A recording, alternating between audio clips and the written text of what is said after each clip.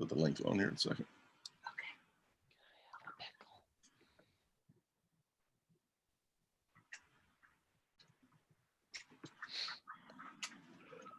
Boom, zoom, zoom.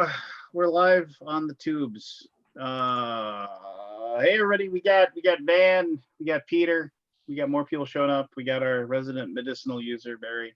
I feel like I have to say that every single time just so we don't get shut down. Why? It doesn't YouTube have some policy about doing like drinking and doing drugs on channel? Yeah, well, let's just keep moving. So don't worry, man, Lance, if they demonetize you, I'll send you a quarter. oh yeah, that should cover actually twice the views. Anyway, That's $2, but good for the year. I'll make sure.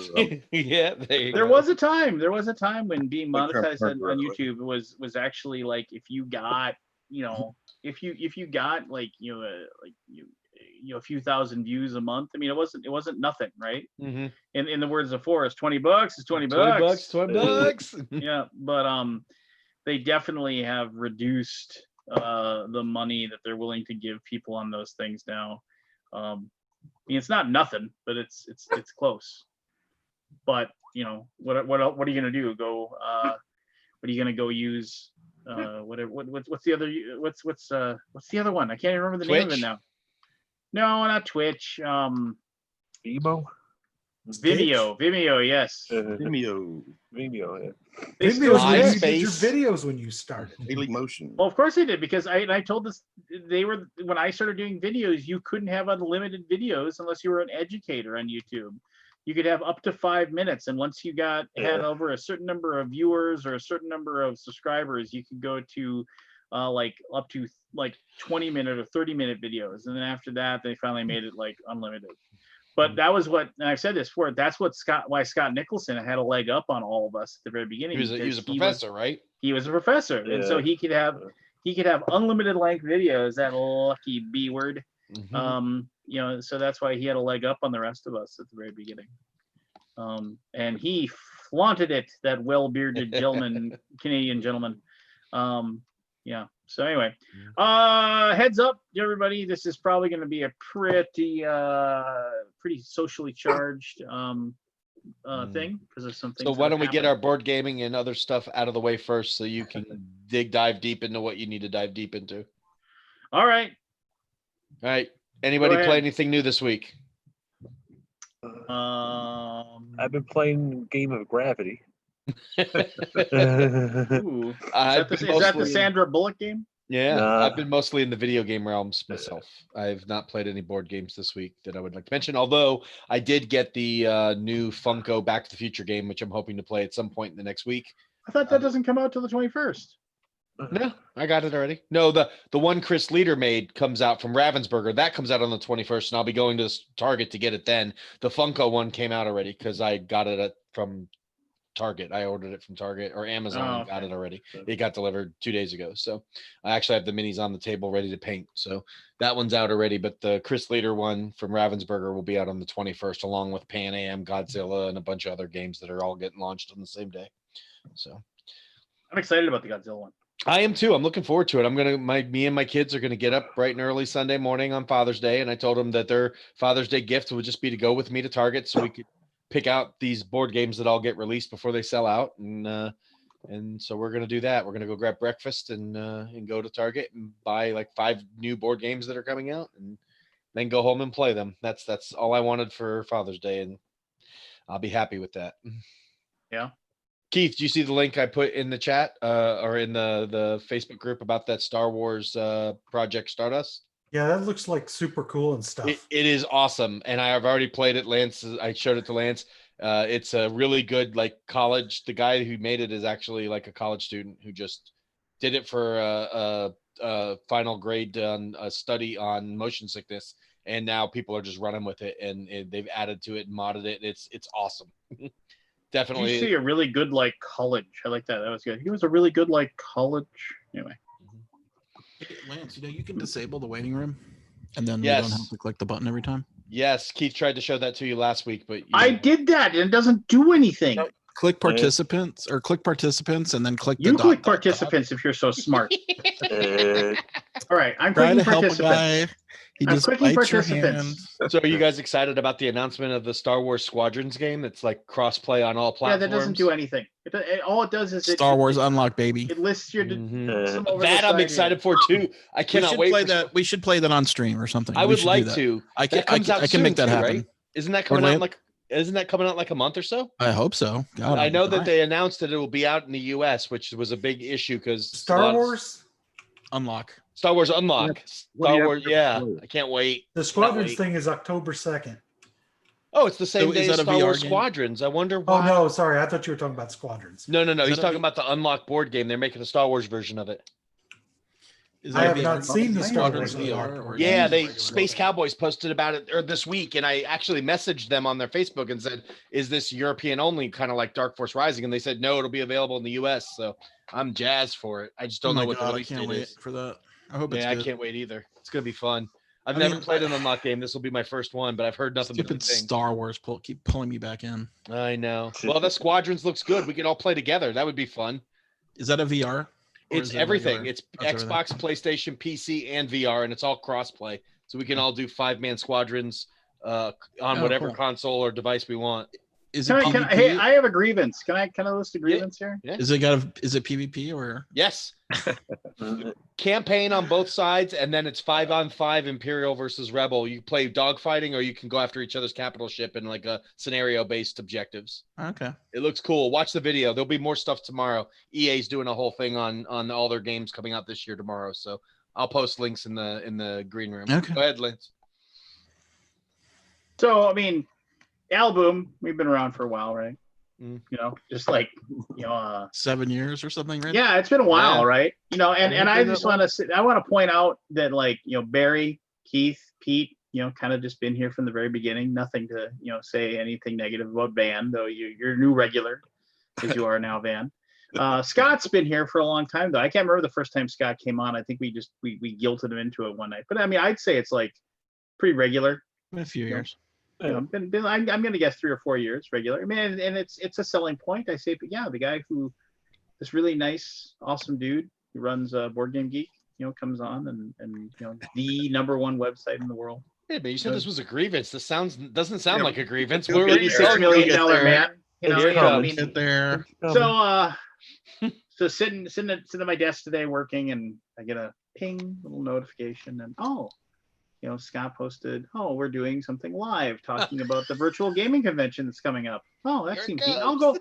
I'll go clue in and I'll watch this. I'll see what's going on. I get in, I'm like the second person in, and I see Jeff Anderson, who's busy explaining things to people, and I just said, Jeff, it's good to see you. And then Scott, it switches to Scott briefly because he has something, and I was like, Aldi, you're the man. Nobody responds to me. Nobody says anything to me. They continue with the explanation. 5 minutes later, other people start showing up one by one. So-and-so shows up. Scott Alden. Hey, how you doing? How you doing? In this person's name. I did not see Lance's message. A few minutes later, they weren't even saying hi to him. They were talking amongst themselves, and he was like, "Oh, hey, Marguerite, nice to see you here." So everyone but you got a hello, basically. No, I never saw his message. I did not even know he was there. I got the shaft. Yes. So Nice. I haven't figured this out yet, Scott. Every time you do something live on Board Game Geek, Just say, hey, you have Lance, to how's it going? mention the undead Viking. Yes, and that way, whether he's watching or not, Whether you he's can't there or say not. that you ignored him. You're covered. Keith, No, what I is see. that I mean, background? it's like God of fine. War. God So of that's War. fine. That's fine. It's fine. It's Like- fine. You know what? Rado made sure to let me know that I'm not one of his best friends in the world a couple weeks ago. I should have seen this coming. Let me remind you. Actually, let me tell you guys who was on the phone till 2 a.m. or 3 a.m. 2 nights ago talking about stuff. Yeah, Do yeah, you exactly. remember Which that? points to Trying once to again, help. we're Trying to such help. good friends. We're such good friends that we stay up and talk to each other. I don't see you staying up late talking to any of those other people that are on there. I think it's Are they more getting secret personal kinda greetings? love. Yes. I think he just Why? wants to keep you on the down low as like his side ho. Oh Side no, piece. yeah, exactly. You know, it's like, no, baby, you're special. I just, I can't. You're the moped though. I just can't be seen riding you. That's a visual I'd like to forget. No thanks. Ah, He disappeared. Mm. I think Oh, Rod yeah. got a pending friend request from me from about a month ago. Mm. So I'm just gonna say, if you're part of the Everything Board Games community, please leave, because that is the new What? Gamers Uncensored, or it's going to be very soon. Aldi, have you not Oh, seen is what it? happened tonight? Me and Keith's been doing work. Oh, whatever. Yeah, Lance, stop doing your job and come play Warzone with us. Dude, it was fucking great. Anyway, so let me just say this. If you are part of the Everything Board Games group on Facebook, I'm going to tell you right now, leave that group, abandon it, nuke it from orbit from your things, because they lost a giant chunk of their reviewers that handle their reviews because of the fact that the admin refuses to post an official stance about Black Lives Matter. And you know what, I'm just saying. So here's the deal. As early as 9, 10, 11 months ago, I was a guy who sat in the middle. I want to see both sides of the argument, and I can see where you're coming from here, I can see where you're coming from over here, and I would try to just try to understand what was going on. And I even had people say, oh, I really appreciate the fact that you can bridge the gap between these two extremes or like that. And I was like, oh, that's kind of a compliment. And then as time went on and more shittiness happened, and the assholes of the world gained because of moderates like myself, gained ground, and because we wouldn't just say, no, wait, that's fucking awful, you need to stop doing that. I finally I changed. I mean, I was like, I can't do this anymore. I can't try to I can't put my head in the sand and bury it under, I just want to play games, which was my mantra for the longest time. Look, can I just play games? Can I just be part of this thing? And can I just play games? And you know what? I'm not telling anybody else what to think or what to do, but the thing is, as shitty as some of these human beings are, and and how complacence emboldens shittiness, I just think people like myself, the way I was that while ago, you need to force people like me to make a choice and and say what they believe in and be vocal about it. Because if you aren't vocal about it and you don't take a stand in front of shittiness, then you are part of the problem. I mean, that whole lead follower, get out of the way. Remember all those people we'd see that on bumper stickers and crap like that. It's like it's kind of a bullshit statement, and a kind of a stupid macho, manly moment kind of thing. But it has some precedence where it's just doing nothing is literally doing nothing, and sometimes doing nothing means you're part of the problem. So yes, there is a somebody who I like the whole thing. I mean, you and I, we've had these discussions online, we've had these discussions publicly, we've had them privately. When you are quiet, when people are saying you need to support the people that are being put down in this world, and when you are just I don't want to be a part of it, I want to stay out of it, I want to get out of the way or whatever, when you don't take a stand, you are making it easy for the people that are being forced to make uncomfortable decisions to keep making those uncomfortable decisions, because they aren't forced to be able to actually look at themselves and say, wow, maybe I'm wrong about this. Maybe I'm kind of a shitty human. Maybe I should recognize the fact that there's systemic racism, and maybe I should recognize. And it doesn't mean that if you think that these if somebody has some radical different political viewpoint of yours, it doesn't mean that they're 100% correct. It just means that maybe just possibly you're effing wrong. And I think there's wrong people on every single side of an argument. I think there are people that take things the wrong way. We're all going to have our own opinions, stuff like that. But Everything Board Games, they were basically, nope, we're not going to make a statement, we're not going to say anything. And then when people basically said, this is, and you can go online, just type in Everything Board Games, you can find it everywhere you want. The 17 reviewers that left that group, people that basically are trying to make a name for themselves, trying to have YouTube channels, trying to support the hobby, and also probably I'm sure in many cases trying to support themselves in whatever, like, trying to like have this as a side business like that. It is really, really tough. When I started making videos, there was like 4 of us. It was like me, and it was Tom, and it was oh god, I can't remember. It was Scott Nicholson, and the 4th guy that I can't remember. Helena's right in And there. there was like, and then there was Yeah, like, Drakenstrike. well, no, Dragonstrike was after me too. I'm talking the very beginning when I started doing videos. They were like, it was Scott, Tom, and I mean, when I started writing my reviews, that was when Tom was writing reviews. He wasn't even making videos back then. I mean, Scott was making videos, then Tom followed, and then I followed. So And what it you're was saying like, is you're old. yeah, I'm Yeah, freaking you're old, old. right? And the thing is that it was easy to make a mark because of the fact that there were only so many people doing it. And there was like, then shortly after that, it was Joel Eddy and Jeremy Salinas and people like that. And so like now it's like, especially now with everybody stuck at home, people are trying to make a name for themselves. They're trying to make a name for themselves with their channels, stuff like that. And it is tough to find your way. It is tough to like make board game companies know you exist, so like you can get review copies of games, and you can get recognition, and you can get those channel boosts that you need. It's super difficult to do that. And what you have is that you have these people that basically found a place where they could do that with Everything Board Games, and they freaking left because they could not stand the person that was running it, because they would not just make a thing. And then that person name calls them liars, and calls them spreaders of disinformation, and says that I'm not going to become a virtue signaling website, stuff like that. All the hallmarks of people that are just, personally, I've had dealings with the admin of there when I was giving out review copies and stuff like that. And I'm not saying this to denigrate the man in any way, but I'm going to tell you that like one of the kindest, nicest people that I ever had as a coworker, like who never had a bad word to say about anyone, forwarded me an email from him asking for a review copy of the game. And he said to me, just send him this game and tell him we're not going to send him anything more. He's, I don't want to deal with him anymore. He made one of the nicest human beings in the world actually, like in their way, have a tirade, because that was like the most angry I've ever seen somebody. And it's, and take that for what you want. And I'm sure as a human being, they have good qualities, but here's the deal.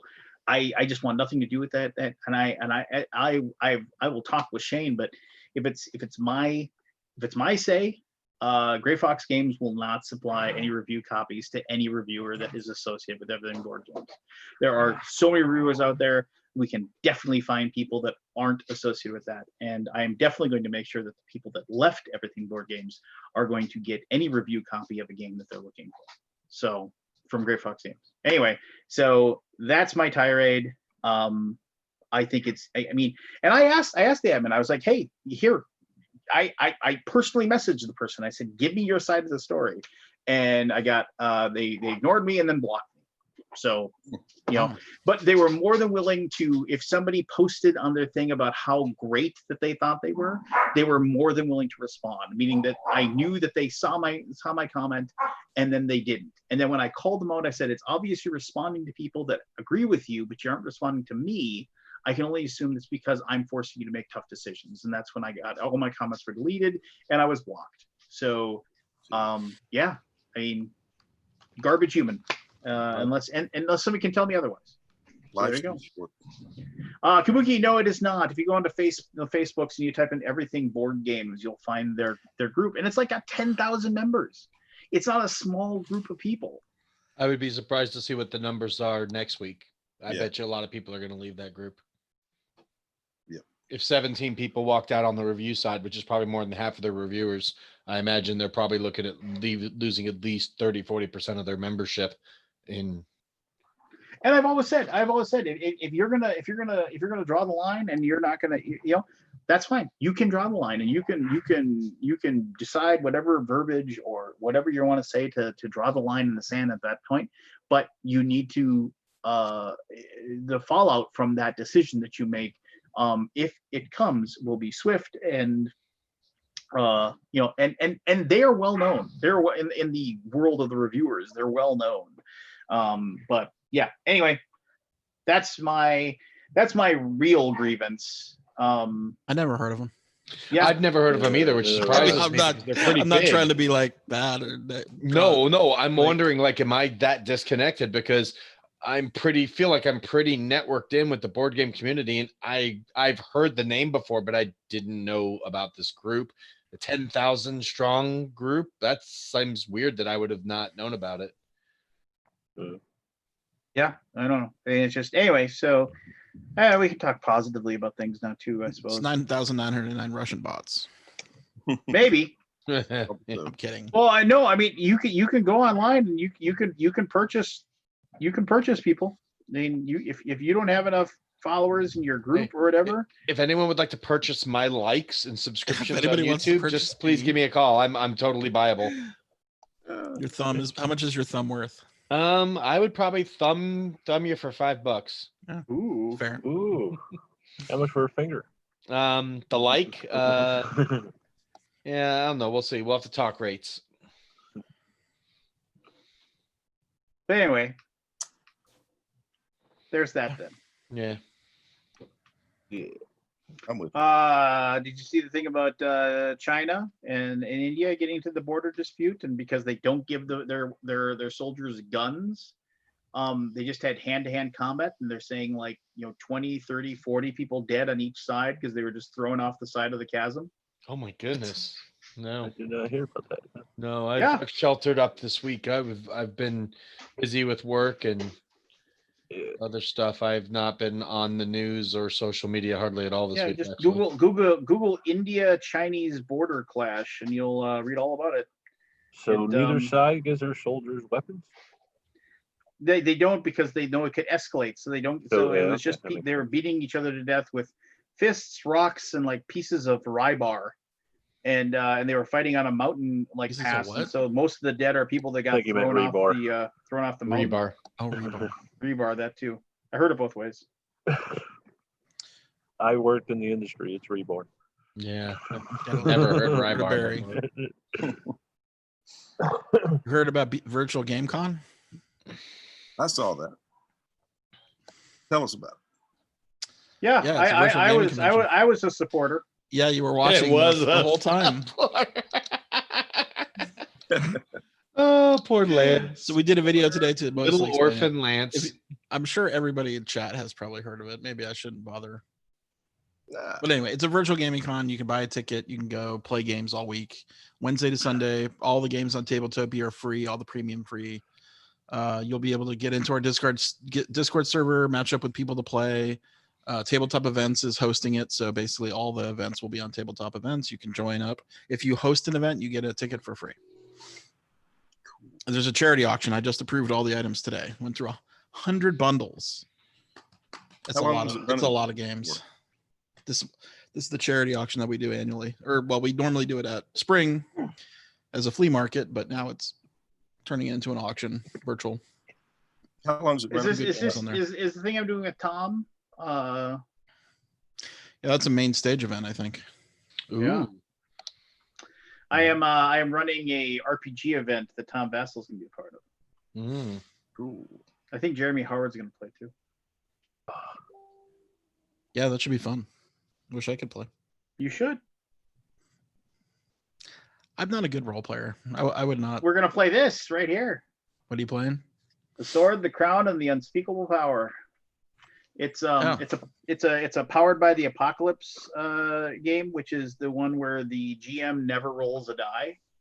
Okay. Basically, it's much more freeform. You still have a character, you still have stats, you still have everything, but you mostly discuss what happens. And like, so it's like, oh, it's like you're in the market square, and you see like guards start trying to clear the crowd out of the way, and it's like guards come up to you and like point their spears in your direction, and they say like make way for the king or whatever, and then like the players react to it, and if they're like, oh well, I want to like, if the players say, oh, I want to try to sneak around, and like try to get and see the procession, then like you say, okay, go ahead and use your stealth on that. And then they just roll 2d6, and if they have any modifiers, you add the modifiers. And the whole premise is that if you roll a 10 or higher, you get what you wanted. Like, okay, yeah, you sneak around, you successfully make it. And then if you roll a 6 or lower, you fail, and something bad happens. And then it's called make a move, is what it's called. And so like me as the GM would say, like, oh, like, you know, the guards spot you, and two of them run over and grab you by the shoulders and say, hey, what are you doing over here, kind of thing. And then like the players react to that kind of thing. And then if you get 7 through 9, you can get what you want, but it's going to come at a cost. So it's like something like, oh, you know, it's like one of the guards actually sees you try to do it and like says, you know, it's like, I know what you're doing, but, you know, give me some coin and I'll let you get by, you know, kind of thing like that. So then, or they can just say, nope, I'm not going to do it. I'm not going to get what I want. And so it's much more of a free flow. And the sword, the crown, and the unspeakable power speaks to the idea that the characters themselves can be pretty powerful. Like you could be the king in that situation, like, or you could be like, you know, it's kind of loosely based, like if you wanted to play like Game of Thrones, like it's like, oh, you know, do you want to be basically Jaime Lannister? Like that's the sword, you know, like you are the greatest swordsman in the land, you know, you have massive power, but it's also the world, like just like anybody else, you're on the wrong side of a spear, you can still die.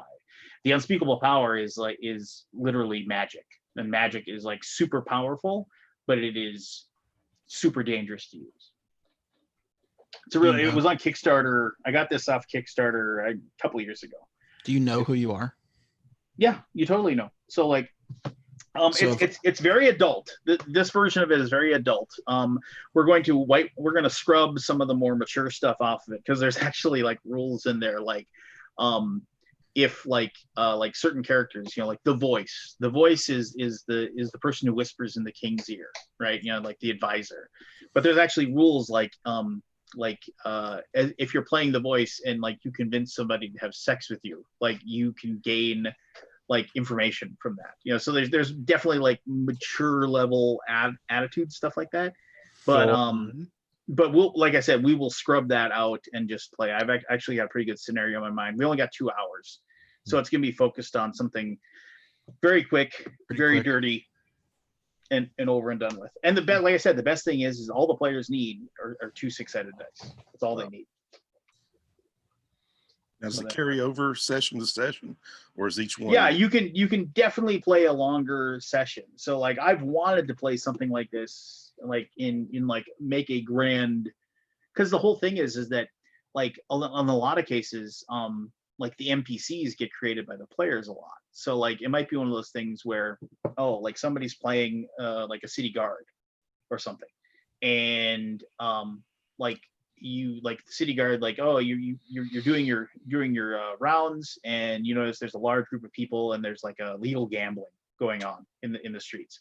So you'll go over there and you're breaking it up, and maybe like you have to get rough with somebody, and then like, you know, to make an example, and the person says, oh, you know, I grab one of them and I shove him to the ground, give him a couple kicks and tell him to get moving.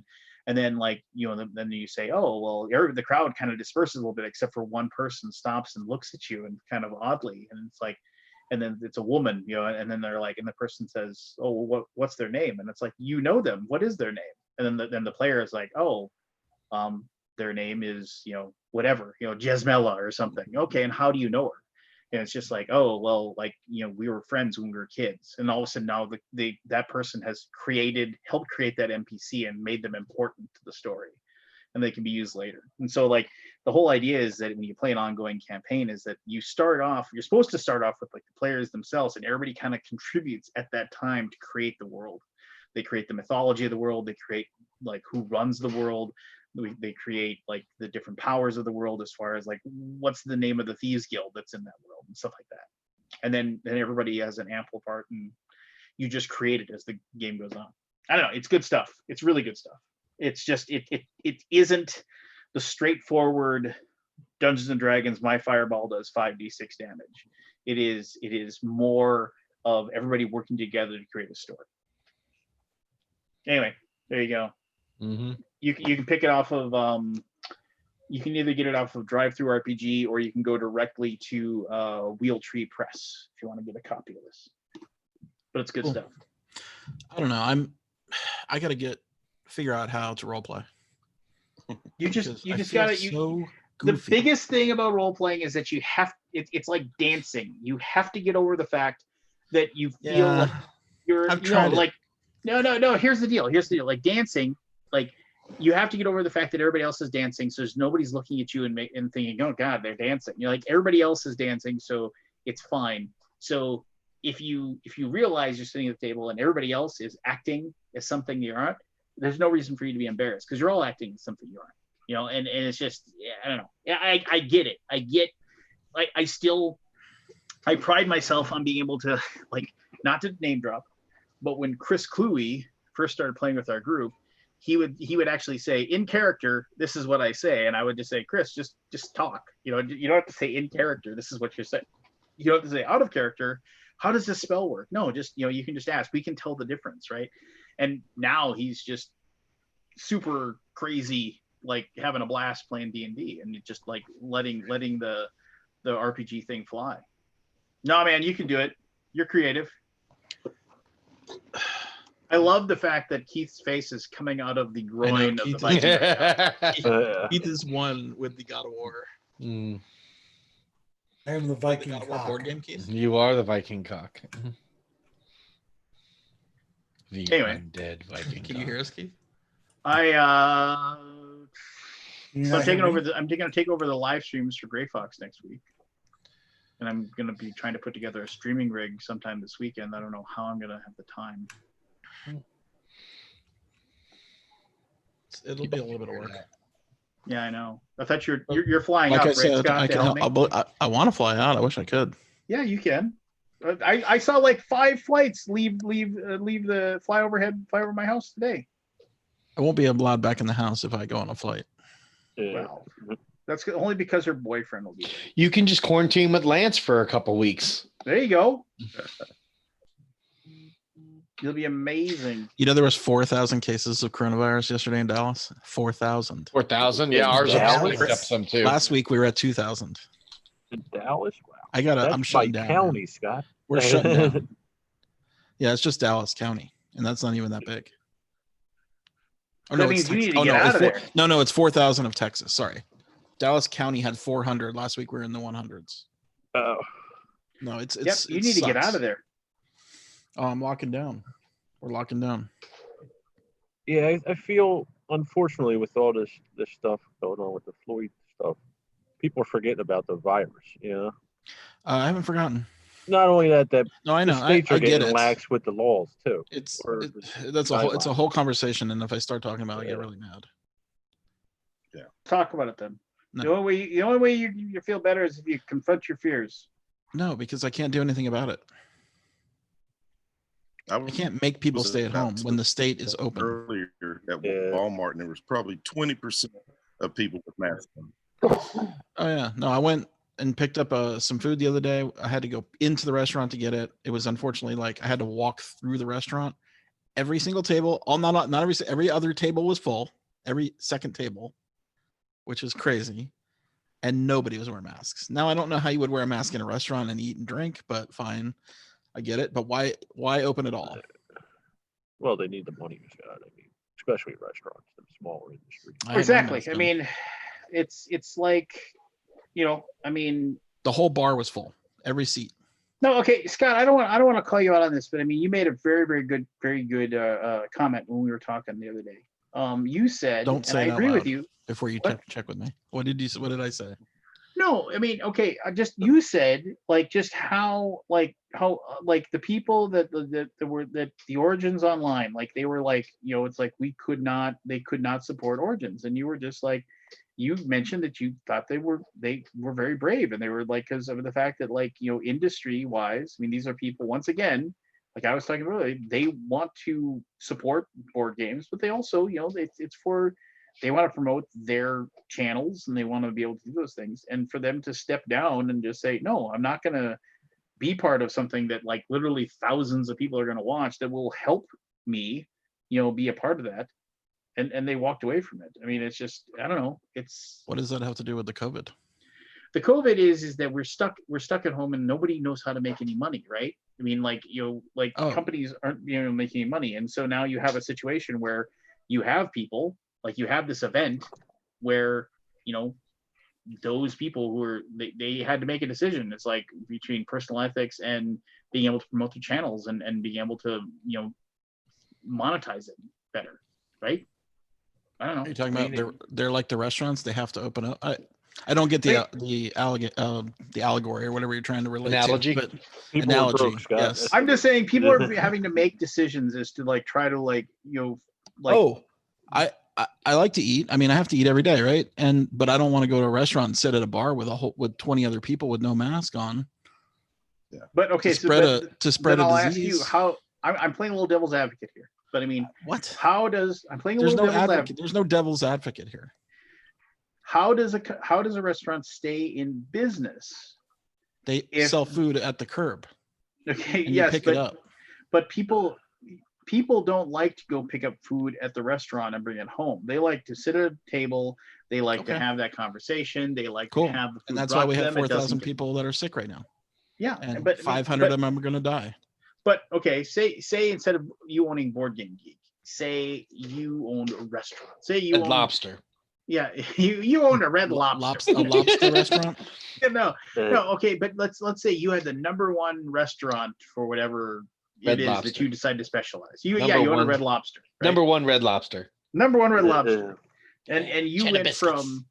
from we'll just say X number of sales to X minus 70% of sales because of COVID, because nobody wanted to, because you counted on alcohol sales, people coming and sit at your bar, you counted on, like the people coming in for the weekly specials, you counted on the fact people came in and sat down, you brought them the food and whatever. Upsell them in dessert. Yeah, exactly. All those Wait things, 3 right? hours. So let's say you had all those things going on. Then all of a sudden it's like the state comes up and says, okay, you can go ahead and open up. Or they even come to you and say, well, do you want to open up? You're didn't do that, dying. by the Like way. you're running out of money. I mean, it's just like you Oh, like yeah. you No, had to it's a super fire. tough, it's a super tough business. I don't know how I would react to it. I don't know what I would do. I mean, I'm not saying there's an easy answer, because there isn't, Mm. right? No. It's basically either open up or go out of business. Yeah. I mean, I mean, for a unless lot of I'm them, it mistaken, probably is. I haven't heard a bailout for the restaurant company being processed in any way. No, by I the think all government. that money's dried up now. So I think the ones that are still closed are just on their own. Yeah, we had restaurants fold here just in the amount of time that we were closed. They couldn't survive on curbside, and they Paul. just Oh, a folded. ton of restaurants have closed here. Stop Oh, yeah. mentioning Cheesecake Factory, you fuckers. We, God damn it. Still going we're strong. doing better than you guys though, because we opened up probably around the same time as Texas, and we're getting too many, but we're getting like 260 cases a day in our state. That's where we started. My Oh, in the my state? county is averaging right now about a case a day, maybe. Yeah, you're Um, probably okay. we're doing left- better right It's now. left but- it's left your state somehow. You've well, it's got it just down low enough until I fly in there Yeah. and bring do it. a thing, and then Yeah. I infect 10 people, and then I leave, and then you've got 10 people infected. That's the way this works. Well, we've got a county next door to our county that has 36 cases. And then we've got one county in Indiana that had 6 cases. I mean, there must be 12 people that live in that county. It's crazy. But we're ahead of the curve when it comes to outcomes for this. We've had my county 422 positive cases, 2 deaths. Yeah, it's Like- a low percentage. We're Yeah, super you're low probably compared to getting everybody rid of it. You probably got rid of it. You probably stayed closed long enough, and no one went out. And how populous is your city? else. I mean, Like, we're not. My town is like 20,000 people. Yeah. It's not huge, but the Metroplex is like 7.5 million. and over half of our cases are in our Hispanic population in our county. So it's people that live in 6.8 larger million family dwellings. in Dallas. Yeah, that's Metroplex. crazy. Yeah. What about school it's- in the fall? Yeah, They that's a want to big open the thing. schools here too. I mean, whatever. Yeah. That's heard what some- terrifies my family is Yep. schools opening. They're right? talking You can about always I mean, can you homeschool? ours is giving us choice. They've not got a easily. 3-choice program. You can either send your kid to school fully, you can homeschool them, or you can send them part-time and they'll work out a schedule where you can go have your kids go in 2 days a week to get the materials and get face-to-face learning. And then the rest of the week you work like from home. So it's like a hybrid, which doesn't make sense because if you go in 2 days, you're probably just as a percentage of chance as getting it if you went every day. But they're Well, giving us a choice and they're voting on it. But it depends on how you do the 2 days, Pete. If by doing 2 days and everybody does 2 days and they're not the same days, Mhm. now you're cutting your class size in half. Yeah. And so you're able to spread out. You're not sitting on each other and stuff like that. But I just don't know how a school does a lunchroom without infecting everybody. That's the problem. You have Yeah. lunchrooms and bathrooms that are still going to be an issue. If they don't get one of them doesn't get cleaned properly, it's Well, and kids are freaking and filthy. kids are filthy. It's little elementary animals. school. So yeah, I'm not we're really I mean, let's face it. Every single disease that's out there comes in through the schools through normal transmission. So it's So- not like COVID's going to So be. realistically, how many families can homeschool? I mean, most families have to have the 2-income household. You know. yep. Well, Those are here's the ones that'll deal. be hurt Here's the deal with worst. that. So Minnesota, they send everybody home, and they set up distance learning, right? Yeah. And like we got a call about a week and a half before distance learning started, and they actually reached out and they said, what do you have for resources at home, like they're able to do this, that, and everything. Now, one of the things about Minnesota, and this is something that's really weird, admittedly, it's very shitty, but if you don't have Wi-Fi and you can't afford to buy or pay for like real Wi-Fi, what you can do is there is free Wi-Fi in the city. You can sign up for it. You can get it. Of course, everybody. It's not great. It's It's like hotel Wi-Fi.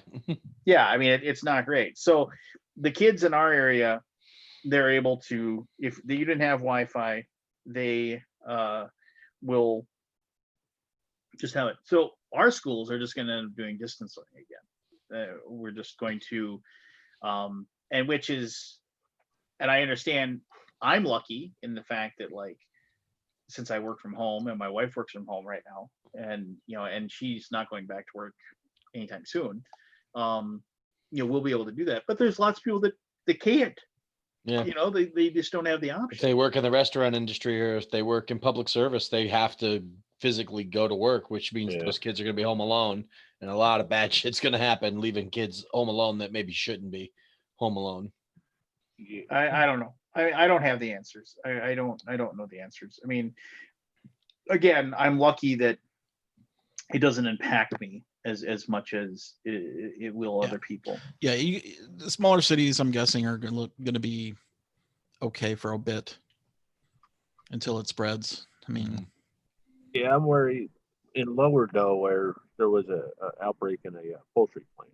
It took out quite. That was like there was like 4,000 cases, which was the most in the state.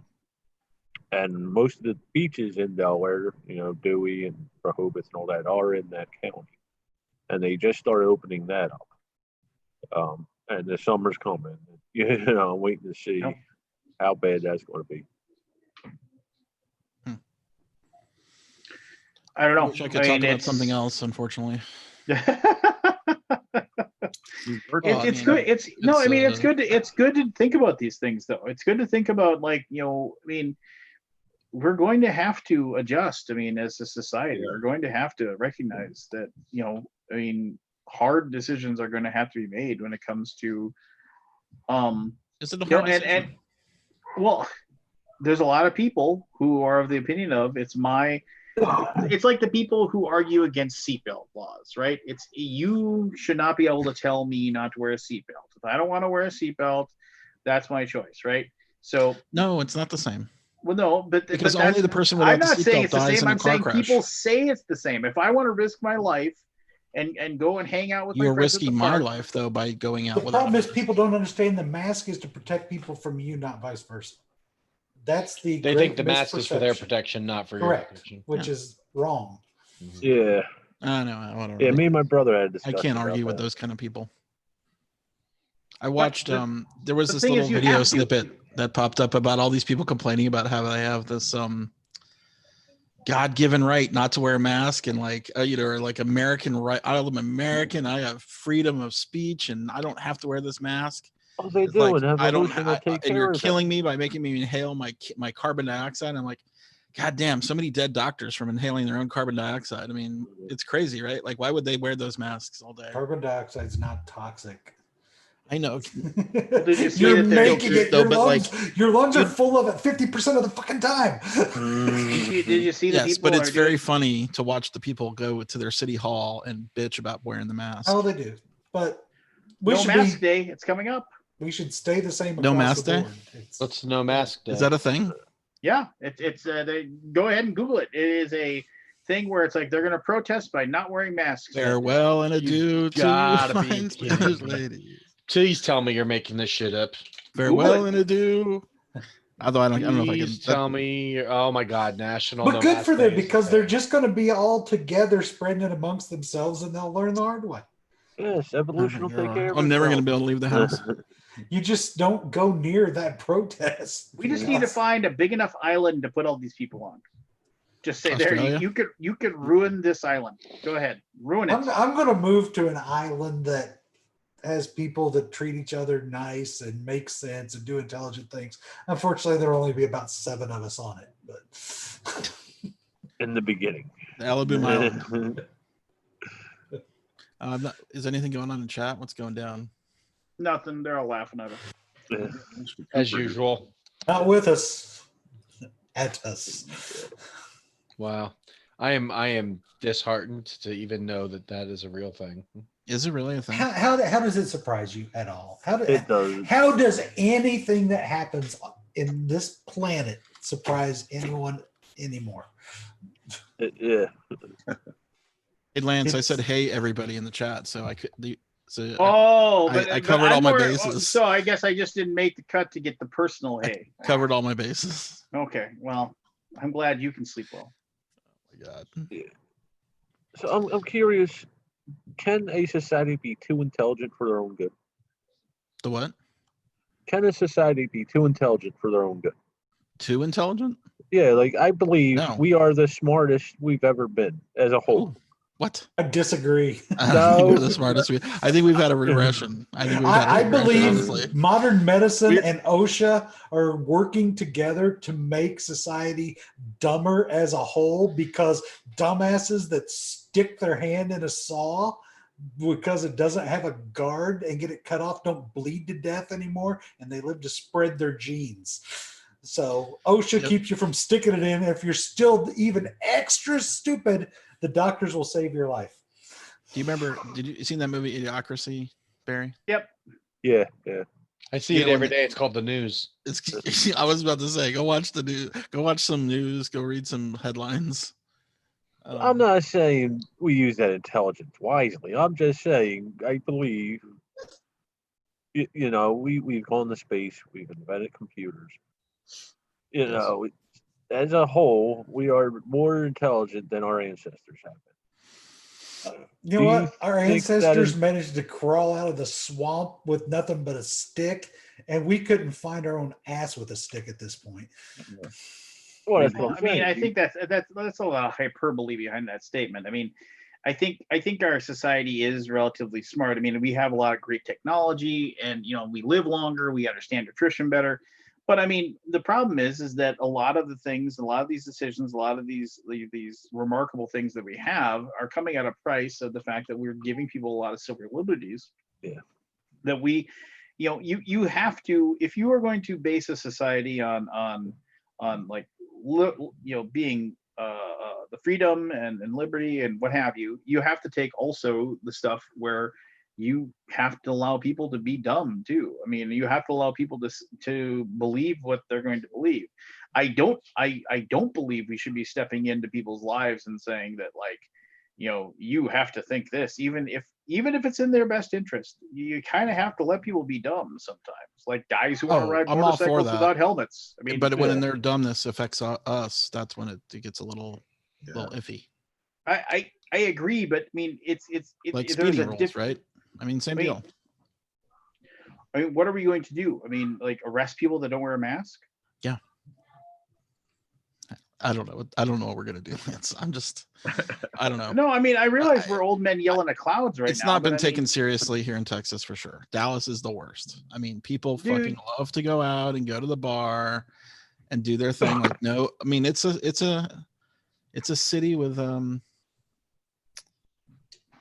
colorful past. what the word is. I don't know the right word. I'll think of something. So, Scott, did Houston or Austin get hit harder than Dallas? Or Austin's getting pretty hit hard. I think Houston is the worst right now. Houston, it's Houston, Dallas. Let me see if I can find the cities. The old worldometer. I got bookmarked. I used to love the Oilers. Yeah. Warren Moon, man. That's what I was saying. Warren Moon, man. I remember when he came in through for the Vikings for one season. He was awesome. Harris County is Houston. They have 20,000 to 18,000 cases total. Dallas is in second place with 15,000. Tarrant County is Fort Worth, which is basically Dallas, 7,800. I don't know where Bexar is.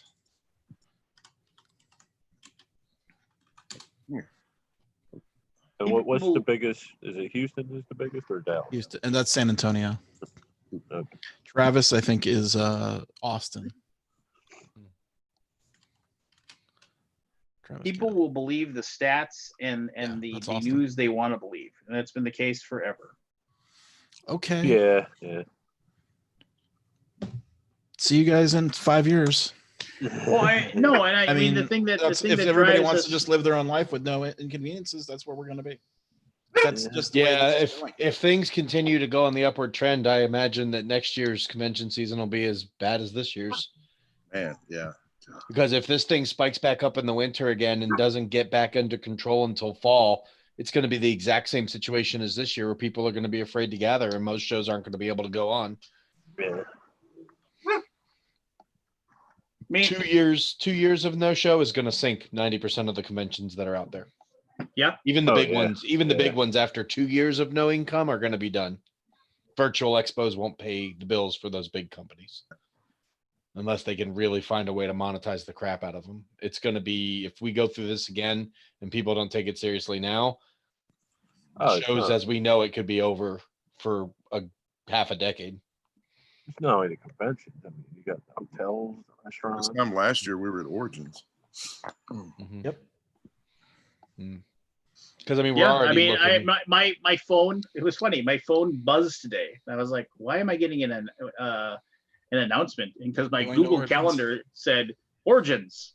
I was just like, "Oh, Today. I'm supposed to be in Columbus right now." Yep. Mm. It's weird. I got a notification from American Airlines setting my flight was departing, and I'm like, I canceled that.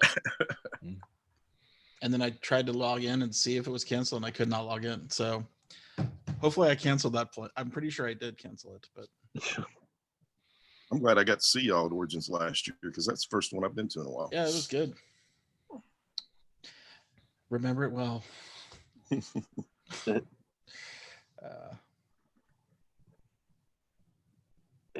Well, shit.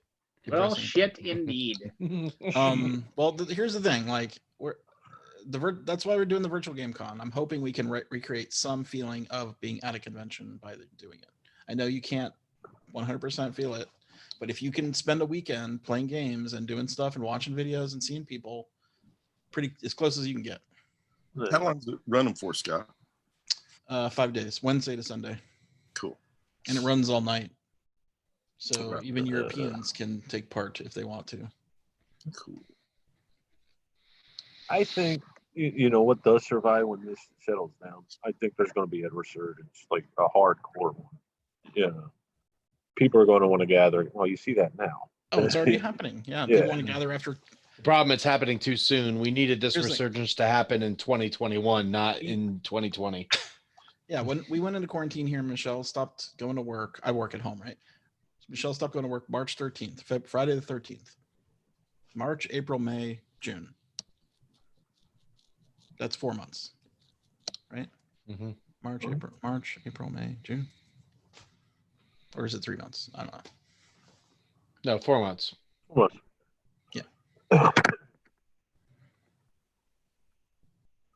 I don't know where I 4 was going with that. I have no idea. That's Either. what You I kinda was got waiting. quiet. Yeah. I'm like, yeah. I don't know where I was going. I had a thought. My brain is going like a million miles an hour for like 50 things Welcome right to now. my world, Scott. The drugs don't help. Maybe I need to take some. Yeah. So Excellent point, Scott. I'll As remember the always. point in a second. The head of Board Game Geek, people. I'm such an idiot tonight. Oh my god. I can't find my words that I want to say. It's all good. It's all good. It's You can't say hello to one of your best friends in the world. I know. You know? Snubbed you. Oh, that's on purpose. This part, I think did that he's on purpose. just his brain is frazzled. Nah, There's a lot going on in the industry right now. There's a lot of think turmoil. God There's a lot of established his shakeup. There's Did a lot of NASCAR shut down, right? no. They're back running. With Are they? crowds? The rebel They flag I shut think down. I think Or they just running dry? Like I no think they crowd? were running crowdless. I don't know when the crowds were coming back. But it's soon because I know that there was the whole thing they went about banning the Confederate flag was part and due to the crowds are coming back soon, and they said that will not be allowed anymore. So I think they're coming back soon, but not yet. Baseball's been the only one that's been super quiet. Everyone else you've heard chatter about possible starting practice and stuff. Baseball, I haven't When heard is a the damn baseball word. season supposed to start? It was supposed to start months ago. Months ago, Yeah. April, was it? right? Wasn't I April don't watch spring it, so I don't training? know anything. Yeah, well, late April is when opening day is. Yeah. Okay. Yeah. I mean, hell, October is supposed to be the World Series, so we're not that far Right. away from there already. So Yeah. the season's well past due, and I don't know that it may end up being a wash. 'Cause I don't know that they want to go head to head against football. and Well, I who's gonna want to? Well, let's talk about football for a second. Who's gonna want to go and watch football in a stadium? They won't. I bet you it's all televised and it's just going to all be home. But because they make so much money off their television deal, they can survive without having actual crowds. They'll just do the revenue share a little Imagine differently to help out. What the will a owners. football What game about be the like with stadium no owners and all crowd? that, though? It'll be weird watching a game with no crowd, but they'll be able to do it. Their television deal is hundreds of billions of dollars. They're not hurting at all. Yeah, They that's just the need to- NFL, but what about like the stadium owners and the restaurants at the stadium? What about them? Well, like I said, they're Yeah. going to have to do some kind of revenue share to help those guys survive until they can get them back up running again. There you go, Lance. Revenue share. That's how the restaurants make it. Yeah, because we've seen how the rich of the rich really want to share the money they make. Thank goodness. Well, my fears are put aside. Yeah. Just Well, I heard about comics doing drive-in shows. Bert Kreischer's doing Yep. like this week or Comedians are doing something. it too. Garth Brooks did a concert that was a drive-in. He did the concert and everyone just pulled up. How in many the people cars. got sick? No, when they were all in their They were cars. in their nobody- cars. Yeah, they I tuned figured to a somebody certain, would get sick. they though. tuned to a certain station and it played the music that he sang. Oh, through like their the old car. days, like the drive-in. Like thing. Yeah. it, like a drive-in movie, basically. Oh. So everyone was 6 feet apart. Everyone had their windows up, and everyone could hear Garth Brooks play live. You could see him through your windshield, but you heard him through. I No would offense, watch that this bunch sounds of live awful. Is stream that of an foreign empty- name doing of an empty here? stadium playing, or an empty stage with Garth? An empty room with Garth. Who's Brooks. pranking Not that I us? really want. Is that Travis pranking us? Who? That can't be Tom. that's But- Tommy said he was gonna come. He said he'd log in. There's no way. There is that's- a- it's Oh a no, TV. I see I talked TV. to him on the phone. You need to turn off the room so people aren't sitting there. Do you know how to do it? I'm not joking. What are you talking about? There is no To way. let people come in without waiting room. How do you think Tom got on, smart guy? He's not here. Yeah, he is. Oh, really? Where? Look at the I don't box. see him. It's He's right just below got to Keith. turn. He's just got to turn on Oh, his yeah, camera. Oh, well, Turn on speaker view. There's someone here who says they're Tom Vassell, but until I see a face, I'm not believing it. I'm guessing it's Travis Chance trying to prank us. He changed No. his Zoom name to Tom I- Vassell. Well, I mean, that would be quite the That would be get hilarious, if he did actually. that. That would be very hilarious. What's up? What was the new football league that was starting up again? The one kind of like the arena football. Was that XFL or yeah, Yeah, it was XFL. I wonder if XFL? it's just going to go away. the or- first time he's ever Oh, it's done. used They a already video declared. camera. Give him a moment. Yeah. That's how I know it can't be him. He knows how to operate that kind of equipment. Oh no, he has Yeah. people that do that for him. He doesn't. He has People. no clue. Mm. He's, come on, Grandpa. Come on, Is it Grandpa, under figure him? out the camera. Did you guys hear about that basketball league that Ice Cube and a couple other guys started? It's like a 3-point thing. Oh, the 3-on-3. Is that what it's? I can't Is remember. it the like name of it. NBA Lives or NBA? Yeah, it's Oh three my on three. goodness It's like gracious! it's like street basketball. Color me wrong. Or He's It's up gonna be like late. NBA You're up late, jams. Tom. You're, We you're can't muted, hear you. Tom. You're muted. You're muted. You're muted. Come on, Grandpa, figure it out. You think it ahead of the number Do I one need to board text Roy and have him come help you? game? First day with the microphone there, equipment. Gramps. There's Yeah. a lot of joking for a lot of people who I just kind of turn on my video camera and it looks better than all yours combined. Oh, Wow. Wow. Wow. dropping a mic. This is me just turning stuff on. Yeah, we talked because for the RPG thing, and I said I keep inviting you, and he said I was going to come on, but I got late, and I was like, all right, I'll make sure you get the email every single time. So, Tom, welcome aboard. How you doing? Good. I was actually checking my email right before I went to bed. And I was like, all right. And my wife said, you're insane. And I said, I don't care. Today was a very good day. So Oh, how so? That's good. Why was today so good? just stuff. It was good stuff. Day. Did you play anything? Did you play a game that was awesome or what? No, I didn't play any games today. Oh, come on. You can't just say it was good. Tell me something good that happened today. Tell me something. I finished my taxes. That was a very big deal. Oh boy. Oh, The shit. one guy we hope could bring board game talk into a show that's supposed to be about Bring board, board game stuff, game and he's talk. not I talking just about I board just can't games. believe Tom isn't wearing a hat. That's the only thing I can't believe. You know, that's the thing people always ask about the hats. I wear hats outside and for my show, and that's really it. Because my dad taught me not to wear a hat inside. I wear a hat all. You didn't listen to him. I have wear, gotten. I have I wear gotten a some very bandana all s- the time. That's what I do. I You're got a couple very strongly worded emails about how I was teaching kids to be improper by wearing a hat on video. Wow. Oh, there's a whole. There's a lot of Oh. videos, emails you can get. Right now. Oh yeah. Oh, sure. Come here. Look at this. We have the guy with the #1 board game website in the world, and we have the #1 board game reviewer in the world, right here, same moment, same I time. don't think I'm #1 board game reviewer in the world. Yeah, we actually, still only have 29 people watching. Oh, why? We brought the numbers in. Brought the numbers in. Oh, sorry. that was too easy. Tom, I got a who question. would you say is higher up on the ladder than you? I'm pretty sure Shut Up and Sit Down are the #1 video. Oh, that's probably Oh, true, yeah. actually. Maybe you're right. Yeah, they're And they do have one grown- video a month, or whatever it is. They I have think I'm grown- okay. I'm okay being Pepsi. It's that gives you that chance to, punch up. I guess maybe I don't know. Take the What's pepper. that make Lance like Sam's choice? Oh, I'm Um, like Diet Shasta that's been What's left the out in Win the Dixie sun. soda? Oh, That's Diet Shasta. Jack Lance? Cola. Lance is Crystal Pepsi. Oh, I love that Crystal Pepsi. It was Oh awesome. my gosh. It, I like it, New it was Coke. No, popular Lance- for 5 minutes, but it's been gone a long time. New Coke. Oh, Oh, that's good. all right. We're RC Good. Cola and Moon Keith, Pie. what are you doing up? Go to bed. No, RC Cola is way too Oh, okay, popular. I should probably do that. I remember drinking RC Cola as a kid. Gotta I have still them. drink it if once in a blue moon. Did you guys drink Tab? My Oh, mom did. it's My so mom drank foul. Tab Yeah, my so grandma. much. I can't remember it. I did. We've had it, and I just don't remember the flavor. Like I I can't. miss putting peanuts in my Coke. Ugh. Do You never people did that? actually do that? That sounds Yeah, so I always gross. did that when I was a kid. Because you had the two in I was trying to talk about the virtual gaming con, and then we got somehow tracked onto COVID. Oh, good. I'm glad I shut up for that. Yeah. Ah. Hey, Tom, I got a question for you. When you do a live stream, do you have to check your chat for Lance Meister and acknowledge him every time or no? I'm missing something Damn it. here.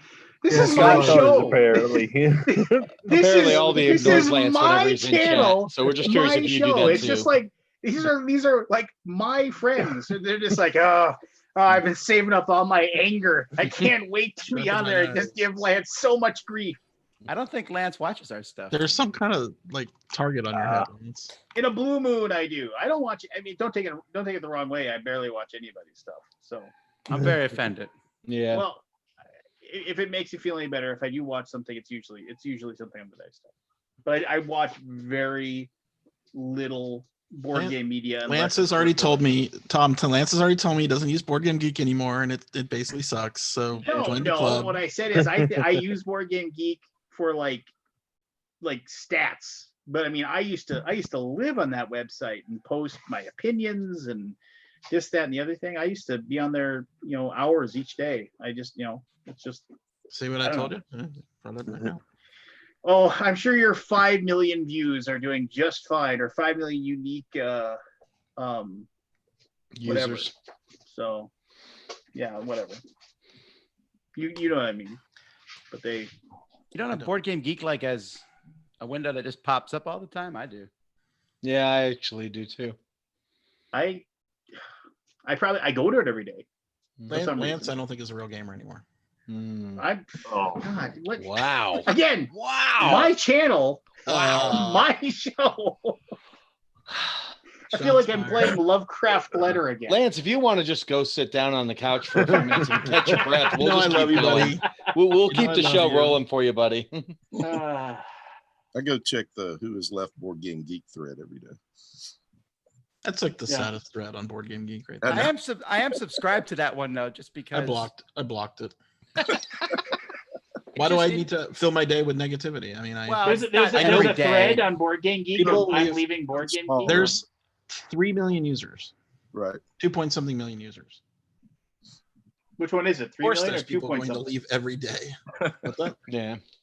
That's true. I haven't thought about that. If people really kept track mean, of it, The numbers. I think it's are just like, they just put very active users who leave for whatever reason. sure.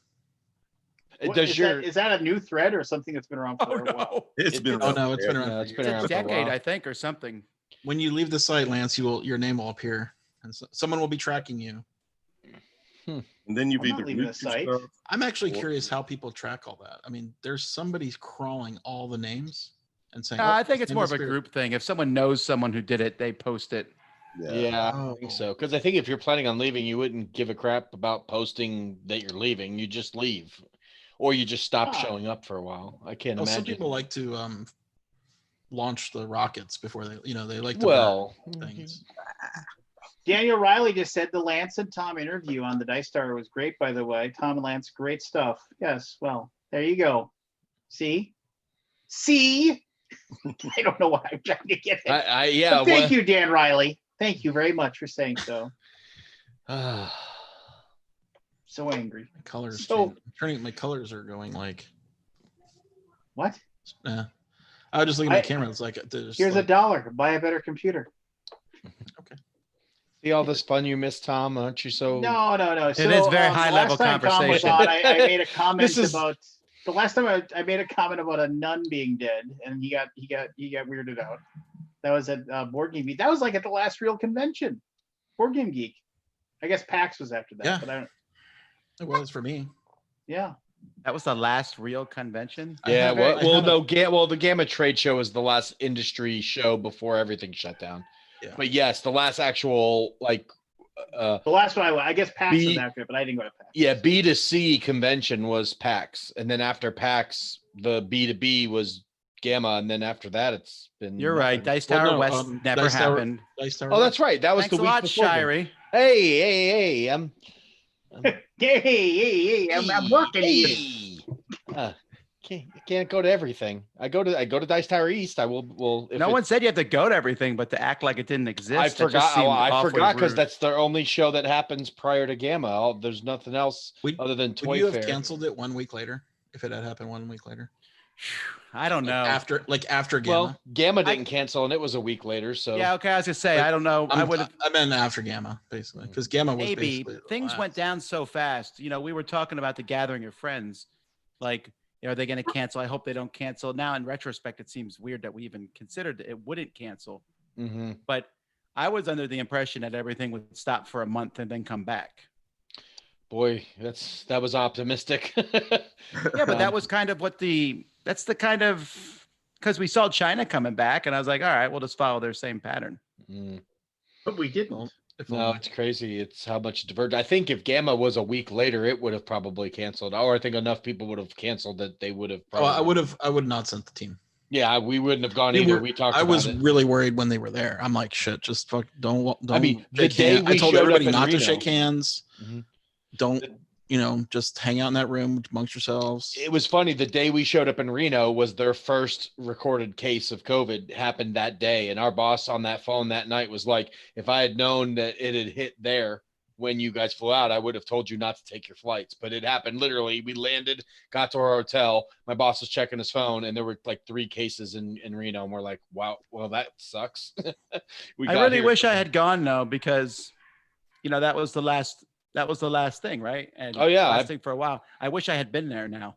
Yeah, that will be the last time I see anyone until probably next year's Gamma, maybe, depending on how this winter goes. And it's weird to think that I only went to Toy Fair and Gamma. That's the only 2 shows I'll do for an entire 12-month period, and that's very unusual for me.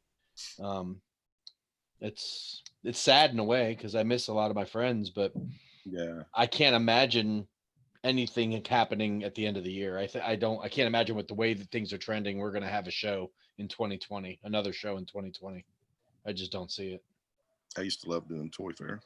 Toy Fair is great. I don't know that Toy Fair will happen next year. New York depends on how New York handles the winter.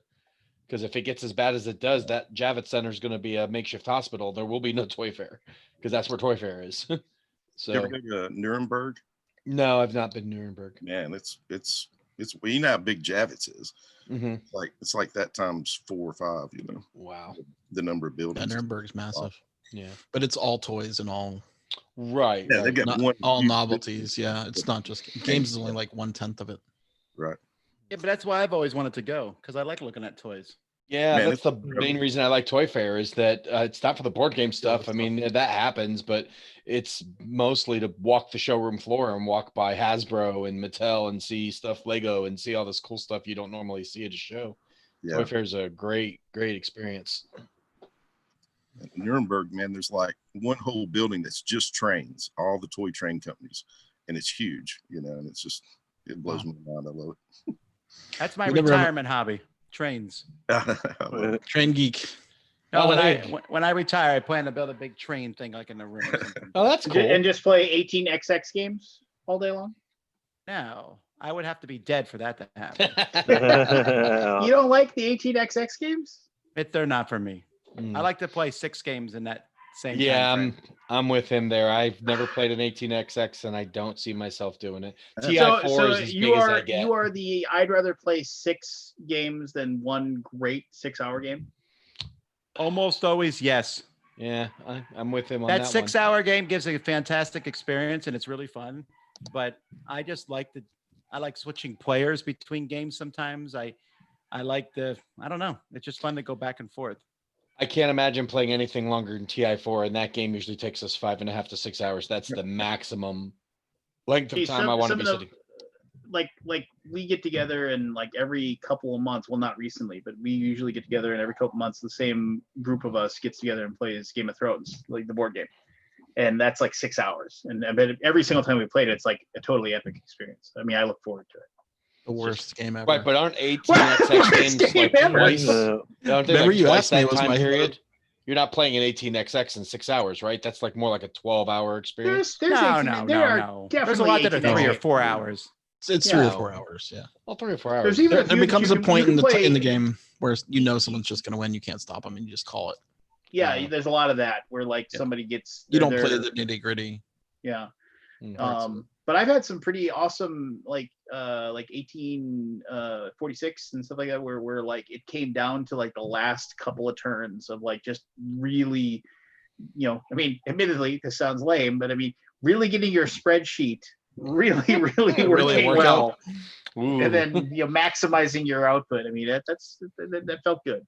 It felt Now, good. what's your favorite train game? I mean, I like Age of Steam or Iron Dragon. I always liked it. Never played a That's a good Crayon Rail. question. I need to do that. Because I really haven't played many chain games I other should than probably like just get Ticket one to while we're in Ride. quarantine. Transamerica. I actually really like Transamerica. That's probably my favorite train game with Ticket to Ride coming in second. It's lame answers because those are very mainstream games, but No, I mean they're still train games. I mean, Ticket yeah, I to haven't Ride's my played that favorite many, train game. honestly. I can't even think of any other than those 2 that I've even played. Yeah. Unless you consider Colt Express a train game. Railroad Tycoon. Have you played Railways of the World or whatever? Mm-mm. That one. Yeah, I have. Is that a variant of Steam, or is that something, or is it? It was different? kind of a Steam. Yeah, I forget the whole background behind that one and what it is. That Irish Gauge game, the Capstone made. Oh. That's really good.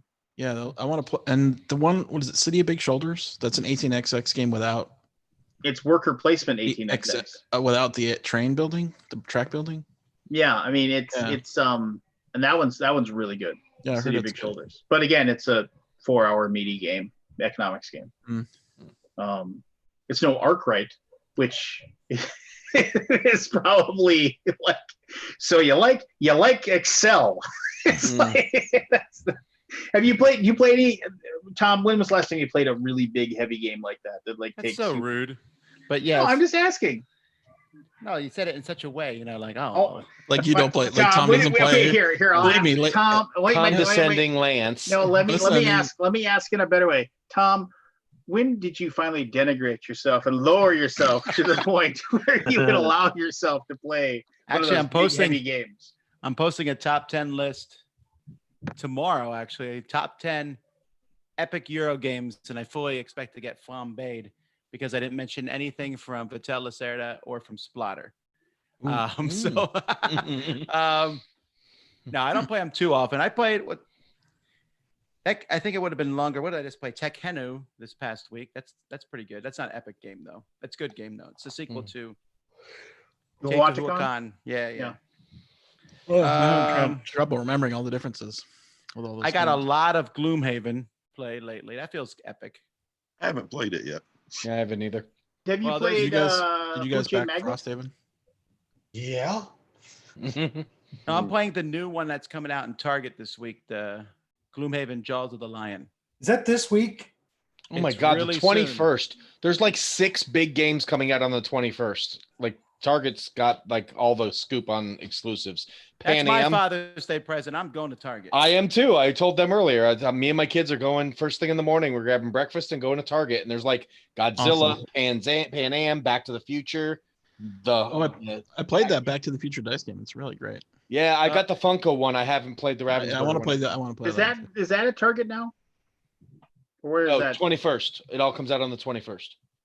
The Funko one is out because I bought mine on Amazon and it's already here. But the Funko one with Pan Am and Dragon and Godzilla all come out on the 21st, as well as apparently Heart of the Lion, as well as there's another game that's coming out on the 21st too.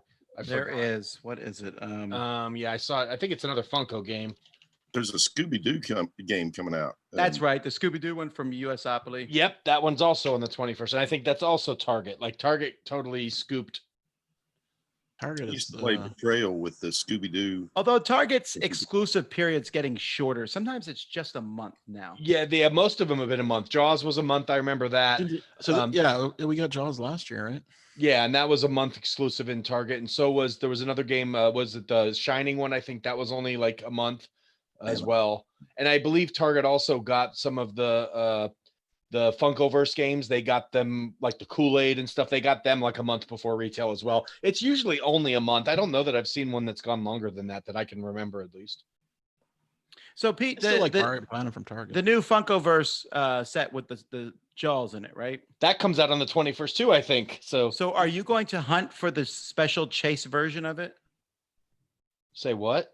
Okay, Say so what? Hold on. Now he Excuse me? is. What is this chase version you speak of? Because I didn't know about that. I don't have it on me. It's at the Got studio. So they sent it to me. Oh, Yeah, it has Tom has it one. has it has blood coming out, but you can I actually heard about the blood. I heard you about can the actually see it though. I asked them about it and they said, yeah, you can, like there's a little sticker on the front, but I'm wondering if people are going to like ravage Target shelves. It'll to be like a find it. Comic-Con exclusive. They all The do. They all Funko do. Pop had a normal pop that was everywhere, but the Comic-Con one had Quint with the So blood in this his mouth. is which game is this? The Funkoverse game has a Jaws expansion coming out, and now I got to go find.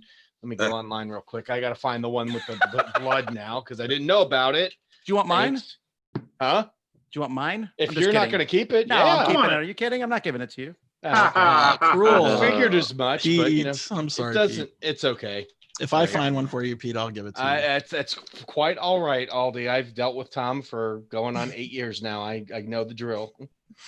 Who's driving all these games coming out of Funko? Because they just like burst onto the scene, you know. Well, They It's the acquired, Prospero Hall um, team. yeah, it's Prospero Hall is the Yeah, reason they acquired that company that does lots of Target mainstream. Yeah, games. Prospero Hall is a think tank, and they're putting out games left and right because there's like 20 of them in their little think Well, tank. they Here's did the thing, though, they did not furlough every- a lot.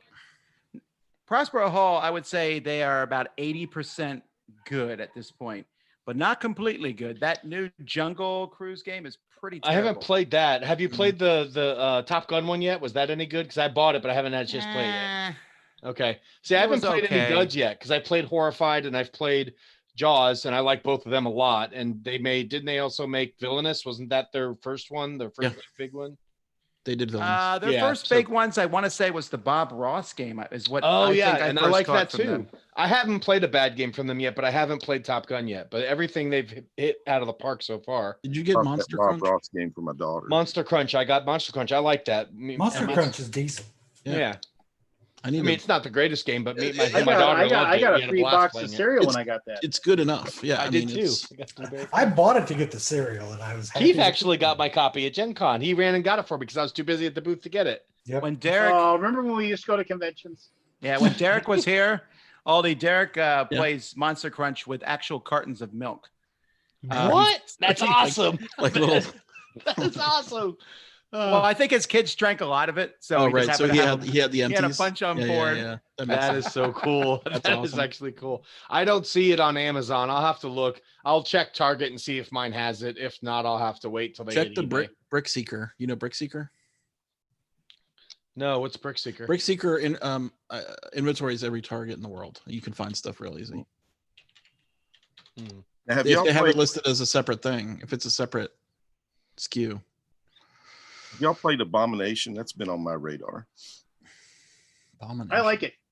It's Oh longer. yeah, the worker placement Frankenstein. Worker placement, create the Frankenstein monster game. Yeah. I enjoyed that game I've heard good things about it. Lincoln because liked it it. it went I think he pretty liked grim and evil. Like, do you employ grave robbers to get your get your parts? Always.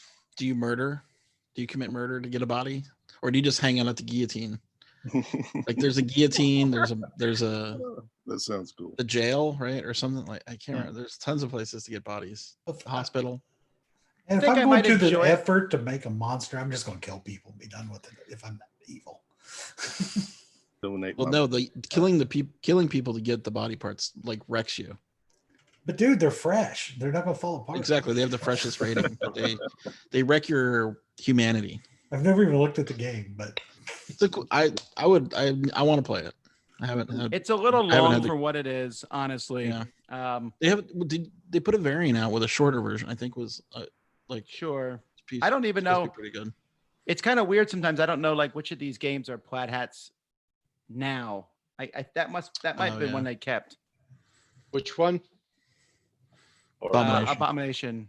That was, yeah, I don't believe that was on the list of the ones that Asmodee kept. I think Plathead took that because it was the big mainstays, evergreens that the Asmodee kept as part of their deal when they left. Yeah, but It was- happily they got that Forgotten Waters, which is awesome.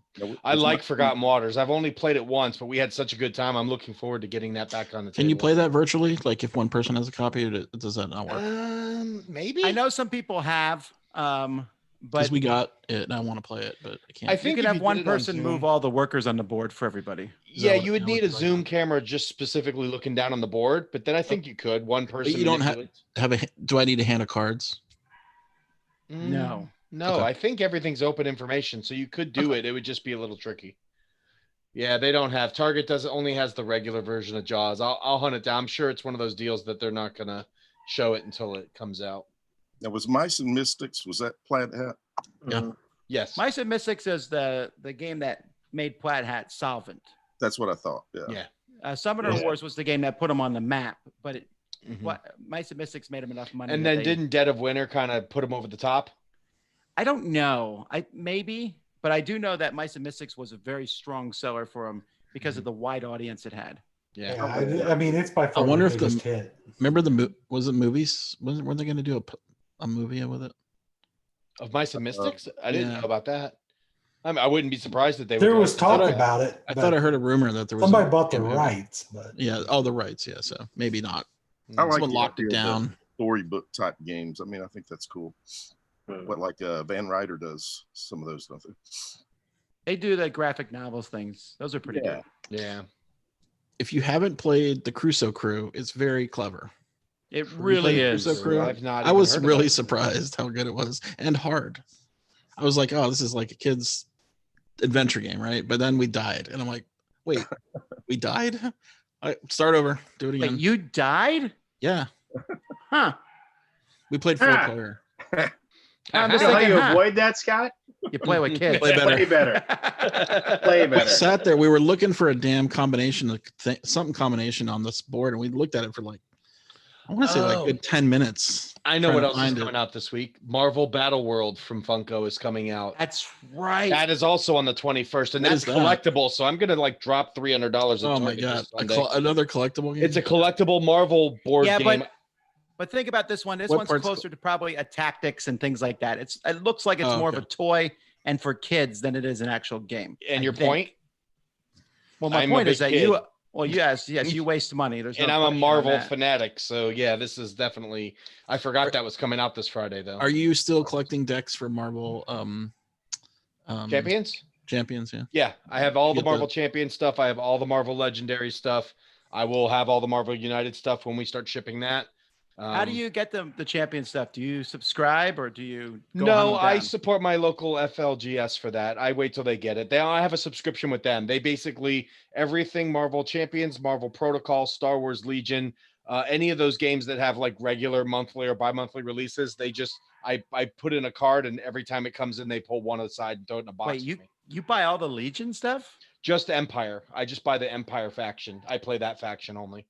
Yeah, I set up a subscription with them, so it's Cool. basically. I a didn't know you were subscription. rich. That's neat. Simon okay. must play. It works pay for Simon, great. come on. I do okay. I get a little bit of a discount from my local FLGS because I've taken care of them in the years past. Because you every time I buy come- everything. Yeah, I do buy a lot. I actually because I It'd be do cheaper design just to work- buy the store out, Pete, and just keep what you want. It helps that I get to write all of it off onto my taxes too, because I work as a contractor for Simon, so I'm self-employed. So, and I also do design stuff, which I have an LLC. So all of my board game purchases throughout the year, I can deduct from my business taxes. So I get all that. I get a chunk of that back. So up to a certain percentage. So Yes. Okay. But having just done my taxes today, yes, you can claim all those games, but you still don't get the money back. Saying you claim them as taxes is yeah, it just lowers it just makes you feel better about buying them in the first place. Sure. If you didn't buy them, you'd have the money anyway. my wife sees there's a reason to do it. I'm good. So she gives me the green It's light to buy whatever I justified. want. It's justified. And I really don't spend as much. It makes as I used Pete a better person. All that stuff. to. I get it. Like Yeah. it gives you a sense of like This year was my least spent year though for board games. I spent under $3,000. The year's not over. time. Huh? Yeah. No, I'm talking about for the 2019 year. Oh, I mean, 2019. I did my taxes recently too. Yeah, 3,000's fair. I spent less than $3,000 on games this year, and prior to that, it had been over $5,000 every year. Yeah, For but the you last feel 5 like years. you're buying more being stuck at home or less? Right now, I am buying less because I've dived very deeply back into my video game addiction. I've been playing everything under the sun. I've been playing VR like crazy. I've basically pre-ordered every big release game that's coming out over the next 6 months because I've not been able to socially gather. And I'm not a solo board gamer. I've just dived back into my passion for video games. I've got already pre-ordered and paid for Madden, Avengers, Cyberpunk, the Star Wars Squadrons, Amazon's New World. I mean, these are all games that are already paid for, and I'm just waiting on them to ship. I mean, I'm the Iron Man VR. I've got literally like 9 games coming to me in the next 3 months, and that will get me through Christmas. That'll get you through the It's summer. like console games or All the above. I've got a Steam account with over 100 games on it. I've got an Oculus account with probably about 100 games on it. And Are then you I've back got in Kickstarters? no, I've backed 3 in the last 6 months. So I've Did you- called. I've did you do called down a Frosthaven? lot. No, I didn't do. I have done Didn't none do of that. I've Frosthaven? never played Gloomhaven, Frosthaven, none of that. I may try this Lion game if it's standalone. You really? Oh wait, hang on. You should. You know, you've played games enough with me to know my taste. You really pause. Will the Jaws of the Lion game be fun for me? Will I enjoy it? Probably. Not solo, because I don't do solo. Have you Oh. ever played any of the? You haven't even seen the Gloomhaven mechanism? No. It's amazing, dude. I mean, I love it. If you like Marvel Champions, this will blow you away. Okay. I'll He- give This this. Marvel Pete, Champions. pick up the Steam game where you don't have to that's jack right, it's with on anything. Steam. No. Don't play the Steam game. No, but Oh. that No. will let him know what the engine plays like. Yeah, but it's so hard to figure. It's mechanically hard. I'm gonna go to Target anyway. It's coming out this Sunday. Yeah. I'll get grab it. I'm buying 5 other games anyway. What's one more? Yeah. And Okay, wait. and if you don't like it, tell you me, can trade tell it. me the 6 That's games one you're more. getting on Saturday. Tell me. I'm list them off. getting. So I'm gonna buy Pan Am That's good. Godzilla Has game, anybody played Pan Am? That's You played it? okay. the Back to the Future game. From Pan Am Chris is Leader. okay. Well, let him go through his list first. All right. Oh, no. Then don't let him say it because I'm listening. You're Okay. interrupting. Pan Am, Godzilla, what? Pan Am, Back to the Future from Ravensburger, Marvel, the Marvel Battle Worlds.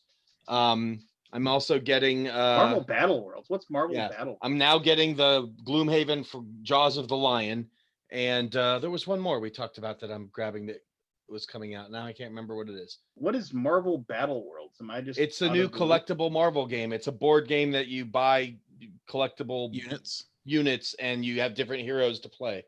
They're Do they like all- tiny are they little chibi Marvel guys. They come in a ball. You buy these balls, I think. Oh, the Scooby Doo game So that's they're coming Pokemon? out this Friday as well. This sounds like just a way to like just drain my wallet. Marvel Battle Worlds. Yes. What's it called? Marvel what?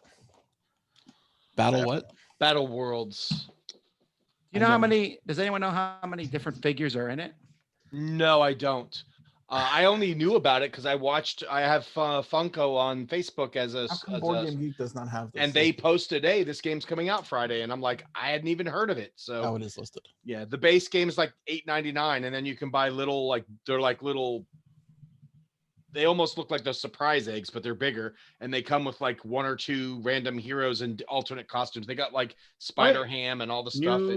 New Dude. Marvel Battle World Mystery of the There's Thanos 30 Stones? There's And 30. It's 30 a of them. tie-in with the animated series that just launched on Disney Plus today, I think, or yesterday was the first day. So it's going to be a TV series, kind of like the old Superhero Squad, where they had that TCG that came along with it. This is going to Yeah. be a game that you get. It's got this little like dome, like looks like Epcot. That's like the main thing, and you stick a character card on there, and you have these little tiles, and you have a die, and it's supposed to be like This is a Funko game too. yes, it's Funko. What So I the have a fuck? little faith that it'll be decent. Than Why did they lay usual people? Are mascots. not they put further furloughed people? They're putting out tons of shit.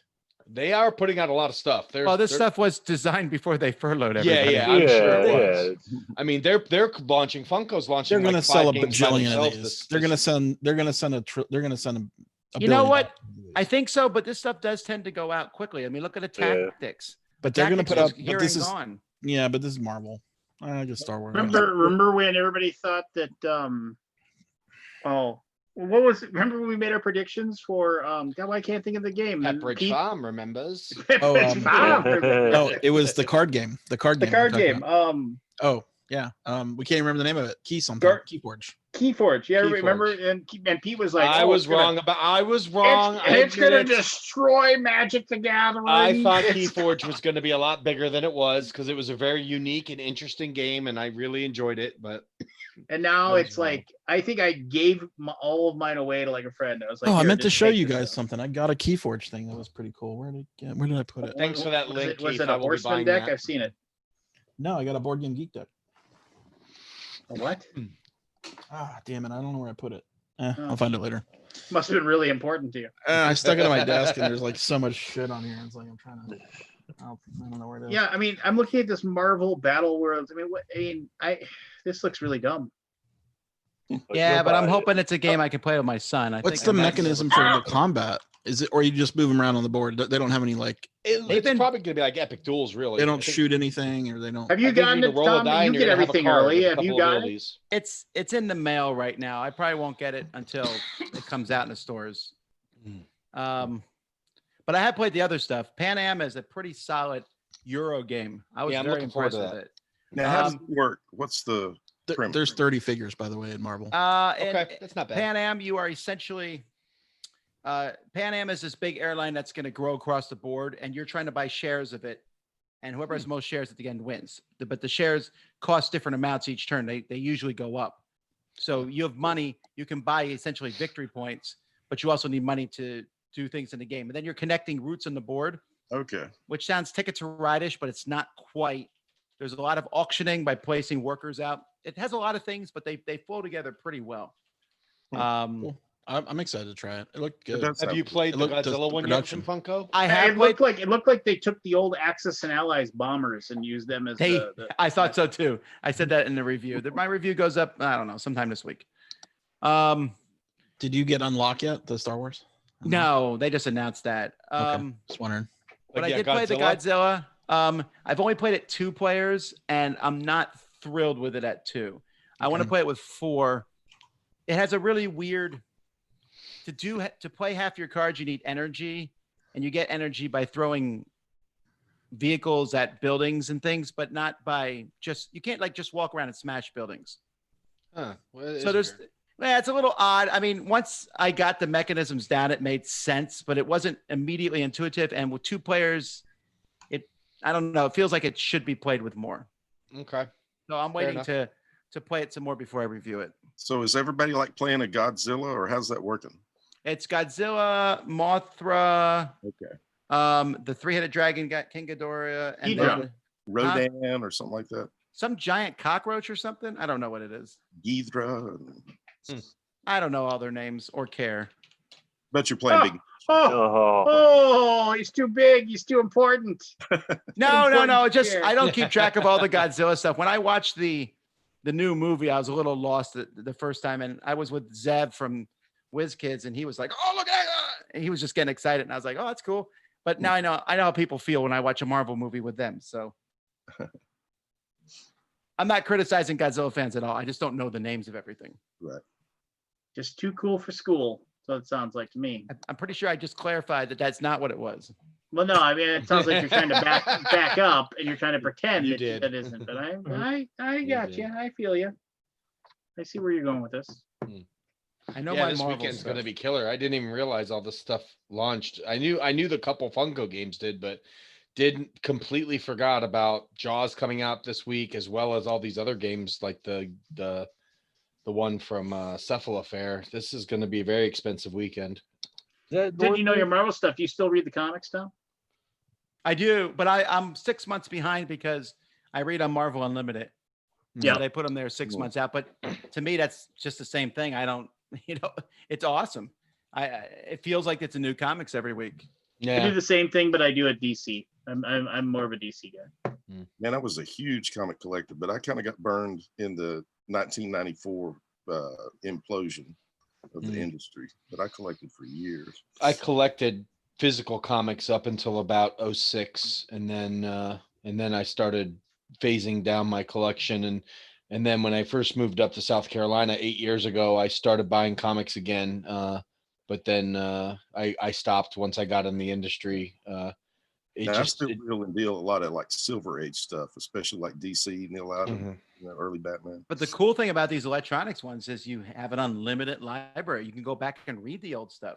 Yeah. Like Right. I haven't seen the DC one, but the Marvel one has pretty much every major Marvel comic ever on it. That does Very sound real convenient. appealing. There's something about the feel of holding a comic and reading it that I don't know that digitally would be that. You'll same get feeling. over it, Pete, at some point Yeah. because And the that's smell. that's I the like the future, and smell. also you're old. Yes, But, that is very true. But I'm telling you, once you do it, because what it does, Pete, is so. Let me show you here. The cool thing about it is, so you're like looking at this comic. So I'm in the middle of reading something about Black Widow fighting somebody. But it just shows you one panel at a time. Oh, So it I doesn't- like that. That So it is kind of doesn't- cool. It Especially- doesn't. Or none in the case when you were doing it right there. Well, everyone, let's see Tom's password. I mean, the tablet is perfect for that format, right? Yeah, the tablet is actually perfect for Right. it. Come on, you Abe Lincoln beard guy. Let's go here. No, but it just like you just screen it just shows you one. So if there's a whole page full of stuff, first of all, it makes it big for my old eyes. Yeah. But you're not spoiled by seeing that thing happen down in the corner. Now, you What's it can like, a read the whole $10 page. subscription? Is it like Netflix? Yeah, it's something like that. It might be 12, but That's really not bad, actually. I could catch up on a lot of stuff that I've missed over the last 7 or 8 and it years. sorts things by, you can go by like the series. So you can read any series, but you can also go, they have events. because events are in Marvel, it always gets confusing, like which comics come first. So if you wanted to read Infinity War Saga, you could just hit that and it would pull all the Yes. issues together chronologically, or Yeah. Secret Wars 1 or 2. Do I you may have- do that actually, because that would be a much cheaper solution. And And DC has the same thing. What's I it don't care called? about DC. Is there a quota? I mean, do you get so many downloads or so many comics? No, it's all online. You can download 12 of them at a time to read offline. So like if you're going to go on an airplane or something. That's But a no, pretty good there's no amount, though. quota. The only thing is that they won't put anything that they put them 6 months behind when they come out. But again, Right, to not hurt FLGS, which is pretty Okay. fair. yeah, well, I I don't know that. I don't know that the stores are going to last much longer anyway. That's a whole nother topic for. We've had that conversation already about how stores are going to come out of COVID.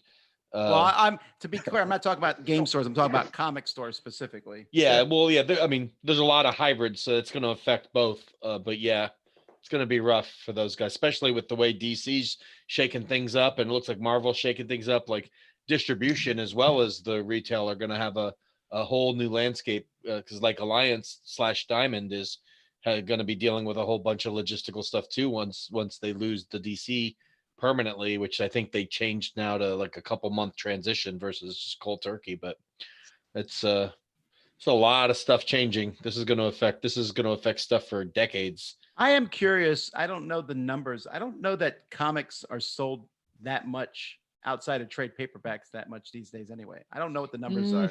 Right. I don't know. I know the store that when I lived in Florida, again, this was 8 years ago, they did a huge business with comics and toys. It far exceeded their game side of the store. I'm not talking about toys. I get that part. I'm just saying they having it. What do they call it? The Dropbox or what was it called? Subscription service, yeah, where they like hold you- you. Yeah, you go in and they have all your. They pull all your comics books. in there. Yeah, our local place does that too. Up here, but I don't. The amount of space they dedicate to it's not huge, so it makes me think that it's not as big a thing. A lot of That's people cool, like Audie. walking the rack. Mirror it so you guys can read it. What? That's what burned me out. And I had subscriptions to like, I don't know, 5 or 6 titles, and then they were putting out 4 different covers. And What is that? Is that a look at BGG you. Forge That's deck? the Con Jarl of BGG. That's look cool. at I you. like that a lot. very cool. There's a collector's item right there, Scott. You should autograph it and Yeah. put it in a vault. Yeah. What are you doing with them? We just gave them away.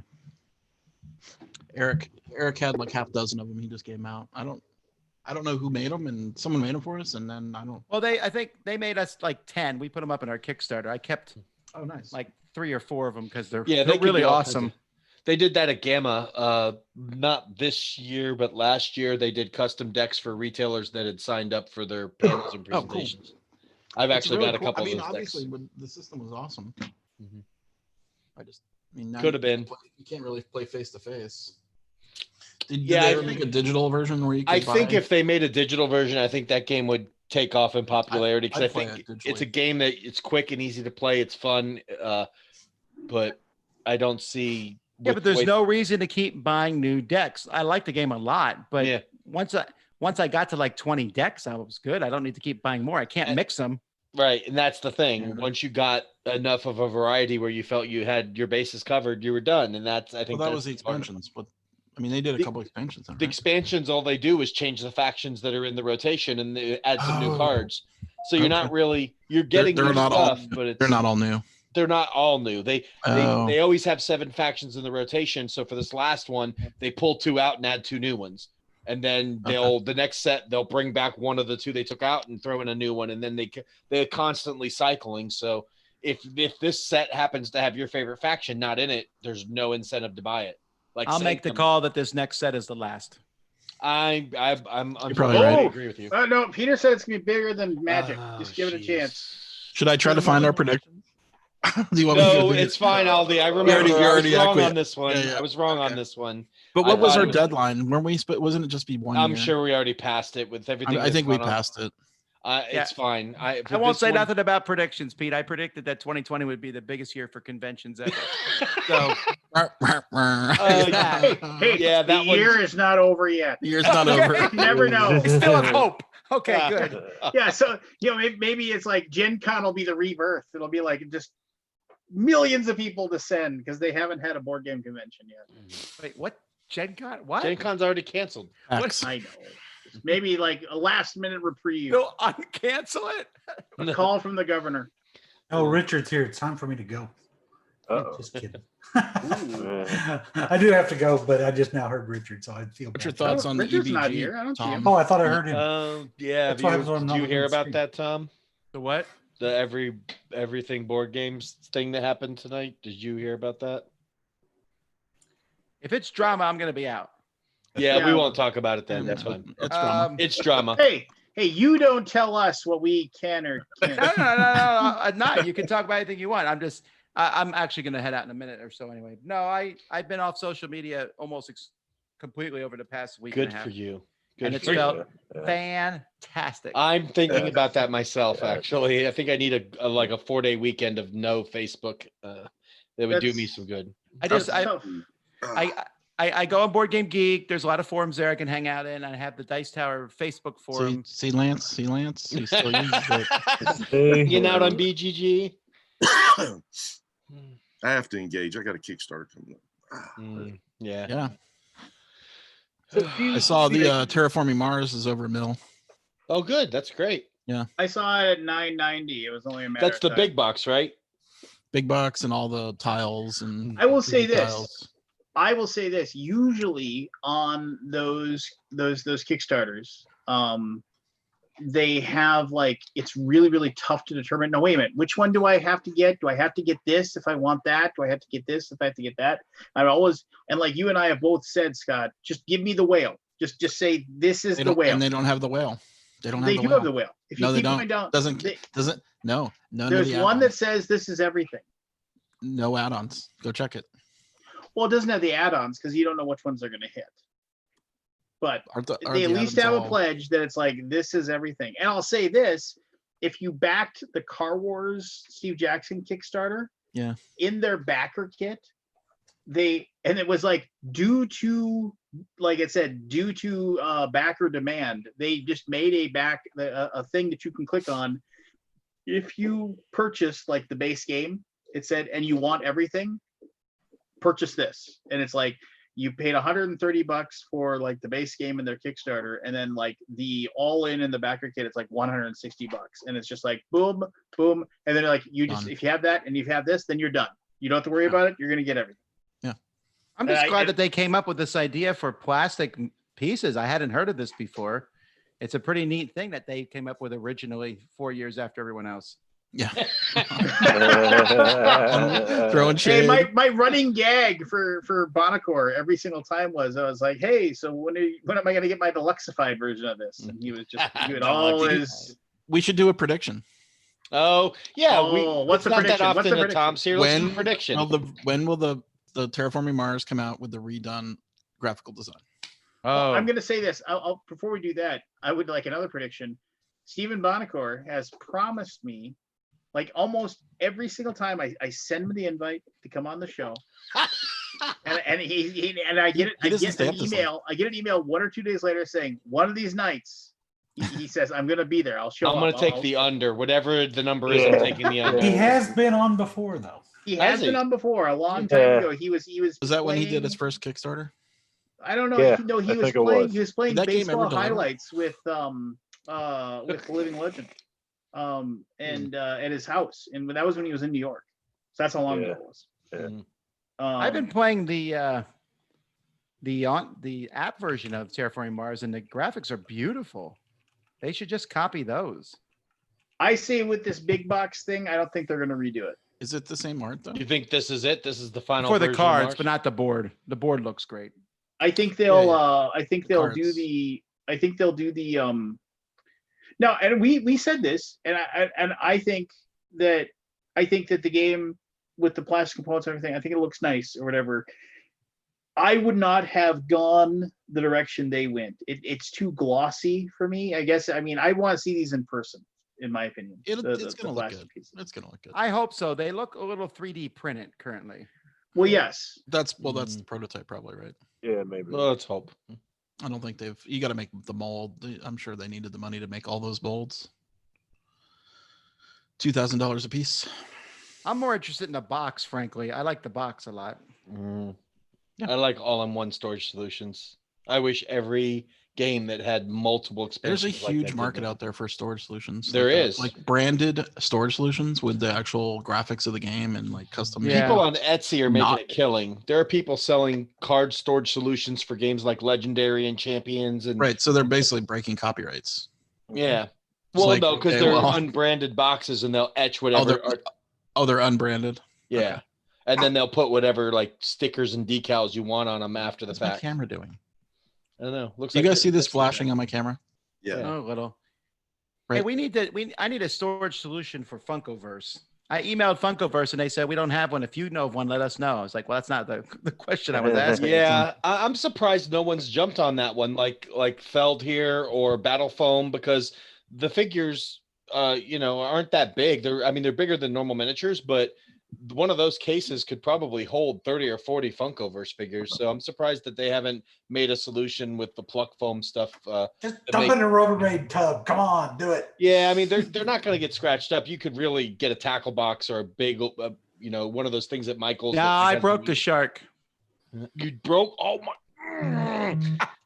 but not the special one, just the old janky normal one. Oh, the regular one. one you'll play. The common one. And then Yeah. Pete, I had my daughter glue it back together, and she glued the fin upside down, so now it's waving at you. It's like, Oh my god, I want to say something right now. I'm just gonna bite my tongue. Is your puppy here, Tom? Yeah, people are Oh. asking to see your puppy in chat. no, He's she here. just quieted down 10 minutes ago. I Mm. have to wake up at 5:30 in the morning probably for that stupid dog that I love, but still, What kind of doggy is it? Y'all It's a say hi to Mr. black- Cooper here. a black German Shepherd. Oh, nice. Nice. This Yeah. is I Cooper. have my here. Come here, buddy. Oh, what do you? You can't. Yeah, my have dogs are this. upstairs sleeping. I've got 2 labs. I love them. This is They're my first stress date. relief. They've been my COVID stress relief. When they see I'm having Here, a big bad dummy. day, they just come up and lay on my lap. And Come on, big All dummy. right, gentlemen, I need to go to bed, so I All right, Tom. apologize. it was No, good No, talking it was. to you.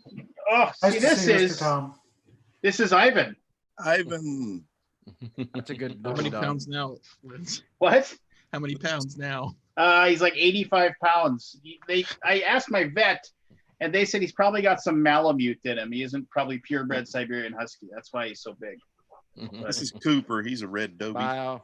Bye, Goodbye, Tom. Tommy. Tom, Thanks for coming on, bud. Tom, I'm going to bed too because Good I night, gotta work Keith. tomorrow. Oh, because your best friend Tom left. So now Yep, you're I only came home because, Uh, because I knew I'd get to talk to Tom. So because that was planned. Oh, like Forrest showed up. That's why Tom left. That's why I'm leaving because it's Forrest show. It's that guy with the sex doll in the back of his room. Well, you can't see that. He abused Okay, it so shit. much Oh, the yeah. head is gone. Way to go, Forrest. Way to chase off the talent. yeah. Wearing your Colossal Games T-shirt, I say, "Oh, look at Richard showed up." He was like, it was like Tom knew. He was like, Yeah. "Oh God, I'm out of here." Here comes the B squad. Hey Lance, how warm is it where you're at now? It's like 97 degrees today. It was ridiculous, Is it? but Is it'll Ivan cool off. over? Does Ivan overheat in this kind of weather? He'll go outside. Normally, like he'll go outside. He'll like especially if it's still too hot outside. So he just comes in here and he lays down on the floor. And the basement is super cold, so he just lays down on the floor. I was And it's wondering, like it cools him off. behind me, the ladies that live behind me have. One is what you have. I think the other one's a Malamute. It's like it looks the same. It's a little bigger and it's a different coloring pattern. I think it's what a Malamute or whatever. But I was wondering that it's been like in the 90s a couple days here, high 80s. Yeah, I was wondering about that. Like I don't think certain areas should have a certain type of animal. You know, like I couldn't see them dogs living in Florida or Arizona.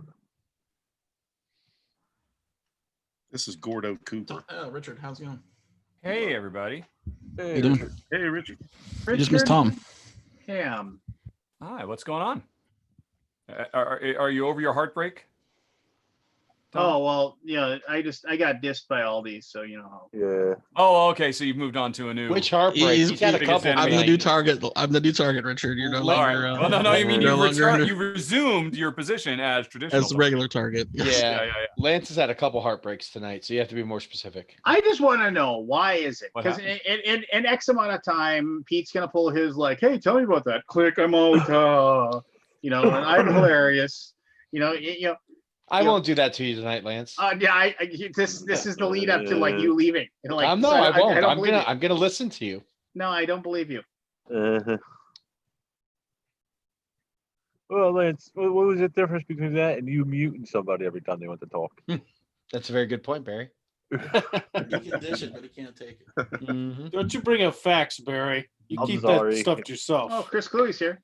All right. My real friend. Yeah, you're real quick. Your old friend. Speaking of which, I've not been able to attend because I work at 7 a.m. the last few weeks, but I got tomorrow off, and I'm about to send an invite to Freddie Prinze Jr. Oh man, He's a big fan of board Oh, games. that was a classic. I love that movie. She's all. He's a that. board game fan, and he's a wrestling fan. So, you know, he's got some stuff to talk I about. would love to talk to Freddie Prinze Jr. He played. Oh, it's not about? happening. He played in the Scooby Doo movie. She's Yeah. all that. Two classics that I enjoy very much. Okay. I never saw She's All That. It's a good movie. Is it good? Yeah, It's all that. it's the traditional. It's the traditional. Take girl A and turn her into prom queen, and then you fall in love with her. Blah blah. It's the typical. Oh, was it done on a bet or something like? I can Yes, make things exactly. Popular. And then the Okay. guy who did the bet tries to like steal the girl from it. It's you could write the script and you knew the Sure, movie I just- before it we even just started. wrote But it's a pretty decent movie though. Okay. I Okay. recommend it if you haven't seen it. That is more thought that I have ever given to Freddie Prinze Jr. in my life. Mm. I'm very excited now. Although he was a perfectly serviceable Fred. Yeah, he was a good Fred. But Oh, he was Fred. it doesn't take much Yeah. to be a good Fred. He's actually connected to a board game company. He's the spokesperson for, I think, Goliath Games. He's one of their celebrity Oh. people. That's here in Well, who's Dallas. Goliath Games? Never heard of Goliath Game. Pretty Get sure him they're on here. here and explain himself. They do a lot of mass market stuff. They have Yeah. Mastermind, license to I Mastermind. think they did the doggy doo doo game. Yeah, they I did would like Doggy to say Doo-Doo. that Mr. Cluey looks very cute with his headband on. Oh yeah, you know, my quarantine hair is quite magnificent right now. You have the mullet yet? It's getting there. It's Nice. definitely getting there. Nice. Hey, I saw that California won for most new cases or something like that. Yeah, no. Congratulations, you're number one. Yeah, we're number Texas one. number two. Texas number 2, baby. Yeah, Yeah. good times. Good times. Yeah, we had a fun time yesterday when my wife found out, she's a social worker, that she was exposed due to clients' parents. And so she got to go take a test yesterday. Thankfully, it came back negative. It was a very quick turnaround. But yeah, we're not really doing so well. Does she have to take it multiple times, or is it just a single? They just did it once. Okay. I'm still gonna stay, I'm gonna keep us fairly isolated for the next 3 to 4 days just to make sure, because I want to make sure that we're not infecting other people if the test missed something. I was actually supposed to meet with the other high school freshman football coaches tonight for our season game plan meeting. But as I said in my email, I'm not sure we're gonna have a season this year. It's don't think that's gonna happen. So anyways, here I am to buzzkill everyone's conversation. How's it going? I was buzzkilled already, but Enough with your buzz killing. Lance, Lance. Kabuki Kid says, I'm supposed to ask you about the controversy that you want to talk about, but nobody's talking about. About the Everything Board Gamers thing. What about him? Oh yeah, Oh, you what didn't was hear it? Are you familiar with the Everything board game group? The Everything Board Game Group. We've got like 10,000 Have members. they just launched a digital Right. magazine? Yes. Because they sent me a PDF of the first episode. I thought, oh, that looks nice. And they said, could you do a run through? I'm like, I don't know if I want to do a run through of a magazine. And they said, can you give us a quote? And I said, yes, here's my quote. That looks nice. And You might want to ask them not to just sold your 1,000 quotes, copies. oh dear. because they are taking the we're not going to do a Black Lives Matter stance because human rights are political and we're not going to talk about politics. Oh my God. And then people are in there blasting them for it, and then they're just deleting those comments. Oh and- my God. Yeah. So and then 17 of their reviewers posted a thing that we're all leaving Everything board games because and They their had a media walkout? Yep. They had their a media their media manager, the guy who controls all, basically reaches out to the things and gets the review copies and then gives them to the reviewers. He basically posted, I cannot be a part of this organization anymore, and he left. So Jeez Over Louise, 20. did that all just happen today? today, Yeah. yes, it happened today. Nice. Good for There's them. a statement if you go to their Facebook group and Yeah, what is here? I hate giving them press, but here, let me find their official statement, the official everything board game statement. He left. I've Rado got, left. I've got a picture of it on my timeline. I don't know where he went. Oh, there he Just goes. to set the No, record straight. okay, oh, there you go. Just went and got. Good for you, man. Where did you get that shirt? I got to get one. I got this from a local silk screening custom t-shirt shop because they're impossible to get. They're sold out everywhere. So, All right, so I had this shop make one for me. Although All I right. have ordered, I paid about $100 of merch off the BLM website that's on its way. Supposedly they'll be shipping tomorrow. So I'll be Good deal. mixing it up because this is getting a little ripe, actually. So here's their official statement. They said everything. wanna board share games your screen? statement. Well, the type is so tiny, Oh, so I okay. invite And he's everybody got the just to go porn to in the background. everythingboardgames.com and they can follow along. As you're probably aware, there are a number of false and defamatory statements that have recently cropped up. As such, we at Everything Board Games are prepared to stand our ground against lies and cyberbullying. Recently, a few of our volunteer reviewers demanded that Everything Board Games craft an official political statement. We declined. Unfortunately, a number of them have launched what appears to be a coordinated attack and decided to involve our community. We will not stand for that either. Facebook already has rules in place that prohibit hate speech, etc. We will continue to follow the standards Facebook has set in how we moderate. We will also be removing comments meant to incite, as well as those that authored them from our group on Facebook. At Everything Board Games, we are committed to our core mission, which is to help bring gamers and the games they love together. We'll to create a space and community where they can hang out together and just have fun. We believe this is especially important right now as we live in a time of political and social unrest. In order to make this happen, Everything Board Games has chosen to refrain from getting involved and advocating certain positions in regard to politics, religions, or any other hot topics. This is why we choose not to make an official Like statement. human rights. That's a particularly hot topic, yes. The other reason why we will not make a statement is because we believe in you, our community, to make the statement those reviewers demand would be for us to assume that there are those in our community who are hateful, racist bigots. This directly contradicts the experiences we've had within our community. We at Everything Board Games are interested in just that, board games. We have no interest in virtue signaling. Oh my fucking God. Requiring the membership of our community to prove their moral and ideological purity and all the other nonsense that comes with adopting that kind of mindset. Oof. Wait. Oof. Did they just do a Donald Trump? Well, you know, if we don't test, there's not actually going to be any COVID. You got it. That is a solid point. That is true. If we weren't testing for all this, it wouldn't even be. We wouldn't even Instead, know. we choose to show what we stand for, what all of us stand for in the Everything Board Games community by how we comport ourselves. To those who feel they are cannot not stand a comporting community and themselves refuses to wade into politics and that refuses to wade into politics and other social justice initiatives, we understand and we wish you the best.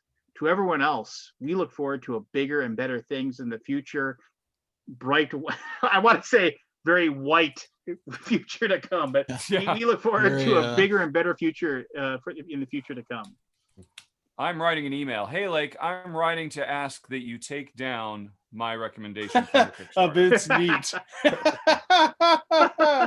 Oh, that was the group that you did a recommendation for with the magazine. Well, no, yeah, they've got a Kickstarter right now for a digital, and it's really good. I was really impressed. And what my quote I gave them was genuinely interesting content and fantastic presentation. I didn't think digital could match the joy of holding a real glossy magazine in hand, but this is great. And I believed that up until about 30 seconds ago. I saw that. You should change your quote to. You should tell them I resend that quote. My official quote on the magazine is "Black Lives Matter." That's my quote. Should be like, I was unaware that I was about to be milkshake ducked. Well, like Jeremy Howard, like he allowed him to like use his picture and stuff like that, and he's livid. I bet. Yeah. Jesus. I can't. Yeah, he's already posted about that. Someone should probably tell them you don't want to tweet through it. It's not a good idea. I think this person's not going to listen. No, probably not. Today. There's a high likelihood that's not going to happen. Yeah. No, and I mean, I'll just let his words or their words speak for themselves. I will not add anything else. It does seem You like don't need to. Yeah, exactly. Wow, that's crazy. No, I mean, and the thing is that I was removed and thrown out of the group and blocked when I asked, could you please tell me what was the lie and the defamatory statement that they made in their statement to you. And I even my original comment was, I'm not asking this to raise. I seriously just want to know what you think are the. There goes Lamb. Yeah. Oh, well, they found him. They shut him down. They got Man. him. They God got damn, him. man. Worm. Dude, They I tell you what, got him. man, it is getting great. Like, because I'm in a smaller city. We're in Fort Wayne, and Fort Wayne is one of the bigger protesting cities, which is really interesting.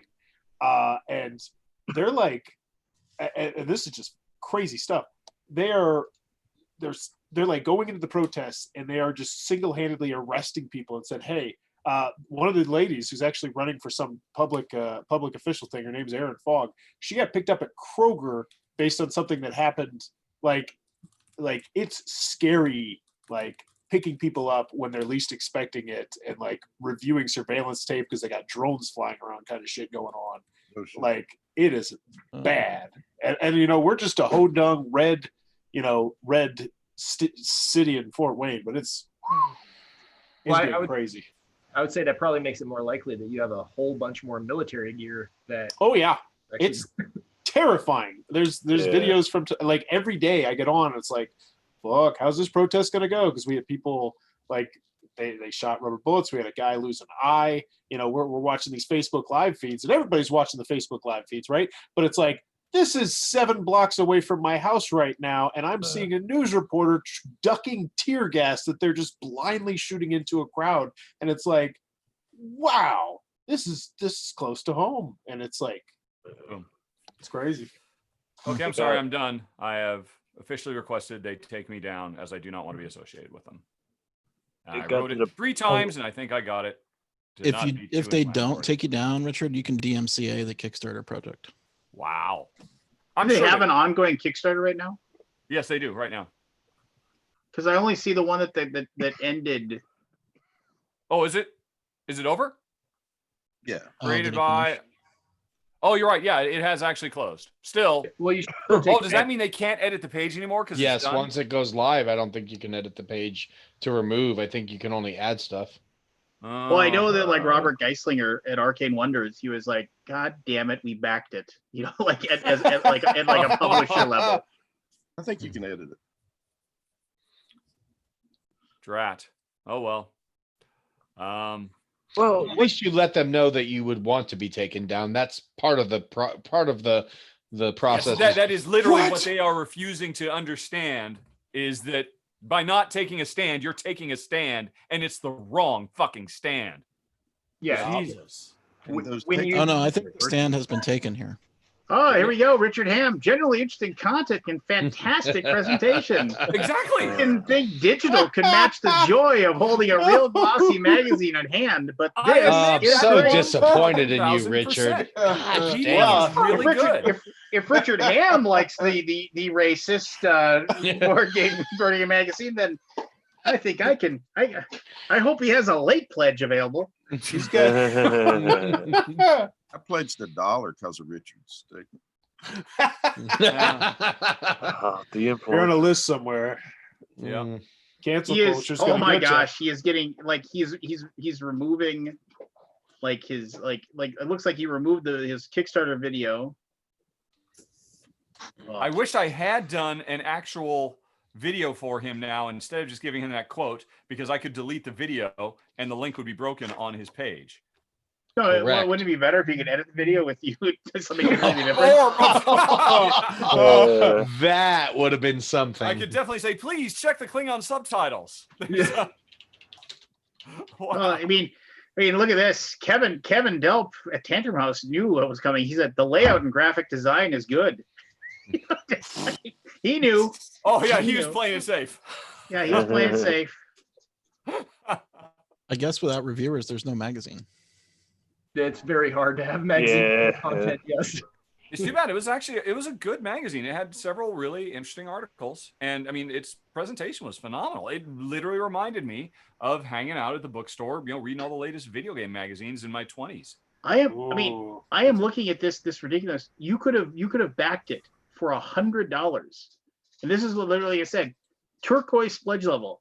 Get the prestigious honor of reviewing the game of your choice for a future issue of Everything Board Games Wait, magazine. what? Let me pay you to work for you. 400 word limit. Game not provided. Well, that's basically a way for publishers to get a positive. And review 6 for their own people game. backed it. What a prestigious honor. Jeez. Pledged $1. That's Oh, a boy. dollar. That's a dollar Richard owes you.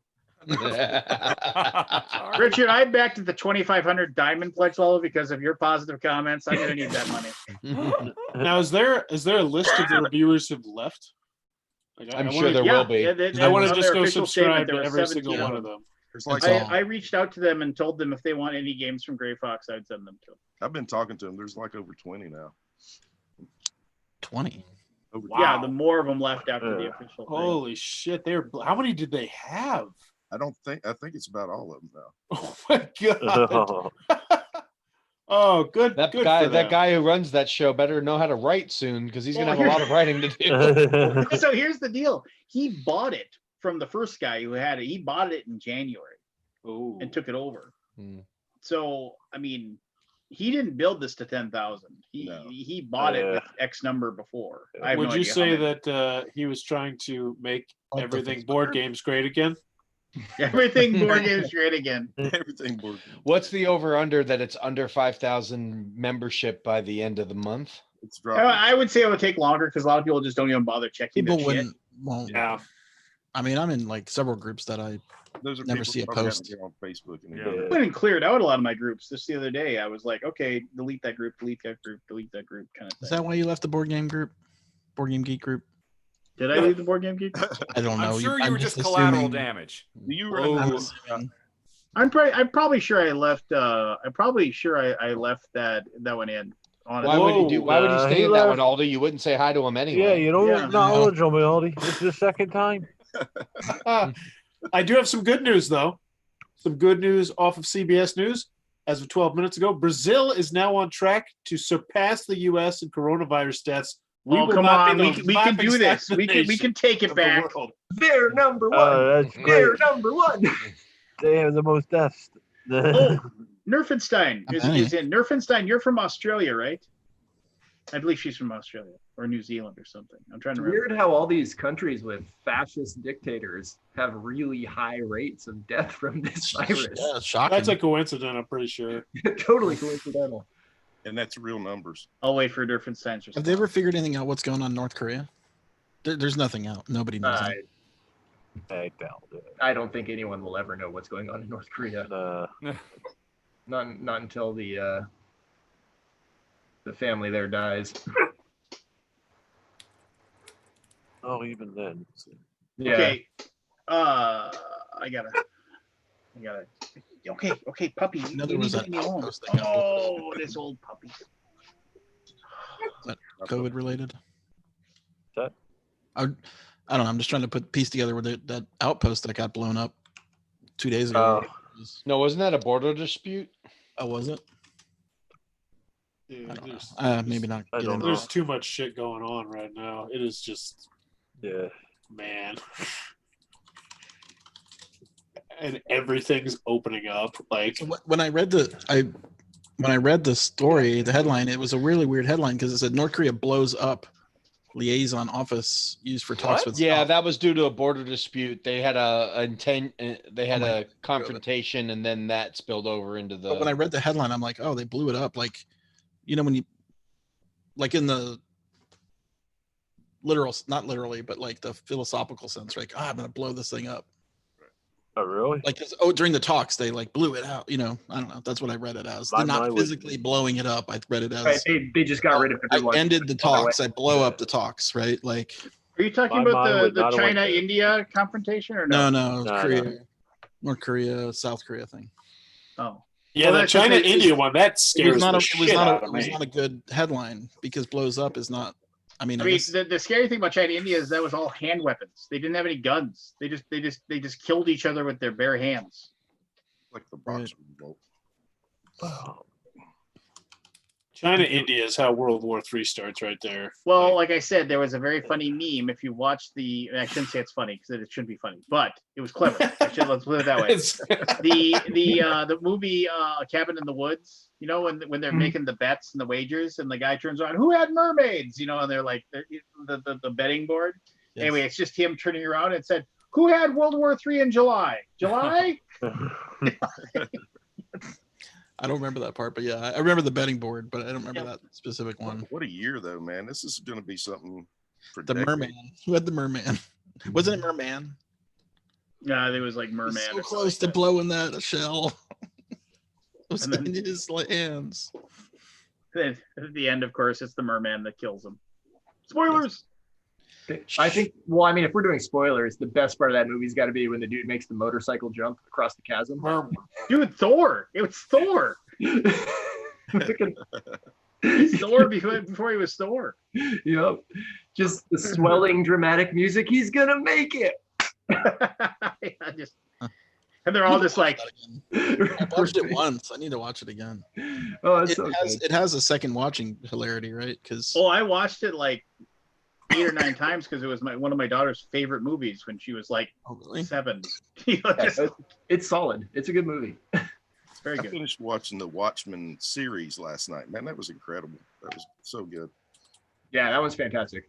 And it's amazing how, you know, you would think it would be something made after all this that's happened, but it was made before all this, you know. Well, I mean, they had plenty of history to draw on. So Yeah. But I mean, you got cops, you know, everybody's wearing masks, and then you got all the race, you know, I things meant going to- on. What makes this time so special? Like, What's the we've question? had what You made mean this particular George Floyd, incident, yeah, George specifically? Floyd, so special? because he wasn't shot, because he was literally choked out for 10 minutes. Yeah, exactly. yeah, And okay. I have to imagine that Because the events of COVID if and there was just everything another else that shooting, have yeah, happened, what can you do? Guns. there's so There's much nothing you can do. tension built up from everyone being confined at home too that just Yeah. was the spark that needed to. Yeah. It just, Well, I think one thing that a lot of people are not factoring in, and they're really downplaying, but it really is a testament to our society. I wrote about it in one of my political things.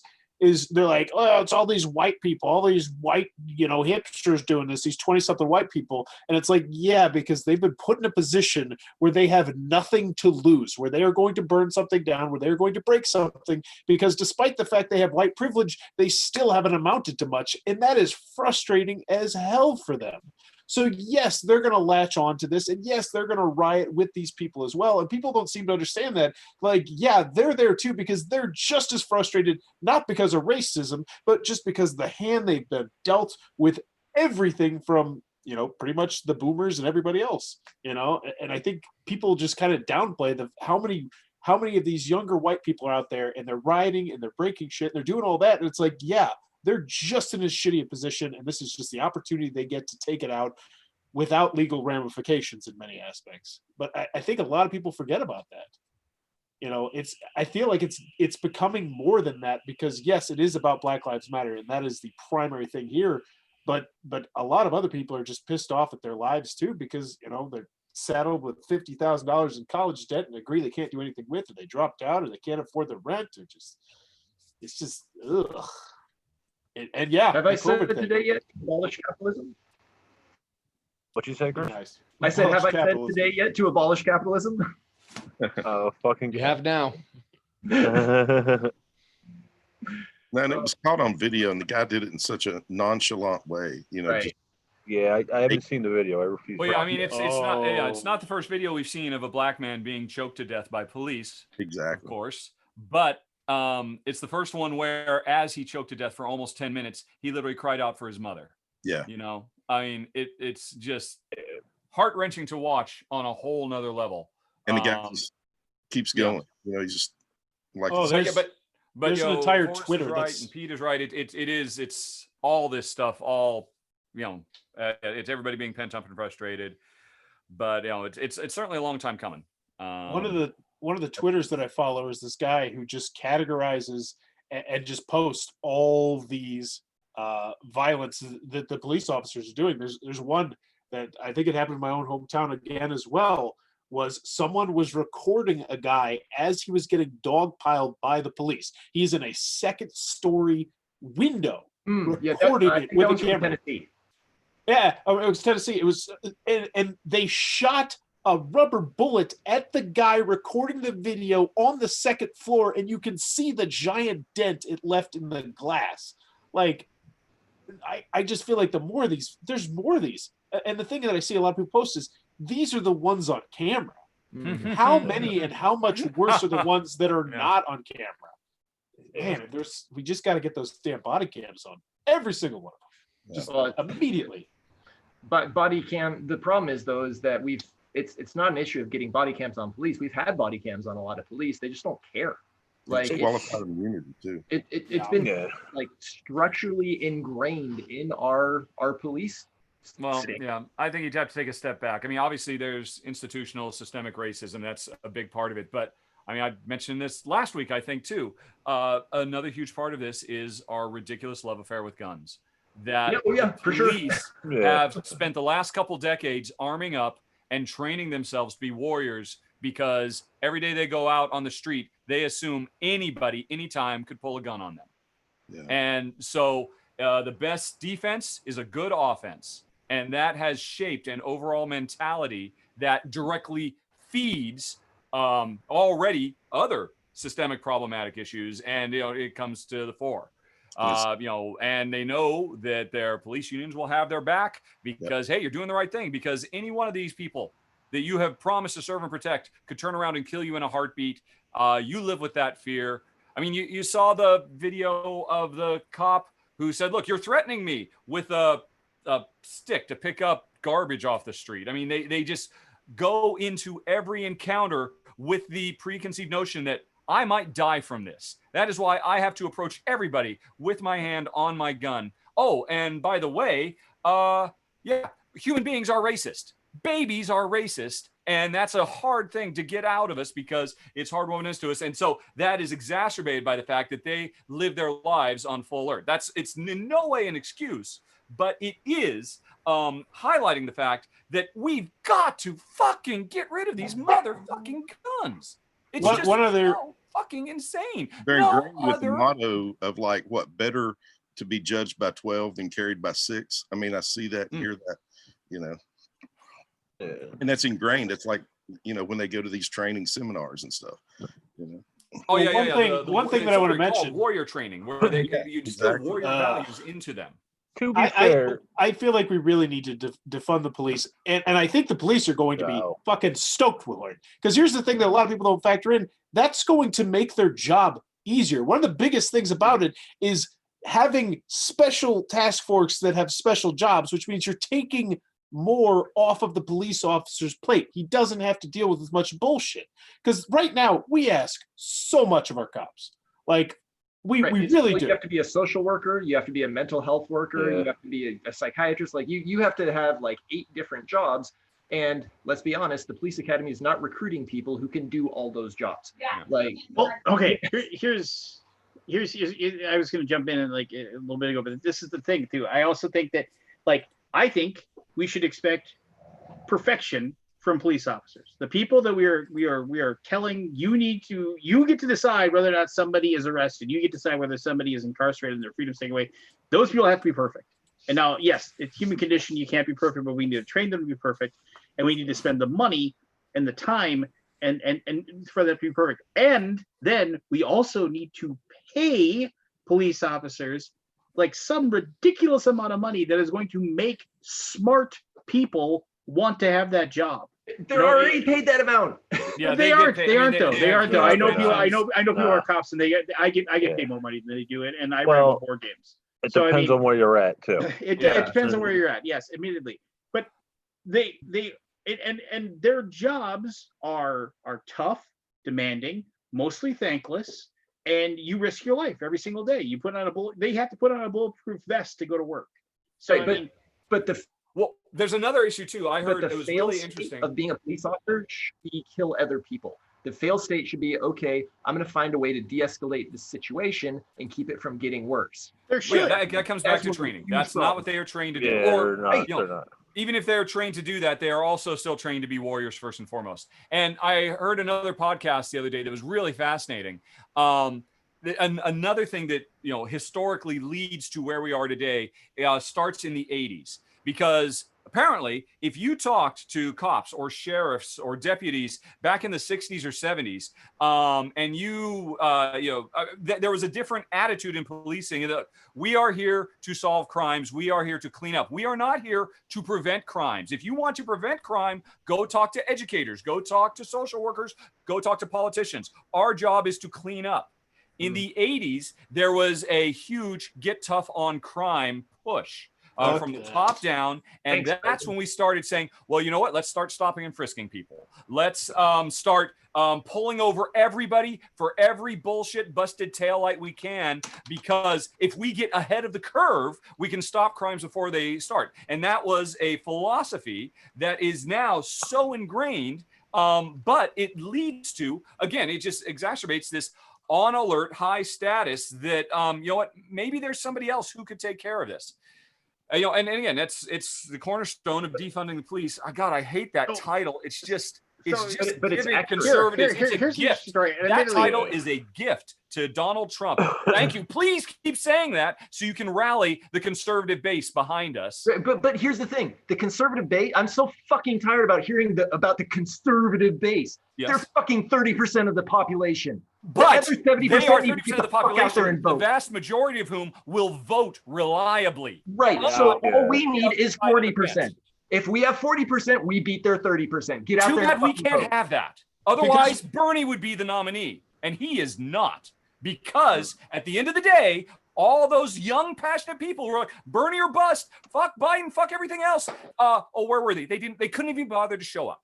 And so he is not You're the not going nominee. to see an argument from me on that one. This I'm is saying you get out and repeating vote. over and over and over. Never mind the fact that not only do we have to turn out the vote, you're right, we have the numbers, but we don't have the number of voters. But even if we did, we have to go so far above and beyond because of all the redistricting, because of the makeup of the Electoral College, because Utah has 2 senators to represent whatever it is, 200,000 people, where it's 2 senators to represent 5 million people in California. All this stuff. And So that's why I'm saying, don't shy away from defund the police. Embrace that shit. It's the only way we're going to get through it. No, Because if no. conservatives are gonna Here's the latch onto it. problem. Finally, for the first fucking time in 4 years, Trump tripped over his dick enough to start getting his base to walk away from him. And then what do? We say, oh, no, hold our beer. We'll give you a reason to go back to Donald Trump race. You're not wrong. His base is never going to leave him. It does not matter. Dude, what all party- the polls are Chris, saying I will tell otherwise. you, Chris, I will Old tell you people one will thing. Follow him. Old people will follow him until they start dropping dead, which is what is happening now, and it's directly his fucking fault. I live in a deep red state. I live in a state that has gone Republican after Republican, and I can tell you, Chris, that there are people, especially the ones that are legitimately the pro-life ones, that is their big thing, because there's so many Republicans pro-life. That is the only reason that they are Republicans, and those people are starting to weather a little bit and say, yeah. But yes, you're right. Overwhelming majority not wavering, but there absolutely are, and I see those people. I mean, you're right. Not the overwhelming majority. We don't need the overwhelming majority. He won by an underwhelming minority. We just have to pick away at the edges. If it's Well, close, again, And Trump was doing everything he could to help us. No. Again, I see this argument so many times. You don't have to pick away at the Republican edges. What you have to do is figure out how to appeal to people that don't feel like the system is working for them. That's Preach. never going to be Trump's edges. Those I will people respectfully support Trump, disagree. they are flat out racist. If you can support Trump after 4 years of this shit, you are a racist motherfucker, and I hope you drown in an ocean. I respectfully We disagree need with to make everything you sure- just said. We need But to that's make okay. sure that people who otherwise wouldn't want to vote because they feel like the system is not working for them, that we give them a reason to vote. Hence, defund the police. I All would the- suggest, Chris, All the people out Chris. there who have been abused by police officers, defund the police. Now they have a reason to vote. I would suggest, Chris, why not both? Why not both? I do agree with Chris that I do think we can do more than one thing at a time. Bringing people in is the key. I think trying to peel off Republicans is going to be a losing game for us. I think we have to try and get those disenfranchised voters. And I think the Black Lives Matter thing, that like all these, how many of those people out there are not the people who go out and vote? This is the kind of thing that I think can really help it. I mean, the universal basic income. How many more people, like if Andrew Yang somehow would have got through all that shit and they were like, okay, there's a guy who's really going to give me $1,000 a month. I think we have to be focusing on what we could do to bring out those other voters. We need to legalize marijuana. We need to be putting up things that are going to get the people who don't typically to vote, I think. I think that is really the key here. I agree with Chris on this one. I do not mean to imply that, yes, we can change the hearts and minds of the majority of Trump voters. I'm suggesting Trump was already doing that. All the polls, he was sinking like a fucking stone. And he, to be fair, he still is. Because at the end of the day, people could turn a blind eye to all the trouble he's causing because, hey, at least it's not my problem. All the children in cages. My kids ain't in cages, so it's okay. That's all fake news anyway. But when their aunt dies, when their sister gets permanent scarring of their lungs, and they stop looking around, why did this happen? Oh yeah, that's right. Trump told me everything was going to be fucking fine. And he told me not to wear a fucking mask. And now my doctor is saying that's why your sister will never be able to breathe heavily, fully again for the rest of her fucking life. When it starts affecting them directly, we were going to see a change. I believe we still are. And I do believe in the spirit of defund the police. I am literally just talking about optics. Because nobody who is arguing for the defund the police movement is literally saying, yes, we need to literally abolish the police. Nobody is arguing for that, but that is what that's what I thought the first time I heard the catchphrase. And I was a week previous on my show saying we need to tear down the system on my fucking show, losing subscribers so I could put that out. And yet still, when I saw hashtag defund the police, my first thought was, well, okay, I'm not literally saying we need to literally abolish the police department. That's a little silly. And then I had to dig and look into it, find out, oh, okay, I agree with everything this particular hashtag stands for. Too bad it's a fucking gift to Trump. Defund is not the same as abolish. Defund just means take money away. Yes, I understand that. But you know what? Anybody seeing that hashtag isn't actually going to understand that difference. Yeah. I agree Defund the completely. police, My parents completely were- out of the blue means, yes, stop funding them. If you don't fund a thing, it goes a fucking way. Yeah. It's Well, My parents- I had it's semantics. Conversation with my parents this weekend about defunding the police, and they literally thought, take the police away. Yes, Yeah. exactly. That We is need what, to educate and that people is on what it why means. that hashtag is a gift to the right. And it's only drives a me nuts gift. because It's no only a one. gift if we don't teach people. Hmm? It's only a gift if we don't teach people what defunding the police actually means. But And here's I'll the thing. tell you Wait, a wait, wait. super easy way to teach someone. You pull up the police budget for your town and you point out it's probably 30 to 40% of the overall budget. Yep. You tell them that's what defund the police means. So, Chris, are you going to go to every single fucking household in America? No, you're not. Nobody is. I'm I got agreeing with 180 you. some odd I'm thousand agreeing people on with the Twitter. sentiment. I am suggesting it is terrible messaging. If you use your platform, it Mhm. does not matter how big or small your platform is. If Mhm. everyone uses their platform to get the message out, then you are doing your part. All it takes is all of us speaking out and being educated on the issue, and then So here's that's the- what people like. I appreciate that. I admire your optimism. I disagree.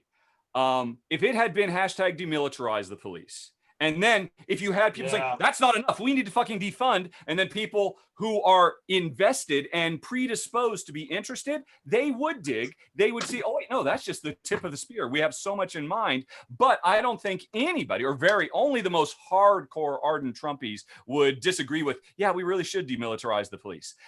That could have. I mean, you're suggesting that all we have to do is further education of people who don't want to hear it. No, I'm here's the suggesting problem. we should have gone the other way, a more palatable thing. And then if people weren't happy that it's going far enough, they would be predisposed to accept further elucidation on the topic. So the instant you say demilitarize the police, Okay. I just turning said. your argument back on you, Trump is going to say they're taking away your Second Amendment rights. Mhm.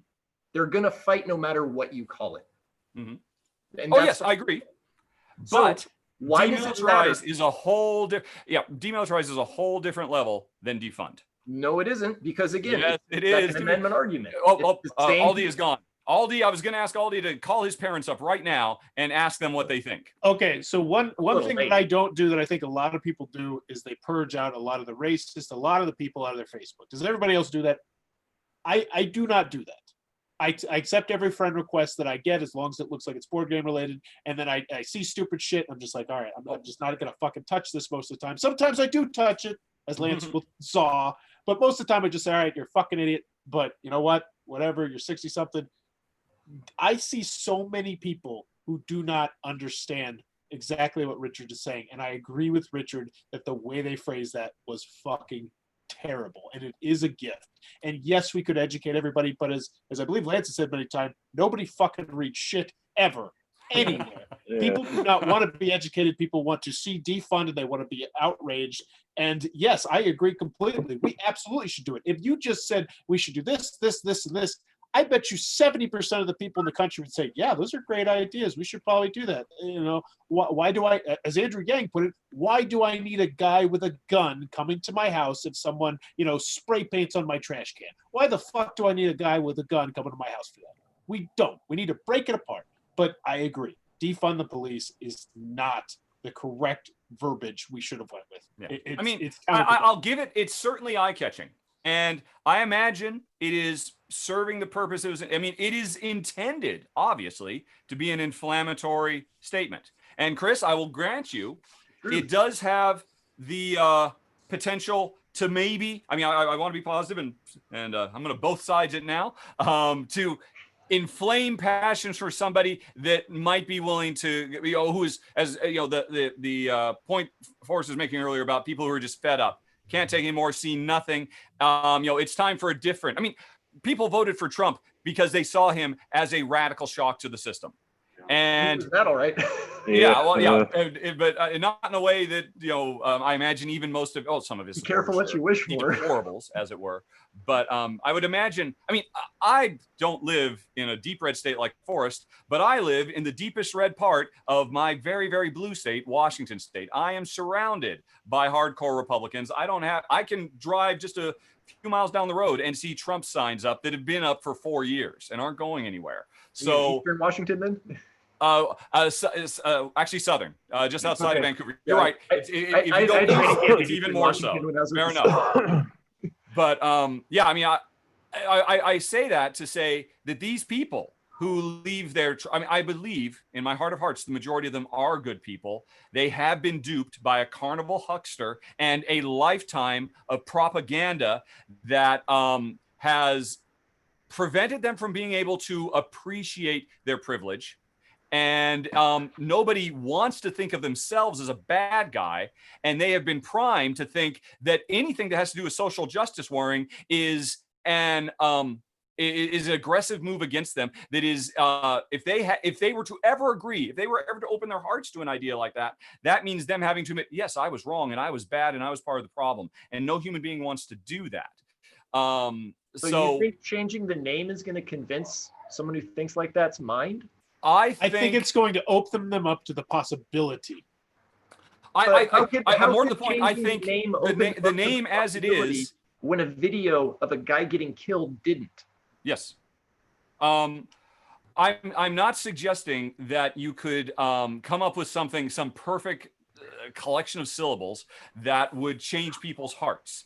But what I am suggesting is the collection of syllables that we have landed upon further hardens their hearts. I think we need to make the argument something that they can agree with. And they can agree with the fact that police officers, because they all know police officers, people know police officers, you probably know police officers, have a very difficult and thankless job, as we mentioned. And what this is going to do is it's going to make your typical police officer's job easier because they won't have to deal with all the bullshit. I think we should have went like that. This is going to make it easier for police officers. It's going to make it better for the people. It's going to make everything better. Yeah. I think that was the route to take if we wanted to And convince literally everything you just described the heart and soul of the defund the police movement. Yep. Safe space the police. I'm sorry, what? Say so. I'm sure that'd go over well. Lance, Safe what's space your the opinion on police. this? You've been quiet. Well, this is Yeah, that your turn moment to when shout. people are very excited, and I like people being able to express their opinions. It is, in my opinion, very obvious that the current system we have put in place for how our police work, whereas on one hand, I would say the vast majority of their work is done very well, and they have a thankless job, and I don't want anybody who works in law enforcement to think that we think they're all horrible. However, it is very obvious that they don't have any third-party oversight. Yeah. They don't have any they don't have the ability. I mean, there was my brother once told me about a case in Las Vegas where a friend of his, a teacher, and this is stuff that happens, right? And nobody knows, but a teacher, a woman, was walking home she'd been out in Las Vegas. She'd been out to the bar. These police pulled up next to her, asked her where she was going. She was black. She said, I'm just walking home. They came out, they started IDing her and everything like that. And they said that she matched the description of somebody that was selling drugs. And so they arrested her, and they got her address, and they went to her address, and they nearly killed, because they weren't wearing police officers' uniforms or anything like that. They nearly killed her boyfriend who lived there, because they came into the house plain clothes, and and he was like, what the hell? And he sees these three guys burst into his house, so he took a swing at one of them, and they beat him within an inch of his life, because they thought whatever. It was so when they wanted to bring up criminal charges against these guys, there was they were allowed to have one person or one lawyer or whatever for their three people that would hear the case and decide whether or not the criminal charges. The people that brought the complaint were allowed to bring one person. The police brought another person, and then the state appointed the third person. And wouldn't you know it, in this case, 2 out of the 3 decided there was no wrongdoing. And it's stuff like that. It's totally real. And it's and of course, in the lawsuit, of course, they settle out of court, for whatever, because you can get something proven in a civil case a lot easier. But stuff like that happens, and it's just shitty, and it's obvious the system we have is fucking broken. No, total true story. And this is, somebody mentioned the 60s and the 70s about how cops were different. My grandfather, my dad's dad, after he came back from World War II, he farmed for a little while, got sick of it, and then he ran for sheriff, and he won, and he was the sheriff. My older brother was riding in his squad car one day, just hanging out with him. He pulled a guy over. My grandfather was a big man. He was 6'5", big guy. And he pulled a guy over because he thought he was drunk driving. Literally one of those things where weaving, this isn't we pull, weaving back and forth. You can see the beer cans in the back, kind of thing.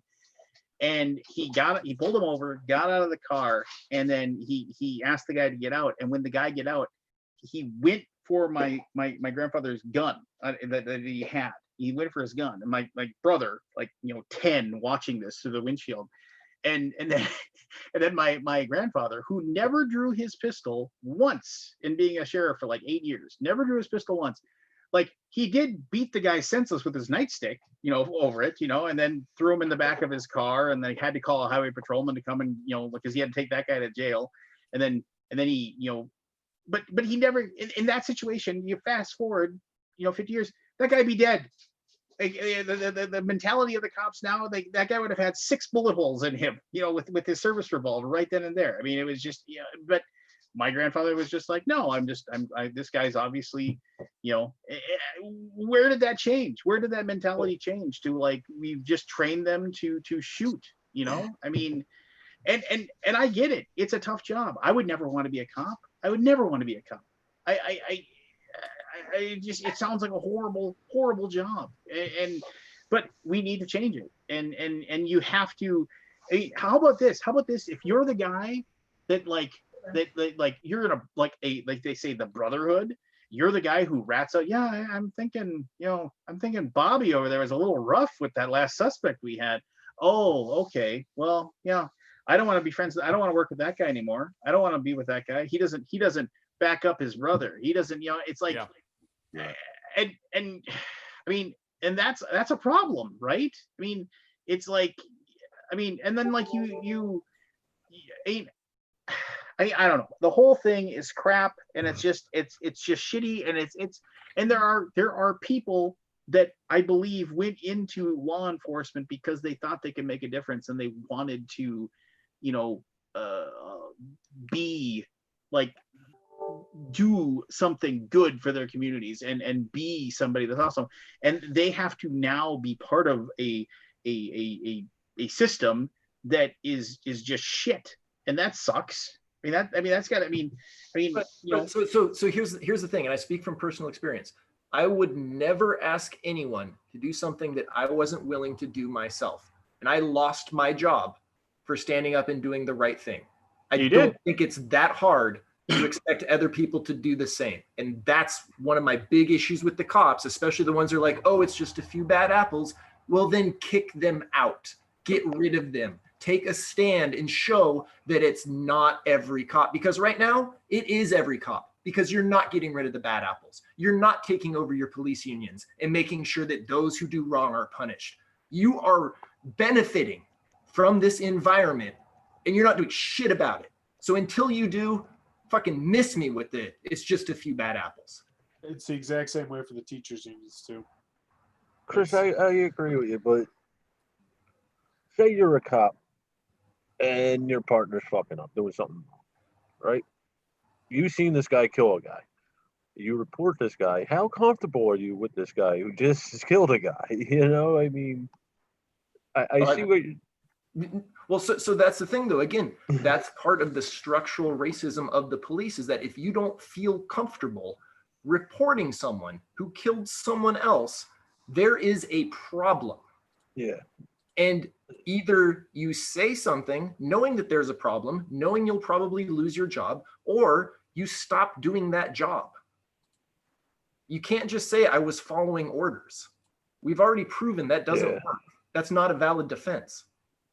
No, I'm not even saying that. I'm just saying this. If you're a cop who's working with a dirty cop, I'd probably be afraid for my life as a cop that this guy's going to shoot me. So talk with the other cops in the station, and if you're in a dirty station, then fucking say something, knowing the consequences, or leave your job and let people know. Because if no one ever does the right thing, if we all just wait for change to happen, change never fucking happens. Yeah, I see where you go. Yeah. And yeah, I understand that is a scary thing to do. Like, it is terrifying to say this could lose me everything that I am used to. But if you were in the position where you wanted someone else to do that for you, you would expect them to do it. It's like that whole whistleblower thing. Yeah, that's true. Yeah. Yeah, but the whistleblower thing, there's distance to me with that. When you're partnered up with somebody, I don't understand the cop mentality completely. But I was talking to my brother who was in the military, and he understood it. You're close with these people. Yeah. And with anybody, you're close, but you tend to oversee things. But when it gets to a point, you're still, these guys are trained. It's like the guy, that killed George Floyd. I mean, there was other cops there, and they didn't. One of which was like on his 4th day or something like that. Well, as I understand it, all 3 of them, he was literally their training officer. Yeah. Oh, Nice. I didn't. know that. That's apocryphal. Somebody told me that. I have not seen that with first-hand Well, reports. yeah, and I mean, and regardless, I mean, it's just like the part obviously that's devastating about that is that he was already handcuffed. Yeah. What the fuck are you doing? I mean, what danger was he? He was doing what he felt was right. Obviously, he was wrong. I think it goes a lot deeper than just he is a bad apple. It is a system yeah. that has gotten to where it is because of decades. I mean, putting aside the systemic racism that is at the heart of our country, it's literally what our country was founded on, the ownership of other human beings. And oh, by the way, fuck reparations. That you can just figure it out yourself. We'll redline the fuck out of you, but you'll figure it out. Give it a few generations. But putting that aside, which is its own issue, just, even if we were a 100% white country, oh, wouldn't that be lovely? That's me being sarcastic. We would still have these problems, not to the same extent we do, but we would still have police brutality. When I lived in Texas 20 years ago, I remember being really shocked that over a space of 6 months, there was an insanely high number of shootings of police during just regular highway pullovers. Oh, they're speeding pullover, a cop got shot. That happened like a half a dozen times in the space of 6 months. And the whole state was on high alert. And you better believe every fucking cop in the country knew that was happening. And these cops go out on the streets every day in a back-assward country where literally every single person they see might have a gun and might be ready to kill them.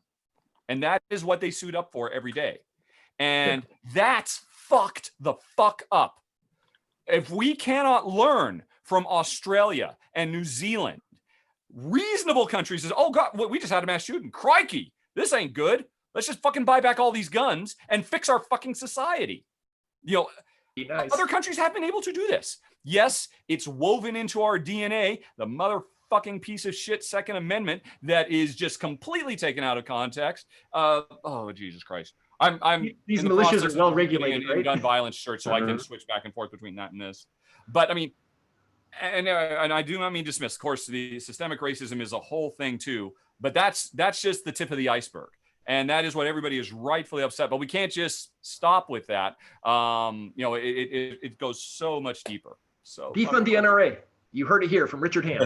Yes. 5 months, and we can vote, and we can begin a path towards fucking fixing all this in 2024 with Andrew Yang. 5 more If you're months, and we can listening all to this, vote. You need to go out and vote. Here's a crazy plan thought. on Do voting. you honestly believe he would just leave office without a fight? He said he will, Yeah. which doesn't mean shit. But Yeah, well, the wall's not built yet, is it? Right. So the thing is, it's not a Well, question. his of White if- House wall is actually. It's What do you- not a matter of if Trump accepts it or not. It's a matter of if the Republican senators who are supporting him accept it or not. And if that Yes. gap is too big, Yeah. they will ditch him and he will be out on his ass. oh, they're gonna turn on him so goddamn fast, it's gonna make your head spin. Because and- as soon as he loses that power, no one is gonna be with him.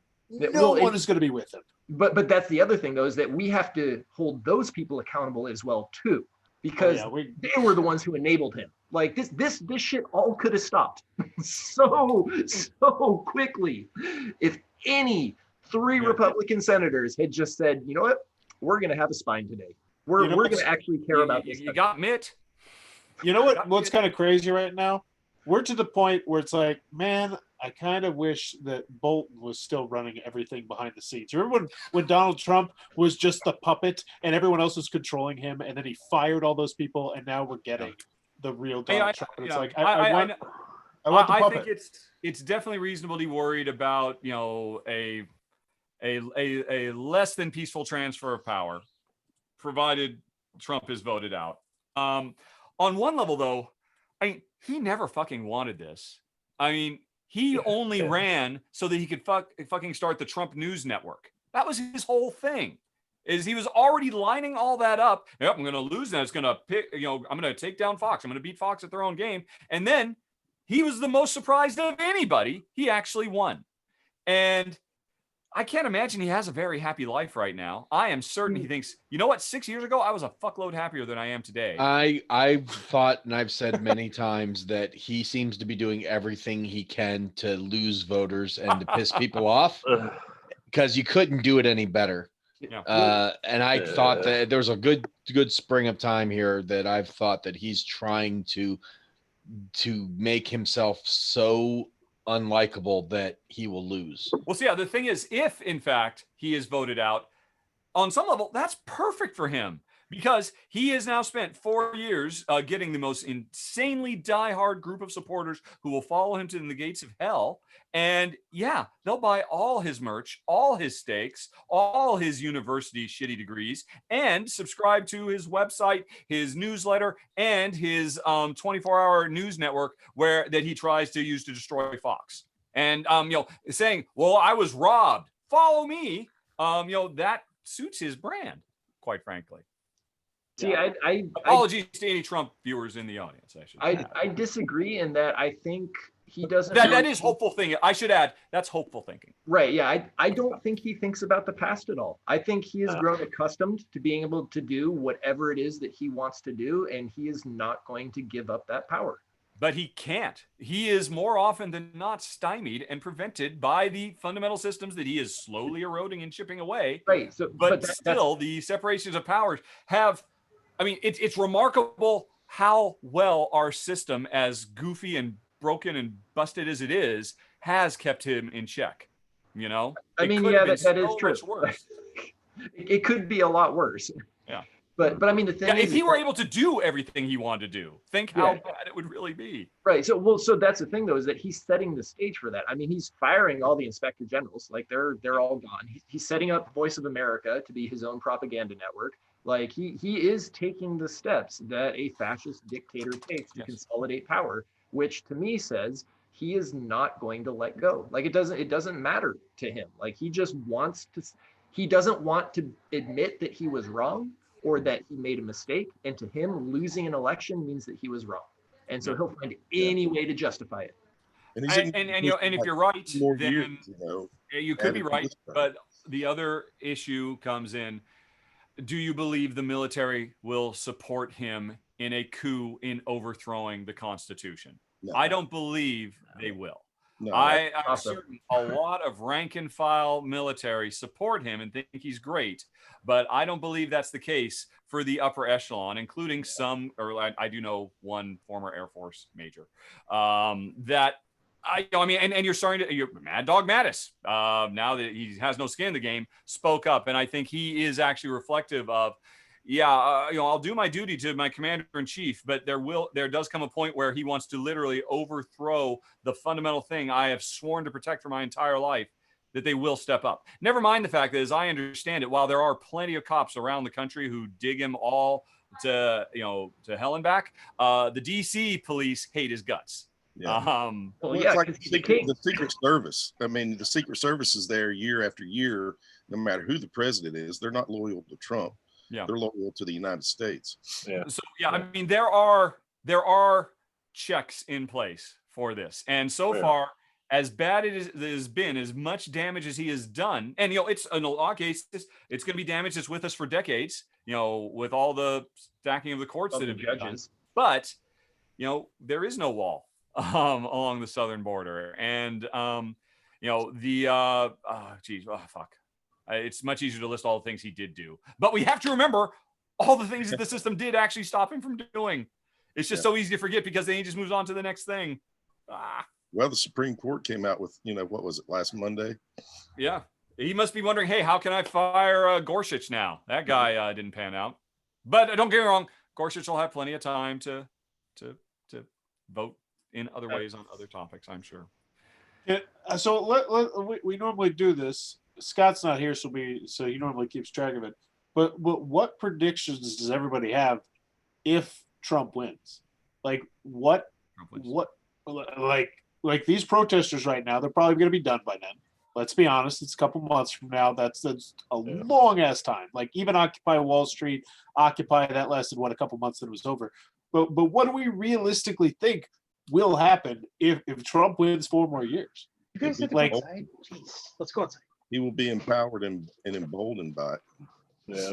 And what will that lead to? I mean, like, I don't think he's going to win, honestly. I mean, that's my prediction. I don't either, but I didn't think he was going to win the first None of us time. thought he was going to win 4 years ago. Yeah. It's True. going to lead to fascism. That's what all of this has been leading up to. I mean, this is literally a textbook march through the steps of how to establish a fascist dictatorship. Like you erode trust in the bastions of power. You make people believe the things that you want them to believe, not necessarily the truth. Like there are plenty of other historians who have done research on how fascist governments rise to power, and we are hitting every single one of those steps going forward. Like it is this when you go back and look at history books and you look at how Hitler rose to power, you look at how Mussolini rose to power, you look at how fascists rise to power, that is what Trump is doing. So if he wins, we're going to be a fascist nation. Has there Well, ever been if we win, I mean, I want to counter Forrest's bleak outlook that, you know what, come hell or high water, we all know that by November of this year, the protests will be done. Yeah, I don't That think could very well be the case, but in the 60s, the protests did last for years and years. Yeah. But And how much less was there to do in the 60s? Like let's be no. I think that's a because very they didn't valid have point. Fortnite, you mean? No, because right now Exiles patch coming out. Because they were How having many- lots of sex. They did have sex and drugs they could do. They didn't have Fortnite. It's true. but I'm saying I don't see it lasting. Nothing lasts as long anymore. And not to mention the logistics of it. Like right now, people have been doing it its last, 17 days, 18 days at most in most places. Oh, you're saying what does anybody else have to do because they can't go back to work, so they might as well protest? You mean that? Yeah, once Yes. once Okay. things are more open up and people have to get back to work because they're broke and they don't have the time to sit and protest like they did now. Well, that gets back to Forrest, what you were very eloquently espousing earlier. What do the millennials have to get back to? Their part-time Uber job? I mean, they're already living with their parents. We do have a generation that are primed for a more hardcore, long-term sit-in than ever before, because they don't have the jobs to rush off to. I mean, certainly by November of this year, the economy will still be epically depressed. We will still be nowhere near, I mean, our unemployment will still be off the charts. There will still be a lot of time to sit around and be mad about brutal police tactics, amongst other things. Well, and the other thing too is that, okay, if I go back to work, there's a very good chance that someone I know or myself could die because of COVID, because we still don't have a vaccine. Like there's nothing saying that just because states are opening things back up, that people are going to be rushing back to jobs. I mean, that's they don't have a choice. Like I don't have a choice. I'm an essential worker. I go in there, I get sneezed on all day by the kids I work with. And if I quit my job, we can't pay the rent, and I will be out on the street protesting. And you don't get that job back, and you don't just jump to another job. Yeah, and so how many of those people already don't have jobs? Yeah, I mean, you have a job to go back to, Forrest. A lot of your, because you're a millennial, right? A lot of your fellow 86 was born. Yep. A lot of your friends don't have a job to go back to, and but here's the thing: they have to look for a job. Like it's, I don't know. I can't see it lasting because of weather. I can't see it lasting because of a lot of different factors. Why do you believe it could have lasted in the 60s then? I mean, I'll give you one reason it could. Because COVID, what they were first and protesting foremost, it's their government literally trying to kill them by drafting them against their will to go and fight in an immoral war. So, that was obviously a clear and present danger in a way that, to be fair, a lot of the protesters we have today, or a lot of people who are out on the streets, don't live in fundamental fear of the police. And so you could say, oh, they're just tourists. They're doing it because they're between gigs. This is just another gig for them in the gig economy. I suppose that's true. But certainly one thing, if nothing else, the media, if there's nothing else they love to do, it is run violent, upsetting, attention-grabbing video to ensure people keep tuning in. And it seems like there's no shortage of really horrific and egregious police brutality video. Maybe it's time. Maybe they'll start realizing, yeah, maybe we should focus more on this. That seems to be an ever-present systemic issue, rather than focusing on, oh, you know what? Every once in a while, people get so upset that they smash some windows, and not conflating the two as being equal problems. Even though, obviously, that's what you're always going to get from Fox, because Fox is much more worried about personal property than actual persons. But I don't know. It'll be interesting to see. 5 No, that's right. You months wanted is a really long time. 5 months through, and especially where I live, I don't see anybody out there in 8-degree weather doing this shit. So, okay, so to push back on that, the Montgomery bus boycotts went on for over a year, and those people, I guarantee you, had access to less resources than what we have now, and they were still out there. So I think it's out of the realm of possibility for protests to be going all the way up until the election. Like, I think it is more likely than not that there will be protests going all the way up until the election. I think what you're going to see is that violence is going to continue to escalate and escalate and escalate. And as unfortunate as that is, shit is going to get done, because white people are going to get scared and white people control everything, and grandma and grandpa is worried that they're going to get fucking assaulted by all the people downtown, and they're going to complain to their congressman, and they're going to start making concessions. And once people start making concessions, Trump actually made some concessions today. He stood his ground, but they did something today. I didn't click on the article where they started to make those concessions, and I believe they're going to make just enough concessions to say, all right, you people, you go back to doing whatever the fuck you want to do, but don't block the roads. And I just can't see it lasting. With the NFL coming back, with Major League Baseball, with basketball coming back, with COVID going to spike like mad, and people are like, okay, I feel strongly about the cause, but okay, I just see too many factors coming in. So what makes you think that sports is going to successfully come back with COVID? Yeah. I think that the way that some I think the NBA has a good blueprint. I think it just takes one guy getting sick, infecting a bunch of other guys, someone dies, and they will shut the season down. Yeah. I think I would go 50-50 that is absolutely going to happen. And honestly, I'd go 70-30 that you're probably going to be right. But it's already happened. There's 2 NFL players that tested positive today. Ezekiel Elliott tested positive. Oh shit, Zeke tested positive, and he didn't even announce it. One of the people that was in the testing facility leaked it against HIPAA violations, but it's out there. Zeke tested positive, and another Cowboy tested positive, and they said a Bronco tested positive. Oh no! What? This is not good. That's the start of the end of preseason, right there. Because once one of them have the inside track on that. I mean, do you envision strikes? Professional sports strikes.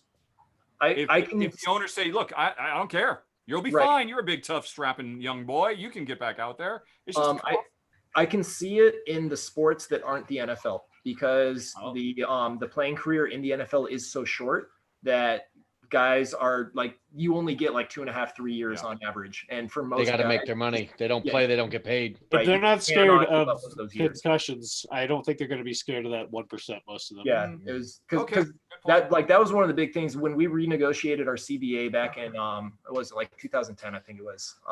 Like they literally were our PA, our Players Association, was telling guys, in the year and a half leading up to it, because we knew we were going to get locked out. Like, we knew the owners were going to pull that shit.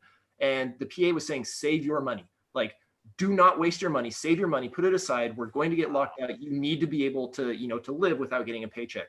And so many guys did not save their money. Like, they just kept spending as if the paychecks were going to keep coming. And so then when the lockout happened, like, you hear about guys who had to take like loans at 30% interest, because they were accustomed to a certain lifestyle, and then all of a sudden they weren't getting their game checks anymore. So there are 2 things with the NFL. One, as I mentioned, was the short career. The second is the fact that the NFL has so many more players than the other sports organizations. Like, there's like 1,500 guys in the NFL. So it's really tough to get them all on the same page about something like that. I think the NBA does have what is the closest to the best thing we could get.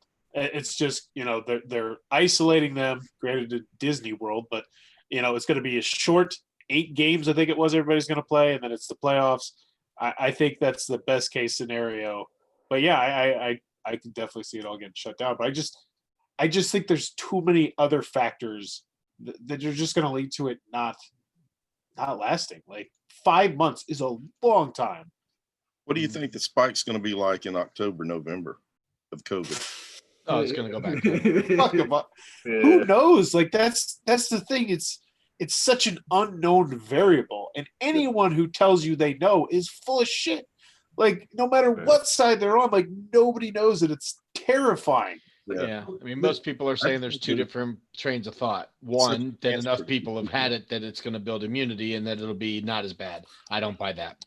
The second one is that when it gets colder, it spreads faster because it can travel farther and all that stuff. So if it's still spreading fast now in the summer when it's the hottest, what's it going to do when it gets cold again? Until there's a vaccine, I think this is a never-ending process that's just going to keep coming back and back and back. Just give us $1,200 more. Just send us another $1,200 check. Right. That'll make everything better. To live off of for 4 months. Yeah. Okay. So the Forrest, you're a wrestling guy like me. They recently had a pay-per-view, which is they just do it at their training facility, and they bring in, before they just didn't have any crowd, but now they have like a very sparse crowd, which is their WWE brings in their development talent and The have them. wrestlers. Yep, and then for the first time ever, they had them bring their friends and family if they wanted to. They had friends and family that came to do that, and they were wearing masks, and they were told that they could not wear masks if they wanted to be there. Oof, And Vince, oof. and one of the development talent has tested positive for COVID. Oh no! That just came out. I believe it was either yesterday or today. I will say, at first I was excited when I saw the crowd, but the more that I've watched NXT, the more I hate the crowd because it's so obvious they told them who and when to cheer. And like when a real crowd goes, "This is awesome," it's like, yeah, that's fucking great. But when it's them, it's like, no, there's nothing awesome happening in this match. Well, the one match that they had that "This is awesome," that was piped in. They actually they heavily edited the match of Edge and Randy Orton.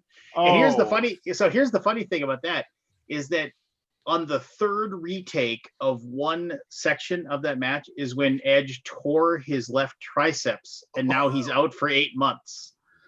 So they were going to have a big third match at SummerSlam, and now they're going to have. Okay. So me and my kids, we watched I thought you were talking about the NXT takeover, which was really great, by the way. Yeah, NXT's always good. Was that the greatest match ever? Like, was it worth watching? Because my kids were like, "We gotta watch that if there's the greatest match ever." The Edge Randy Orton match was very good. But you could tell that they said they use special camera angles and audio enhancements is what they said. So while you were walking your dog or whatever, we were talking about whether we thought sports was going to come back. So we all kind of gave our opinion on what we thought. What do you think is going to happen with the NFL in particular? I think NFL has a shot of just doing it. Oh Jesus! I didn't know he was leading up to it.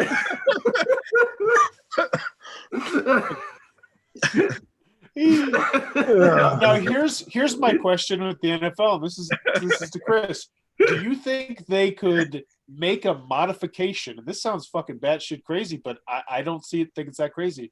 A modification to the helmet where it would be a fully enclosed helmet. That it would fog up. You wouldn't be able to see anything. Well, but I mean, they're $1 billion company. Is there a way that we could fix it? Like it's manually piping in, like I just wonder if that would be a viable solution. Okay, so I like where you're going. Let's brainstorm off this, because if I can see a field of guys in full on like steampunk diving suits, like waddling all over the That's how you get me to tune into sports. require everyone to cover every inch of their body with something, which wouldn't be that hard, right? I mean, no, super easy. But then you just gotta convert the football helmet to like an astronaut helmet. So again, have medics for heat exhaustion and that's a lot of energy that's not escaping. How is the brain injury thing going to change the NFL? Is that still coming down the pike? The brain injuries? I mean, is that like the TTE stuff? Yeah, is that? Yeah. No, yeah, for sure. Like guys are still suffering from that. I mean, there's no way you can pad the inside of your head. Like, Right.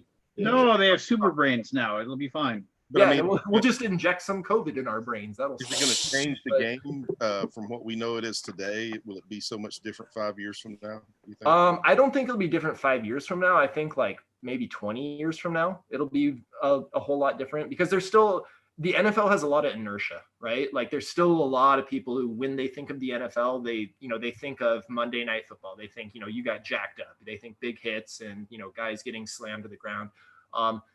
What it will take is for a generation, maybe 2 generations of parents telling their kids that Pee Wee football is not for them because it's too risky, and those kids go on to play different sports. And then the quality of talent that gets to the NFL keeps dwindling and dwindling and dwindling until eventually they have to change something in order to get people to sign their kids up to play football again. Yeah. Oh, I mean, I played football in junior high and high school, and it was just like, and I just, I didn't have any interest in playing after that. Reed, I wasn't good. I wasn't good. But anyway, no, I was just it was more one of those things too. When they convinced me to play football in junior high, it was just basically, I think the coach just saw this big giant thing of meat walk by, and he was just like, "Oh yeah, he can protect the quarterback." Yeah. So then I just did it because I thought it was whatever. It was something to do. But anyway, my wife said, "Oh, maybe we can have our son play Pee Wee football," and I said, "No chance. Yeah, he's not going to play. Not recommended. Nope, it's just not going to happen." And I was like, "You can have him play soccer, you can have him play baseball, you can have him play whatever else you want." And it's like, and he played baseball, then he got tired of it. Now he plays soccer, he does taekwondo. And I was just like, that's fine, but he's not playing football. And that's what we're actually seeing right now, because I helped coach freshman football at our high school last year, and supposed to do it again this year, but I don't think we're gonna have a season. But what you're seeing is that a lot of teams normally would have like a freshman program of 60, 70, maybe 80 kids. And those schools are struggling to field like 20, 25 kids because they're just not signing up anymore. So how do you feel about that? I mean, obviously you love the game. Oh, fucking, I don't give a shit about football. I play sports, really? I'm good at them. No. So growing up. You're just in it for the... No, I was in it for the money. Settlers of Catan money? Yep. It's gonna be able to buy my board games. No, growing up, I was a huge nerd. Like my parents had to force me to be outside. Like I would much rather sit on the couch and read a book or play video games or something like that. But it turned out I was also really good at sports. And so as I continued excelling at them, I'm like, okay, what is the easiest way in my mind to make a whole lot of money? Well, if I can make it as a professional athlete, like that's I can make a whole lot of money. The lure of the money, man. That's Yeah. Why doesn't every kid think of that? Right? It's So that easy. I was very fortunate that I was good enough to be able to make it happen. Yeah. But for me, it was always like I enjoyed being good at it, but it was never like a burning desire that I had to do it. I mean, like my dad tried. Did that set you aside from your teammates? Was Yes. I assume that was an uncommon view of the. Yeah, it was very uncommon. In high school, my coach had to tell me to not read books on the sideline because that was not allowed. I'm like, but I'm out there on fourth down. I know what I'm doing. Comic books, okay. Playboy, we'll let it. But right, yeah. So although I was allowed to read books on the bus to and from the games. So did you play soccer also? Did you play soccer growing up? Or? Yeah. I played soccer and baseball from 5 until soccer until my freshman year of high school, baseball till my senior year. And like I thought I was going to go pro in one of those because I was a pitcher and then a goalie, and I was pretty good at both of those too. Yeah, we've got a big soccer stadium being built right next door to me here in Chattanooga. So. Oh, nice. Yeah, no, soccer is really starting to take off in the U.S. And I think it's going to continue doing so, partly because a lot of parents don't want to put their kids in football. So all that talent, that normally would go to the NFL is now going to start filtering through the soccer systems. Unfortunately, the United States soccer system for teaching is not great. So hopefully we can get that fixed at some point, because we should not be losing to Trinidad and Tobago. That's such a cool name, Trinidad and Tobago. Yeah, and Tobago. They had 2 teams. We only had 1. That's the problem. They had double the men on the field, and But yeah, no, for me, sports was always just something I liked doing, but that was it. Like, Wow, that's interesting. yeah. I forgot what I originally asked, but that was really an interesting answer. Yeah, no, I will say I am very much the exception. At least I was when I was playing. Like for most guys, it was, they had growing up, it was that burning desire. They wanted, to wear the jersey, to have the helmet on, to be out there under the lights. So and be the best of the best, and Friday Night Lights and all of it. Yeah. Yep. Wow. Did you ever take any of those big brain rattling hits? I two that I can recall. One was that you can recall. So one was in Chicago. We were playing against Devin Hester was the returner. He's like probably the best punt and kick returner to ever play the game of football. And lucky for me, he got drafted into one of our divisional teams the year after I got to the Vikings. So I got to face him twice a year. But anyways, he was bringing a return back towards our sideline, and then he cut it to go the other way. So I was chasing him, kind of tracking towards their sideline. Right as I turned to go the other way, one of their linebackers had gotten like a 15-yard run up. It was just full speed, just boom. And like I kind of got my hands up, but I went flying backwards. And I like hit the ground, just like, what happened? And then for a while, I mean, at least out of because I got hit bad playing football once. I had to sit, and I literally couldn't remember hardly where I was at. It was that bad. Yeah, no, it wasn't that bad. It was definitely, there was a second or two where it was a disconnect almost, where it was he was in front of me and I was just getting my hands up, and then I was on the ground like, oh shit, my wrist really hurt. So there was definitely a moment where I was like, how did I get here? But I didn't feel it was that bad. It may be a minor, tiny concussion, if anything, but I'm not sure. But yeah, I didn't really have any after effects of that. The only concussion I know I got was when I was playing soccer. I think I was like 12 or 13. I was playing goalie. I went to dive for a loose ball. A kid came in to kick the ball as I was diving. He missed the ball, hit my head. Oh. Yeah, that one put me out for like a minute or so. Wow. And but yeah, my parents, my mom was an anesthesiologist, so she was actually like pretty well versed on this stuff. So they were like, okay, you're not doing anything, for the next like week or so. You're staying indoors, right? Like, stay in the dark. Don't use your brain, as much as possible. Stop reading. Right. Yeah. Well, no, as a kid, I was like, oh great, I get to stay home from your school. whole childhood. They keep telling you to stop reading. Yeah, I mean, they probably tried, but I just ignored them. Nothing that's going to get me to stop. Do you remember anything about how the kid who kicked you in the head responded? I mean, obviously you were out for it, but did he ever say, "Oh, I'm sorry, man"? Or I don't remember. It was a club game. Club games get pretty intense, so it was. All right. Yeah, wow. It was probably just one of those like, oh, I didn't mean to do it, but at the same time, I mean, it wasn't malicious or anything. It was just we were both going for the ball, and he just yeah. So, but and then the other time I got hit in the NFL, this one is probably my favorite because it's the funniest. It was we were playing against Jacksonville, the Jaguars in Jacksonville, and our call was for a punt left. We're on the right hash, so my job is to punt it to the left side of the field. The coverage is supposed to run it's a punt right. Our coverage is supposed to run to the right side of the field to cover the guy, right? So I kick the ball. It's a punt right. Our coverage all goes to the left. So the guy just starts beelining down the sideline. I'm like, oh shit. It's just me. So I start running over to try to get him. I hadn't seen their wing had peeled back after he rushed the punt. So he's coming up the sideline towards the returner. I'm going towards the returner as the returner is coming this way. So right as I'm about to dive, this dude sticks his shoulder right into my sternum and I go, just flying off screen. And I'm lying there on the ground because he got me right in the solar plexus. So I couldn't breathe. I'm just like, and one of their guys who hadn't even dressed out, he's in street clothes, right? He's in like freaking warm-ups on the sideline. He comes over and he does the Friday routine. You got knocked the fuck out. And I'm just like, dude, you're not even dressed. And the crowd goes wild. That was I heard from my kicker on the sideline afterwards that like our special teams coach at the time comes running up to him. He's like, Ryan, are you ready to kick? I think Chris is dead. Are you ready? Oh man, It was like my chest was pretty sore for like a day or two afterwards, but it was more just the shock of like not being able to breathe. Where like I don't know if you've ever gotten hit in the solar plexus like super hard, but No. it's legit terrifying because you just Oh, it is when you get the wind knocked out of you, and you're just like, Yeah. nothing's doing what it's supposed to be doing. yeah, like it was, and I was getting like I can stuck imagine. on one elbow, just like Yeah. Ooh.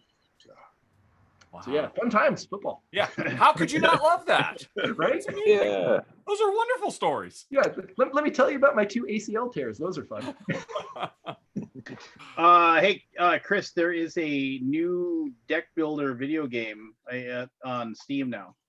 Is it Griftlands? Yes. Yes, I just checked that out today. It's really good.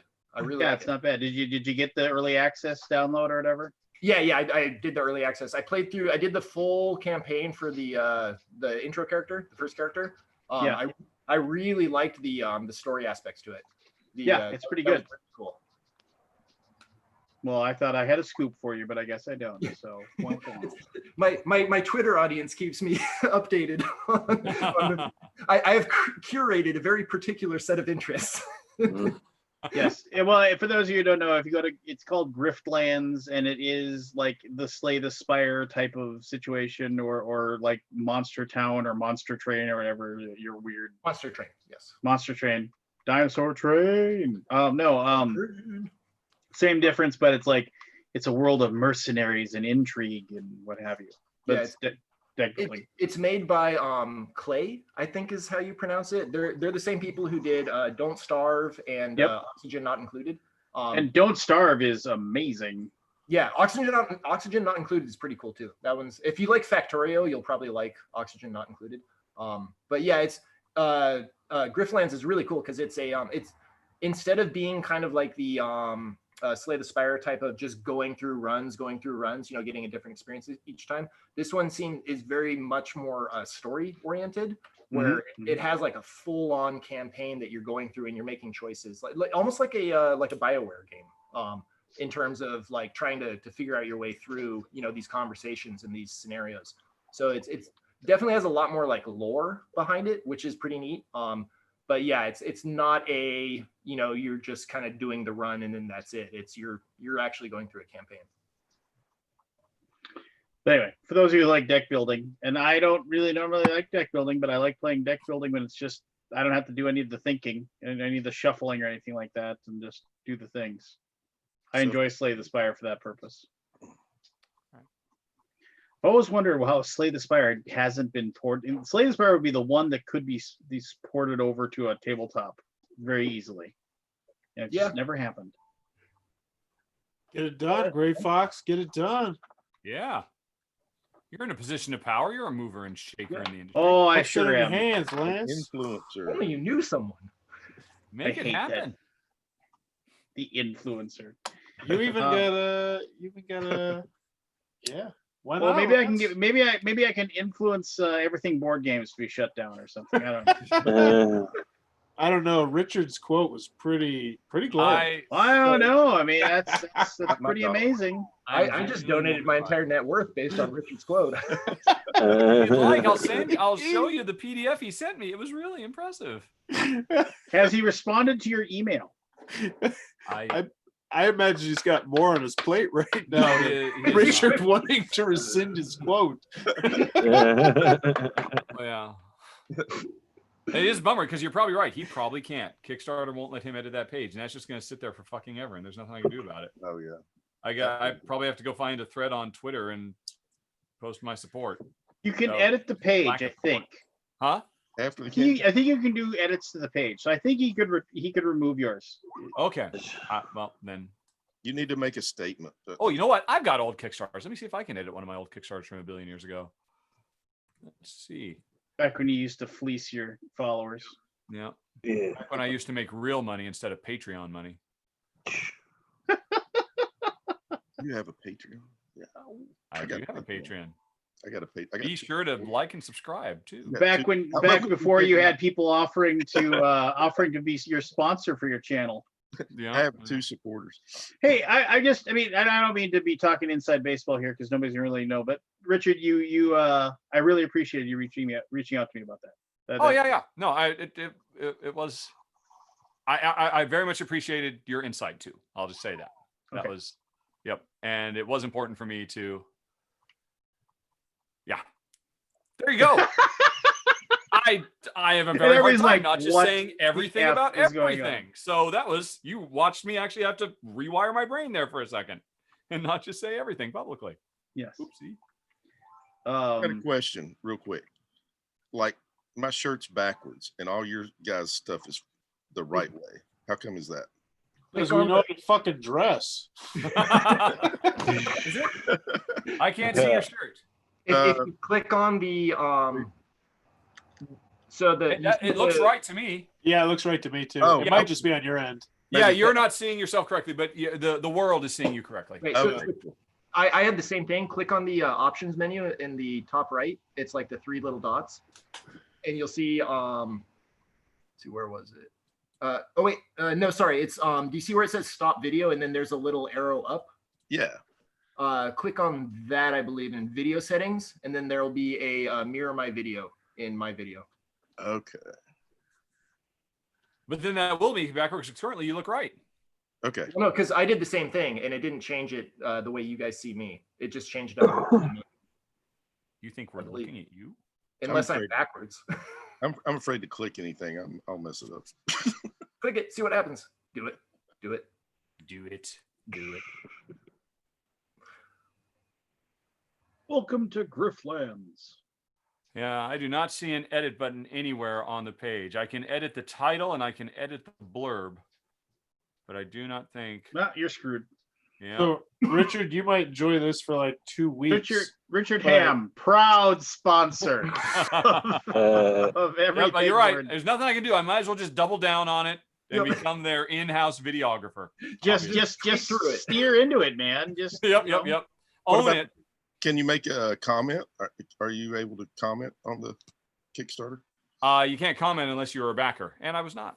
You're not a backer. No, I didn't back. Well, I just said that this was a nice PDF. Oh, I And backed it for was. $1. It was a really nice PDF. You went a little more deep into. Yeah, it's a really nice PDF. I think everybody should. There was definitely some gravy on those mashed potatoes, Richard. There was some gravy. It was genuinely interesting content. I'll share it with you. Yeah, he sent it to me. It was nice. It was very impressive. I was very impressed with the overall product. Did you? Oh, you saw it too? Yeah. But you had the foresight not to give them a blurb? Huh? I just clicked on it. I'm bad with email. I just sit in my basement. I put out videos into the internet, and then I'm at 100,000 subscribers when I'm 77 years old, and I'm cool with that. Is that like a tackling dummy for us? Yeah, what's up with the blow up doll for us? Yeah. Well, that's a board game. That's the dude. It's who's the dude? It looks big. It is big. That's what this is man size. I mean, there you go. But yeah, it's pretty much charades with a weird looking blow up doll, and it's genius. It's spectacular. You blow this guy up, and then you like, oh, so now he's grating cheese, and now he's canoeing. What? Anatomically correct? No. Hey, but no, this is one of my favorite party games. Like, this has never gone over poorly. It's just charades with a giant blow-up doll. What more could you possibly want out of board games? You can use that in the the carpool lane.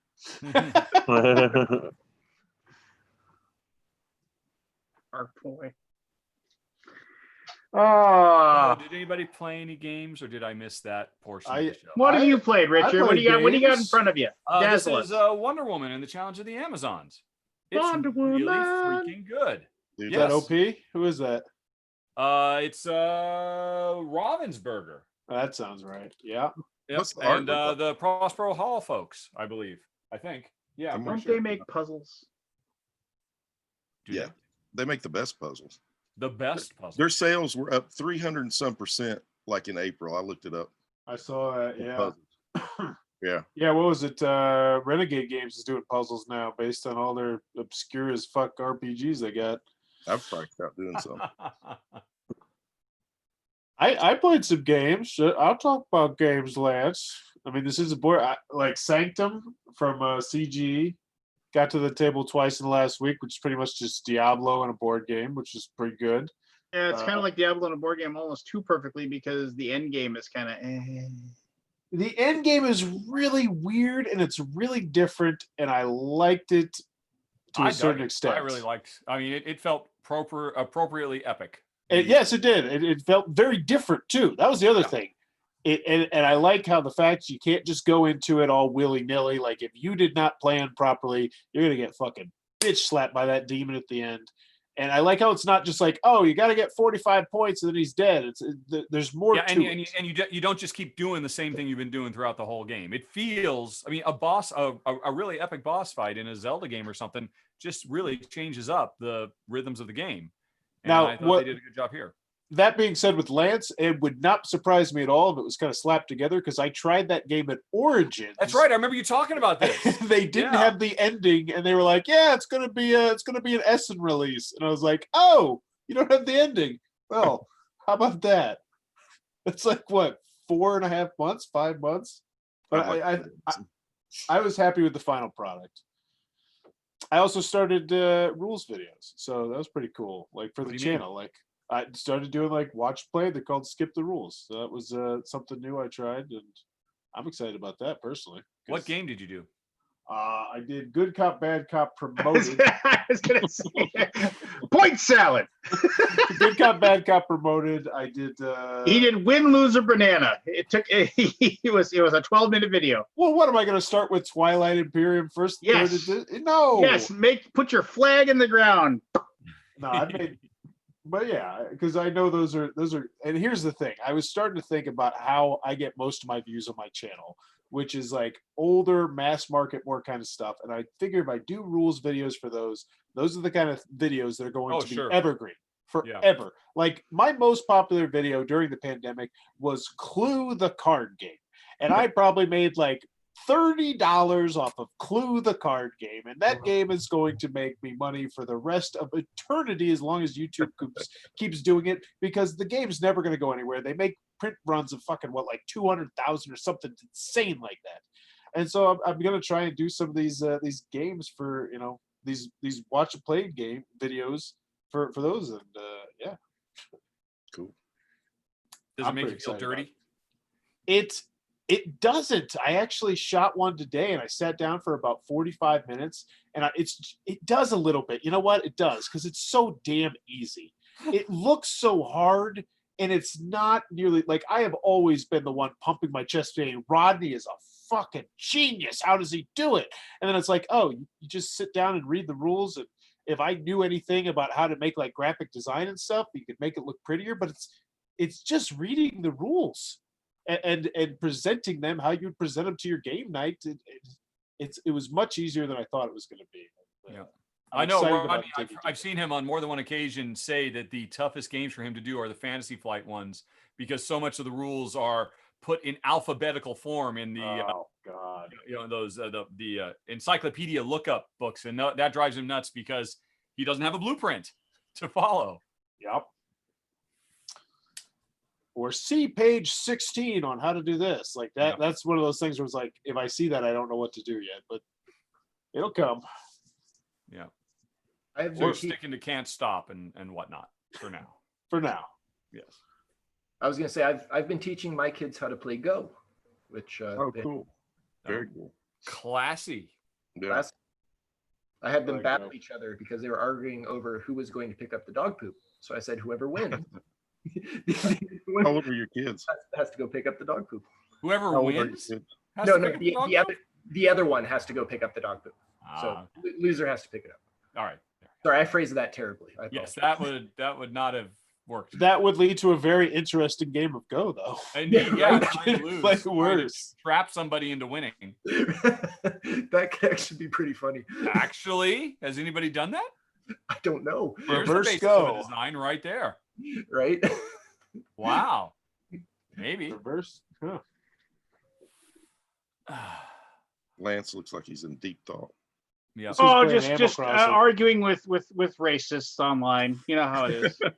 Oh, by the way, Lance, I loved your post. One of those aforementioned people who, like, you know, they're very far right, posted about how, hey, did anybody didn't you hear that if you don't commit crimes, then the police officers won't hurt you? And I was like, oh, what about the woman who was sleeping in her bed when they broke in and murdered her? And he was like, this is a bad post, and that's a once in a blue moon. He said that's a once in a blue moon situation. Very bad post. So I replied, it should be a no time in a blue moon situation. Very bad reply to a post. Yeah, it made me laugh. I was like, I'm not going to change his mind, but you, sir, gave me enjoyment at ridiculing how stupid you are. So thank you. And I shouldn't be like that. I shouldn't. Man. Black Lives Matter bringing out the troll and Lance. I love it. How do you know all these people, Lance? Because they just friend you, right? And you're like, oh, it looks like I got 137 in common with you. I'll just, fine. Oh, yep, that's me too. That's me. I always wait. Have I met you in person? Yeah, I'm pretty picky. Yeah, some of us don't get to see. Well, there's 450 people in the board games for everyone thing, but which admittedly they probably joined it when they didn't have this shithead running it. So I always look at their timeline before I accept their friend request. And Richard, I think you still got a friend request from me pending from about a month ago. Oh, look at this. Okay, well, I guess I know you now. About a month ago, I had no idea who you were, I'm afraid. Yeah, I probably have a several thousand people friend requests. Let me look. Let's see if we can get Tom back for Alaboom After Dark and see how that one goes. Did I miss Tom? No, I posted about Aunt Jemima. Yeah, you showed up like right as he left. He must have heard you coming. So did I. Yeah, he gets enough of me in the corner to corner show. Because they're finally getting rid of Aunt Jemima, so I posted about that today. Now, is that Ben? And Uncle Ben. Uncle Ben's on his way out too. Are those inherently racist though? Like Aunt Jemima goes way back. Very racist. It was very. If you look up the stuff from there's a very good post. I think it's in the New York Times that says it was never about the pancakes. No. Yeah, the character is based on a minstrel show and was traditionally in blackface. Oh, I just always thought it was like Quaker Oats, where it's like, oh, this old guy, he might know something about fucking oatmeal. Well, they've updated it over the years, but they've only done as much as they could get away with, just based on the brand's audience, and it's pretty bad. Really? I got some reading to do tomorrow. I'll put some YouTube video on this. Aunt Jemima. I would have never guessed there was racism behind that. I have 627 outstanding friend requests. Whoa, brag much? That's all. Popular. Oh man, I don't know any of these people. Okay, wait, I know you. You're okay. Oh God, I can't believe Alexander Pfister. I can't believe I'm turning this evil I want to person. be friends with Pfister. I have a new thing. I have a new thing that I find myself very pleased with. I see somebody post some real racist or pig-headed or misogynist or incredibly ignorant stuff, and I mouse over their name in Facebook, and it doesn't, and I see I'm not their friend. I'm like, oh, thank God. It's just like every once in a while you must sort of say, oh, friend, see you later. Just like I've gotten rid of yeah, like this person, this brilliant person who posted my thing about the EBG thing. People who call out racists are racists, afraid to face their own demons, so they project it. The worst assholes. The worst assholes today are the leftists, who are high and mighty, intolerant, and always right. The left, when I grew up, were people who challenged the status quo and fought for free thinking. The left now are a bunch of social rent-a-cops, worse than racists, and pussies. So, no, but I will say the left has its own whole huge batch of problems. Oh yeah, I mean there are problems all over the place, but I mean nothing made by man. Not as bad as racism, like not as bad as on the right, but we got some really. Didn't you hear what this guy said? They are worse than racists. He does have a solid point. And was that on one of your posts, Lance? They put that on? No, but this is one of those many things. One of the people that Dave Merrill, who is a very good reviewer, and I'm friends with him. He's one of the people that left EBG, and yeah, and so that's one of the people responding to him saying that he's garbage. Clearly, the problem isn't their racism; it's that you pointed it out. Yeah, well, and I said this earlier, and you weren't here. It's like it's the problem, and I even said this like about a year ago or so. I mean, I was this like kind of person sitting in the middle and like, let's hear both sides, you know, just like, and the thing is that you can't be that way. Even if you want to be open-minded and say, I want to listen to what, even if I don't agree with what you're saying, educate me. Why do you feel that way?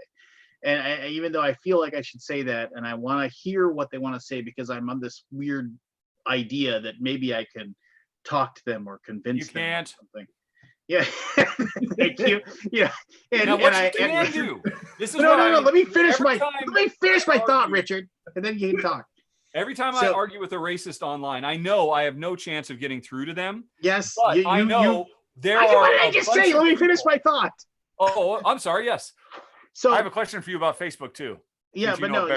So okay. So here's the whole thing: is that you can't, when you are quiet, very very succinctly, when you are quiet, you are letting your complacency is letting shittiness take root and grow. And only if you get in and start ripping the weeds out do you actually succeed in doing anything. And trying to listen to people, no, you just have to say you're shitty, see you later. Yeah. And I guess I have to change my mindset and not be scared of that anymore. Anyway, your Facebook question. Well, first of all, your response to that you're right. I apologize for interrupting you. Every time I find myself arguing with somebody online about social justice warrior style issues and whatnot, I know full well I have zero chance of convincing them or changing them at all. But I do know that since it's in a public forum, there is some invisible number of people who are just sitting on the sidelines watching. Mm-hmm. And some of them might be convinced. That's the way I always look at it. Yeah. Because if you are so strongly opinionated about a thing that you're ready to go to battle over it then no one's convincing you of nothing. But the people who just sit and, maybe they're on one side or the other, maybe they're leaning, something spoken with kindness and openness has a chance to get through, or at least that's what I like to think. Otherwise, I'm really wasting my time. My question to you is, when I came in here, and I'm sorry, Van, I've gone through hundreds. I can't find you. Are you Van, or should I? Yeah, let me cancel it and I'll send it to you again. All righty, that'll put you right up at the top. But when I started looking for him, and I'm finding a bunch of others on Facebook, there's all the people. There's a list of all the ones that requested you, and then there's the people you might know. And I didn't see that I was looking at the people you might know. And I'm like, oh, yeah, I want to be friends with it. Yeah, sure. Yes. I think I was saying yes to all these people. But I realized, oh, crap, I'm sending them friend requests. And that's very presumptuous. And I'm like, oh, crap, no, I don't want to do that. So I immediately went in and I started removing those friend requests. Have these people all now gotten a notice saying I tried to friend them and then I canceled it? So now I've made things even worse. Wouldn't you like to know, Richard? Wouldn't you like to know? They all hate you now. I just canceled it and sent you a new one. Did it come up as a notification? I'd have to refresh. I had a moment like that. But I don't want to refresh because right now I can still see the people I accidentally asked to be my friends and then canceled because it's listing those separately. And now should I go back and redo it? I don't know. I think you should keep sending them friend requests and then taking those requests away just over and over and over. Do a search for my name. I'm like the only Van Overbay in the world. So. Hold on. I'm just going to open up the second tab. I liked one of my ex-girlfriend's pictures that was like a 7-year-old picture a couple days ago. And I had one of those oof moments where it was like, oh God, if she saw that, I just looked like the weirdest creep ever. like if you see that, because it's just like, what's he doing? He's probably jerking off or something. Like, that's the only possible thing that I can think of. Like, why else is he looking at a picture from 7 years ago? Why were you doing that, Forrest? I actually was not. I don't know. You'd rather not. No good reason. No. She's very vocal about it's weird stuff. Don't worry. She's starting like her own Facebook page, and I was trying to see if it was her. not creepy stuff, just So curiosity. tell us more about the blow up doll. What's its name? I think I gotta head to bed though. My kids are gonna be up in like 5 hours. I'll talk to you guys later. It's good getting back. Yeah, well, it's good to see you again, Forrest. Night, everybody. When did you say you go back to work? I've been back to work for. Oh, you have? For Oh, about a fuck. I month would now. want to talk about that. Oh, it's. I guess next week. Next week. It's fine. Yeah, it's You'll well. be No, back. I probably won't be next week because I mean, it go back to 7 o'clock. I'm in at 7 a.m. every day. But no, it's pretty much just back to waiting to get COVID and hopefully not kill my grandparents. I mean, they're talking to me and they're like, yeah, right now it's like 9 kids. I'm like, okay, that's cool. I can still social distance, which is a complete fucking joke because they're kids and they're I work with kids that are 6 to 9 years old, and I understand that is just not going to happen. I wear a mask. I try and stay away. We play games, but it's still. But they're like, yeah, we're now with them opening up. We're bumping you up. Hopefully, I have 25 by mid July, and it's like, oh, okay. And they're like, we're working on you getting to go on some field trips, and I was like, they're like expecting to be me to be excited about it, and I was like, oh, okay. And they're like, we have to do it where each kid has their own seat on the bus, and they have to be all the way at the edge, and you have to just like, oh god. Wow. So yeah, I'm really hoping to get independently wealthy somehow. So do they make fun of Mr. Bauer for wearing the mask? My dad doesn't. no. They do require we are required to wear a mask, but once again, like everybody's like I keep mine on all day except when I eat. When I eat, I sit at the table with the kids because we have to, and I eat. But other than that, I keep my mask on. But I see so many people where it's like the nose is out. I saw somebody with their mouth out. They fucking pulled up their mask to talk to me, and I was like, "What the fuck are you doing? Like, what the fuck is this?" But she's one of my bosses. I have like 6 bosses for some stupid fucking reason. It's like, And apparently none of them watch this show, I assume. oh. Actually, a little fun fact. My neighbor, I'm now pretty sure knows, based on my nickname that Lance has given me, my neighbor saw my Alaboom jersey and watched it, and then he reached out to me. He's like, hey, I saw you on your podcast with your friends. And I was like, oh, now my southern neighbor totally knows because I'm Cheech. But I do have one question. Tommy, we called you Tommy. You never fucking call me Tommy. Get out of here. Yeah, you don't want to confuse the neighbor. Once Let's again, just stick to Cheech. Deep red state, we don't even have medicinal. But does anyone know anything? Oh, wow. This is one thing aimed at You have to stay on his good side. Well, no, he's a cool enough guy, and I am pushing for decriminalization. Like that's going to be one of my platforms, so everyone's going to know that I very strongly marijuana. But Lance, do you know anything specifically about Marvel GURPS? Yeah. Is there a book of that, or is that like? Could you like give you're me... talking about GURPS, the generic universal role playing system? Universal role. Yeah, is there a Marvel GURPS? The guy that I'm talking about. Universal, would it? That would be I have very no specific. idea. I don't. I mean, there was the old school Marvel superheroes role playing game, which was fantastic. I loved that old written by Jeff Grubb. Was it a group system though? He was just asking me if I could figure out anything about, like, is there a book that he could get for Marvel GURPS, or how does that work? Oh, let's I am see so here. out of my wheelhouse on this. It's so old. It's like came out a long time ago. I have. Oh yeah, there not- is the GURPS unofficial handbook for the Marvel universe. Is that like Champion? Do you remember the old role playing game Champions? Did you ever play it? You can definitely find the. You can definitely find the God, I can't even talk. I just found the PDF like for it, like for free. Oh, well, That's Steve Jackson, isn't it? GURPS. Maybe he GURPS. doesn't. Maybe he doesn't know how to Google foo. I'll tell him to. It was Google quite the then. thing back in the day. Oh yeah, definitely. Well, thank you. Now I'll go talk to him, and hopefully he'll keep my secret safe. Car Wars is one of our. And you'll leave me alone. All right, night, gentlemen. Good night. Have a good Bye. Wars. You ever play Car Wars? I believe I Wars? will be bailing. Car as Wars. well. Yeah, Car Wars. Car Wars is amazing. It's awesome. Yeah, back when it came in the little clamshell case, and Yeah. oh man, I loved it. One of the just fantastic stuff. Yeah, it's getting late. It's almost 1. It's almost like 11 in crazy Chris time. Yep. And in Almost- number it's one almost state 2 here. land. We still on for Friday for stream? Yes. Yeah. I am Rear? not doing anything. Sweet. You can destroy me at another Midgard game. It'll be I can amazing. destroy you in another game that you publish. Man, I want to start.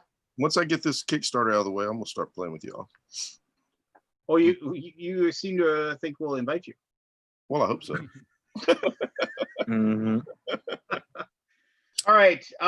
Good discussion, everyone. Thank you very much for coming on, everybody. Yeah, I mean, just I don't know, try to be decent to people. Yep. Nice. Be excellent to each other. Don't be racist. Yeah. And just unfriend and block racists. Your life will be a lot better. Oh yeah. Just even the casual ones. Let them know that their outdated casual thoughts on inequality being okay come at a price. Because I think that's what's going to make change. Is that when people actually have beliefs that will actually affect their lives, is the moment when they will be like, oh, I used to like to be able to tell these jokes at parties, and now nobody wants to hang out with me. Yeah. Because you're a worthless human, and you make other people feel bad for your own benefit. So anyway, I was gonna say the other thing too is that like it's okay to make mistakes. Just try to get better. Like, well, yes, Yeah, and that's a good point, earlier. yes. Earlier, there one of the many like the person the cartoon, the person that holds up the Black Lives Matter, and then the other person comes over and says, all lives matter, and then they're like, no, that's not the case. Yes, all lives do matter, but it's just like when you treat sick people, it isn't because your life doesn't matter. It's just that you're not sick right now. That's why we're not giving you medicine. So we're in a situation where Black people are being treated poorly, and that's why we're saying we need to help them. And they're like, wow, I never thought of it that way. And I was like, but won't I be like a hypocrite if I change my mind? And it's like, no, you'll just show that you've grown as a human being and becoming a better one. Yeah. And it was like, oh, then they're both holding a Black Lives Matter sign, and it was just like, I yeah. saw That a was a good meme that was cartoon. like, remember the Twin Towers, and then somebody says, no, remember all the buildings. Oh, wow. That's a good one. That's a good one to end on. All right. Yes. So anyway, be good. See you in a week. Yeah. Just Richard, hang out for like 2 seconds after you. I shall do so. Okay, cool. all right.